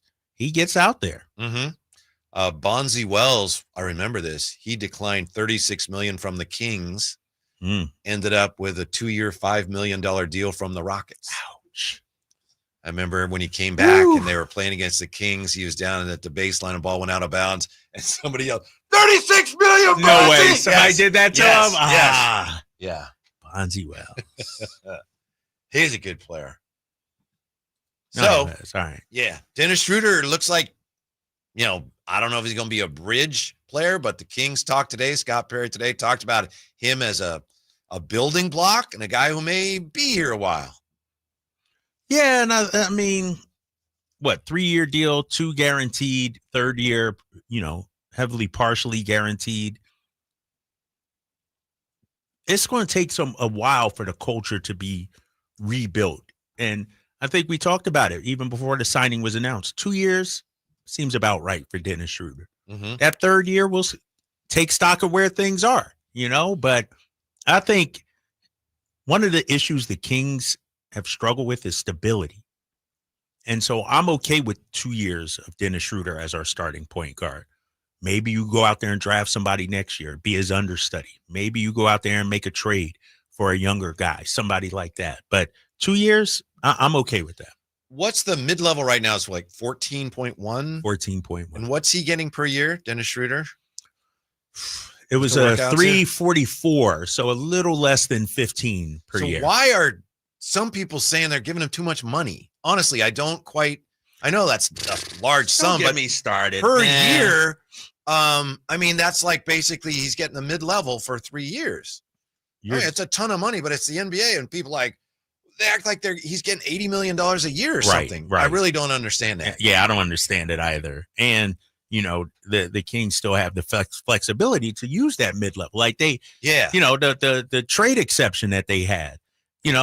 it helps them. It's not like it's hampering them from. It's one of those you use it or lose it, and they used it on Dennis Schroder, and so I think fans are just being haters. Well, I do understand some fans have pointed out that, well, you probably could have gotten Ty Jerome or you could have gotten Tyus Jones for a little less, but still, it's not like you're overpaying for Dennis Schroder. Right. You're talking about your fifth starter making 14 and change. In today's NBA, that's what it is, you know? And so I don't get why fans are so upset. Oh, my gosh, so much money. You know, to me, Dennis Schroder is a better player than Tyus Jones. I'm just calling it like I see it, a better fit for this team. And, you know, this is a guy who's coming off making $13 million this past season, Whitey. So it's not like he was making chump change or anything like that. You know, now if you signed a guy like Russell Westbrook to the full mid-level, that, you know, it's like he played at what? Denver for $3 million. You know, that's a huge rate. But Schroder, last year, $13 million. Season before that, $12 million. He's a double-figure, you know, $1 million guy. So I don't have an issue with it. And the Kings are going to be expecting a lot more from him than they would from Tyus Jones and probably from Ty Jerome as well. They're going to expect a lot from him. Yeah, they're expecting him to lead the offense, to bring the offense together, and to be a guy who scores and contributes at the defensive end. It sounds like maybe picks up 94 feet as well. How about the head of the snake? Yeah, if you will. Yeah, and that's a lot. That's why I say this season a lot is on Dennis Schroeder's shoulders. It is. It really is. You know, we'll find out. All those fans said that's a terrible move. We'll find out if they're right. We'll find out, right? And you know, but the dude's carved out a nice career for himself. You heard Scott Perry talking about him glowingly today. You know, the 6 core things he's looking for in a player, and Schroder checks all those boxes. I'm loving it, and I can't wait to see him out there, man. I'm just anxious to find out what they're going to do next, and that's just the nature of it. As fans, we want every day. Okay, you got a player. Who are you getting tomorrow? How about the next day? We get impatient. Obviously, it doesn't work that way. If a team actually operated that well, they would probably be hurting themselves. But, you know, as fans, we want to know, what's Scott Perry going to do? Come on, let's go. Let's put this team together. He's got time to do that. But I admit I'm growing impatient, especially when you have. What do you mean impatient? It's Scott Perry? It's not fair. Yeah, I just want him to do more. It's not fair. What I'm saying is it wouldn't be smart for him to do something every day. But as a fan, I wish they would. I wish you could. Rome wasn't built in a day, Whitey. I heard Scott Perry point that out. Yes. Rome wasn't built in a day, and I get it. We want to fast track and see the vision and see where this is going to go. That's all. I get it, you know. But and I'll say this, and Jay has always brought this up. We'll see what happens at trade deadline. We'll see what happens next offseason. Like, you know, he's trying to build something because one issue with the Kings is they've tried to fast track everything in the past. Yeah. And so now we're trying to actually put it in the slow cooker, if you will. No shortcuts. Oh, come on. We want it now. Oh, calm down, man. It's going to happen. Just don't put it in the crock pot. My mom used to have a crock pot. It's like, you didn't like the crock pot? I don't know if she didn't leave stuff in there long enough or what. What? Yeah. Miss Gleason couldn't cook? Is that what you're saying? I'm not saying that. Okay. I just, with the crock pot, things didn't come out the way I thought. How do you mess up in the crock pot? I don't know. Maybe she took shortcuts. I don't know. All right. Mom was busy. Yeah. Maybe she undercooked it, right? It should have been. She might have. You know, it should have been a 6 or 8 hour recipe. 3 hours. She pulled the chicken out. It's all raw and everything. Talking about my mom. I love my mom and everything. But some of those potatoes, you know, it's like, I don't know if that was in there long enough, Mom. Yeah. I'm sorry, Mom. I'm sorry I brought that up. But I don't want Malcolm Brogdon. I don't want Russell Westbrook. Okay. I do want some younger guys with some upside who maybe haven't shown that they can do much yet, but that's all right. This is a good time to take a flyer on Caleb Houston, for example. Yeah.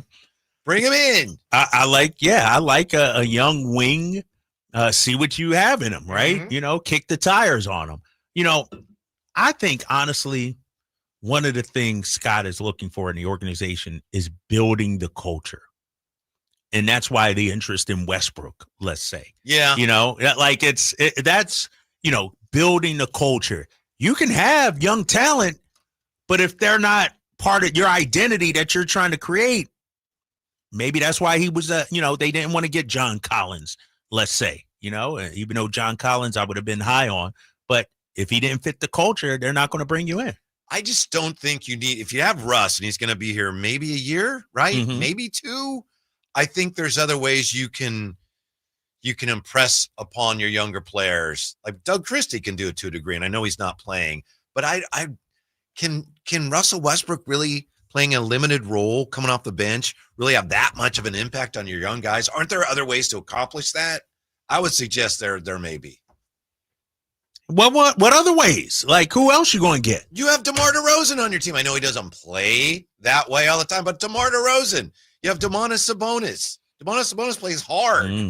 If you need to bring in Russell Westbrook, and maybe this isn't the reason, but if you need to bring him in to show your young players how to play hard, then you've got a problem already that needs to be addressed with the veterans on your team.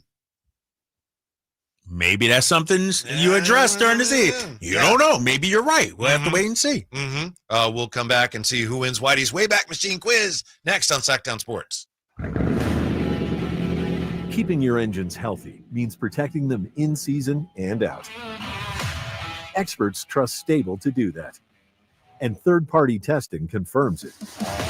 Stable is the industry leader in preventing fuel-related issues, no matter if you use it in your car, boat, or outdoor power equipment. In season or out, at every fill-up or when you store, start with Stable. Why'd I go to the doctor? One day at the firehouse, I was so lightheaded I could barely stand. Even my crew noticed. Getting checked out was the right call. Turns out I have atrial fibrillation, which increases the risk of stroke about 5 times. Symptoms like irregular heartbeat, heart racing, chest pain, shortness of breath, fatigue, or lightheadedness can come and go. But if it's AFib, the risk of stroke remains. If you have symptoms, contact a doctor. I'm so glad I did. Visit notimetowait.com, sponsored by Bristol-Myers Squibb and Pfizer. ZipRecruiter is the place. ZipRecruiter is the place for talented teachers, savvy software developers, and master mixologists. ZipRecruiter is the place where you meet all these people and more. That's because ZipRecruiter is the place for job seekers who are looking for new opportunities. In fact, ZipRecruiter helps 10 million people with their job search every day, so you can find the right candidates right away. Try ZipRecruiter for free at ZipRecruiter.com/free. That's ZipRecruiter.com/free. Tired of hearing scary radio ads about the IRS? Tax Relief Advocates is different. TRA is here to tell you that if you owe money to the IRS, whether it's $5,000 or $500,000, we have a solution. TRA can eliminate or reduce what you owe to the IRS with zero risk to you. We have over 1,000 5-star reviews on Google and an A+ with a BBB. End your tax nightmare today by visiting TRA.com or call 800-583-6580. That's 800-583-6580. I'm Ken Korak with your Green and Gold Report, brought to you by Comcast Business, powering possibilities. Well, there's a real chance of Jacob Wilson starting the All-Star game. As of the start of the A's current trip, he had a 250,000 vote lead at shortstop. Next up, the final vote of the top 2 finishers. If he wins that, he'll become the first A's shortstop to start the game in 50 years. Comcast Business helps turn today's small businesses into engines of modern business. It's how restaurants become reliably up and running neighborhood favorites. It's how retailers become seamlessly restocking, cyber-securing must-visit shops. And it's how healthcare offices become data-managing caregivers that we all depend on. With reliable connectivity, enhanced cybersecurity, advanced fiber solutions, and Wi-Fi backup, Comcast Business is powering the engine of modern business. Golf to Go is brought to you by the Hagen Oaks Golf Super Shop. Here's Frank LaRosa. How far do you hit your 7-iron? The answers will tell you which tees to play, according to Josh Sens in Golf Magazine. Deep down, you know you shouldn't be playing from the tips, but it's common for golfers to play from too far back. Aside from higher scores, rounds become a grind and golf becomes much less fun. After several years of research, the USGA unveiled a new data-driven offering to find the proper tees called Best Tees. If you know how far you hit your 7-iron, Best Tees will tell you which tee boxes to play. A typical male golfer should be playing from 6,100 yards and a typical female golfer from 4,400 yards. Most players have a good idea of their 7-iron distance, with average male's distance of 138 yards and average females of 100 yards. Throw out the occasional perfect shot, which travels more than those distances, and concentrate on your average. This will allow you to reach the vicinity of most greens in regulation and let you hit a variety of clubs on approach shots. Leave your ego at home and give it a chance. You'll have more fun. That's your Golf to Go. I'm Frank LaRosa.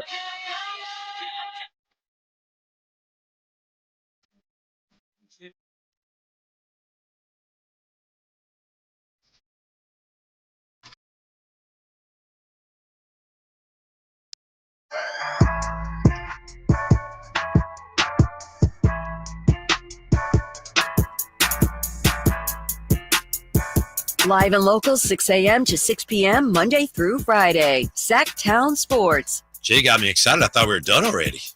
To Drive Guys. I know I was about to dip out. I heard that. I was like, oh, show's over. Gotta go. Gotta go. See you later. It's Drive Guys. It sounds like at least some Kings fans are starting to warm up a little bit to Dennis Schroder after he met with the media today. Kyle Draper's on record as saying, what, by November he'll be a fan favorite? Yes. I was the first to say that as well. I was the first, Jay, to go on record and say fans will fall in love with Dennis Schroder. You tweeted, man, so I didn't tweet it. Yeah, I didn't. I got to tweet it. Doesn't count to you. Yeah. I was on Blue Sky. I blue skied it, whatever that's called. Counts. Yeah. Absolutely. Into the cloud. Into the cloud. Yep. Actually, I didn't, but what's the other one? Isn't Strands one? Is that one? Isn't it? I think I there's don't know about that. Threads for IG. Threads, Strands. Yeah. I don't know. Which one? I know. Come on, Whitey. Which one you on now? I'm on one of those. Blue Sky 2. Strands? Isn't it called Strands or is it Threads? There's a Threads. Threads is for IG, right? I don't know. A lot of these social media things have become political, if you will. If you're on this one, you lean this way. If you're on that one, you lean everything. So, yeah, I just don't post. Yeah, has become political. Except for this Whitey's Wayback Machine quiz for July the 8th. It's brought to you by Lee's Air, Plumbing, and Heating. We are in the midst of history here. Kyle Draper. I'm like on a 2-week run. Okay, well, first of all, you've only won twice in that. I've held the belt, big fella. I got the belt. It's not been beaten in a good. Exactly. My unbeaten and he was on streak. vacation for another week. And I'm like, then we had Floyd July Mayweather 4th. out here, big fella. Man, you've won like twice in 3 weeks. And yet he retains the belt. Exactly. I'm going to take care of him for you right now, Mr. Gleason. All right. You're up all first the crock today. pot lovers. Somebody said that my mom favored Phantom. I don't know about that. Maybe. You may be right. Here's what we have for you, Drapes.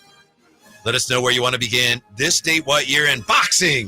1962, 1965, 1970, 2001, and 2011. 2011. It's an NBA question. It's also a closest to. Ooh, this is tough because Jay might know it. What would you like to do? Would you like Jay to go first or you want to go first? 2011 NBA. I'm going first. All right. Yao Ming announces his retirement. You ever hear that song? No, They did a song. Oh, they did a song? That came out when he was in Houston. It was a huge hit. That's all it was. Yeah. Remember he did the commercial with Yogi Bear, Can I Write a Check? Y'all remember that? No, I don't remember that. Oh, man. Yao Ming announces his retirement after playing how many seasons in the NBA? This date, that's 2011. a tough one. So 2003, Yao Ming. What year? 2011? 2011. Announces his retirement after playing how many seasons in what I call the NBA, National Basketball Association? Kyle Draper working on 12. 12? Oh, no. Over to Jay? Yeah, it was 8 or 9, so I'm going to say 9. 9 is exactly right. Ah, nice one, Jay. Yeah. Nice one. Jay with the steal to start it off. Yeah. And Jay, you're up. This date, what year in boxing? 1962, 1965, 1970, or 2001, sir? Let's go 01. 2001. Yeah, 2001. All right. It's the closest to. Okay. Jay scared. He ain't, No. he ain't going to Tiger do like Woods. I do. You going to go first? Yeah, we're going to let Drake All right, go. Drake. What did Drake say? No, you scared of the smoke. I went first last time. You ain't doing that. How'd that work out for you? All right. This Come is on, one Scott of Perry trying to sell me. This is one of those stranger ones we've ever had. But here we go. This date, 2001, a librarian discovers the earliest known written reference to baseball. 2 words. Dating back to what year? So it was on this date, 2001, a librarian discovers the earliest written reference to baseball dating back to what year? What year was that? First reference, the oldest reference to baseball. The hell did you find this at? I swear I was just about to tell you before you picked Let that. me hear it again. 2001 is a 2001. Okay. Librarian, this date, 2001, discovers the earliest known written reference to baseball. Where was the librarian at? I don't have that information. And you want the It's a good year? question. Dating back to what year? What year? The reference, the first known earliest reference to baseball. 1845. You're close. 1845. That's a good one because Go I was Jay. going to go around about I have no 1850, idea. 60. The earliest this known could be reference to anything. baseball. This could be anything. Drapes And on the it's board with called, eight. and it had to be called baseball. Or Yeah. could it just been stickball? Stickball. It was baseball. Baseball. Yeah. Would you say 18 what? 1845. I'm gonna go 1844. 1823. Oh, that's tough. Oh, That was I tough. might have to tap out, man. Yeah, The 'cause I Jays was up gonna say 2-0. 1850 or something. Yeah, Right, you're right right. around where I was. Yeah, that was tough. 18 what? 1823. Really? So you guys were around. You guys were around a little earlier, but around the Civil War, and I think they played it around then. Hey. Yeah. So yeah, 1823. 2-0, Jay. And you're up, Kyle Draper. Yeah, This what's up, date, what Dave? year in boxing? 1962, 1965, and 1970. Is it time for a patented Drapes comeback? Yeah, 1970. 1970. Okay, it's the closest two. Damn, why do you come up with something else? Jay can go first. Jay, Oh, this come on, I date. thought you wanted to go first. you big fella. You see how that worked out for me. This date, 1970, the Giants' Jim Ray Hart ties a record for the most RBI in one inning. Never mind what it is, because it is no longer the record. Question is, what is the record for most RBI in one inning of a major league game? Adrian Beltre holds it. I believe The number of most RBI in one inning. 11. 11. What do you think, Drapes? 10. The answer is Fernando Tatis Sr. with 2 grand slams in an inning for 8. Yeah, that's what I was thinking. It was 3 home two runs in the grand inning. slams. I was going back to like 1957. I know. Jimmy Fox or somebody. man. I figured 2 grand slams, and I was hoping another home run in there. So Yeah. It is 2-1, and I believe you're up here, Jay. all right, This date, what year in boxing? 1962, 1965. let's go 65. 1965. Multiple choice for you. All right. This date, 1965. Who becomes the first player in Houston history? I believe they're the Colt 45s at this time. The first player in Houston history to collect 6 hits in one game. Was it Joe Morgan, Eddie Matthews, or Rusty Staub? 1965. This would give Jay a 3-1 lead. Wouldn't clinch it, but would have Drapes on the ropes. Drapes could come back here and tie it up. Yeah. Rusty Staub. Rusty Staub is not correct. Oh, okay. Can I hear the question, please? Yes, sir. This date, 1965. Who becomes the first player in Houston history to collect 6 hits in one game? Joe Morgan or Eddie Matthews? This could tie the game. Joe Morgan. 6 hits, you said? 6 hits in one game. Eddie Matthews. Joe Morgan. Damn. Oh. It was the great Joe Morgan. I don't remember him. I don't remember that. Houston. I'm like Houston. I don't remember Joe Morgan. Yeah. Right. That's tough. All right. 2-1, and you're up, Drapes. Yep. What you got here? Yeah, we got this date, what year in boxing, and we got 1962. This date, what year in boxing? All right. You know the rule. You get to hear it and decide. We're going way back in the Wayback Machine. John L. Sullivan. Oh! Successfully defends on this date, what year? His championship in the last legal, officially sanctioned, bare-knuckled World Heavyweight Prize Fighting Championship bout. This date, what year? You want to go first? You want him to go Oh. It's your Jay choice. can go first. I forgot. it's your choice. Jay can go first. I got an idea here. Nah, this is 1896. 1896. Oh, that's a good guess, Jay. That's a good guess. The last officially sanctioned legal bare-knuckled World Heavyweight Prize Fighting Championship bout, John L. Sullivan, this date. What year? Jay says it was 1896. He defended his title. Drape says bare knuckled. Yeah. And what year did you say, Jay? 1896. 1896. 1897. 1889. Yeah! 3-1. And that clinches it for Jay. John L. Sullivan. Bare knuckle boxing question. How did I lose It that? wasn't in the 1900s. Bare knuckle ended what? 1887, you said? 89? 1889. 89. Damn. I knew Yeah, it it was was a in good that match. last little 10, 15 years of 1800. Congrats, Jay. You broke the streak. Drapes, you had your chances today. Nah, I did. I just fumbled the bag, man. Good match. I pulled a Bonzi Wells out here.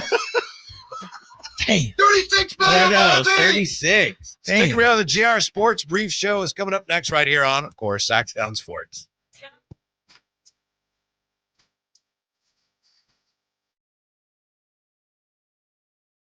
This is the story of the one. As a safety manager at a manufacturing plant, he does everything he can to keep his coworkers safe. From finding ways to reduce risks to keeping safety supplies in stock. And for that, he relies on Grainger. Grainger offers a broad range of quality products and next-day delivery, so he can always play it safe. Call 1-800-GRAINGER, click Grainger.com, or just stop by. Grainger, for the ones who get it done.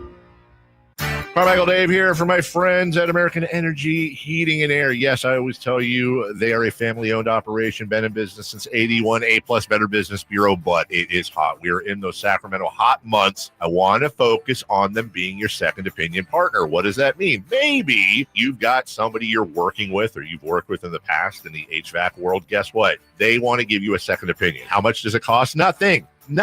You call them up and say, hey, can I get a second opinion on this deal? They come out and they either say, wow, that's a great deal. You should feel better about that. Or they say, we can beat that price. And usually they're going to beat it by a lot. Guess what? You just saved money and it didn't cost you anything to find out. It's a no-lose situation. Go with a trusted company. American Energy, 916-520-9990. That's 916-520-9990 or AmericanEnergyAir.com. Jingle singers, take it away. Call 916-520-9990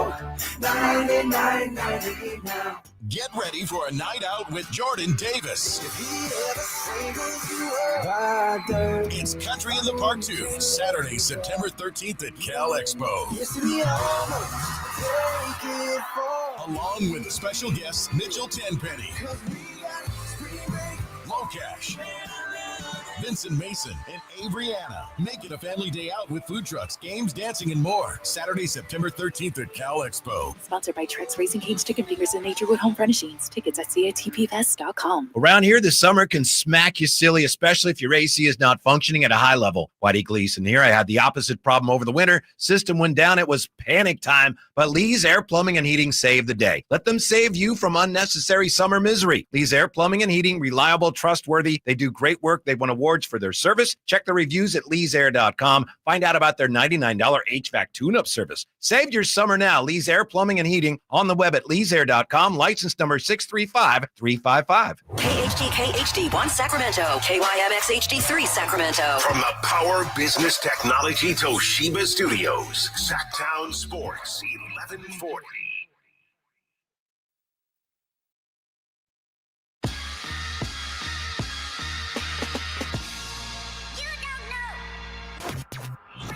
You're listening to the JR Sport Brief. It is the JR Sport Brief Show on the Infinity Sports Network.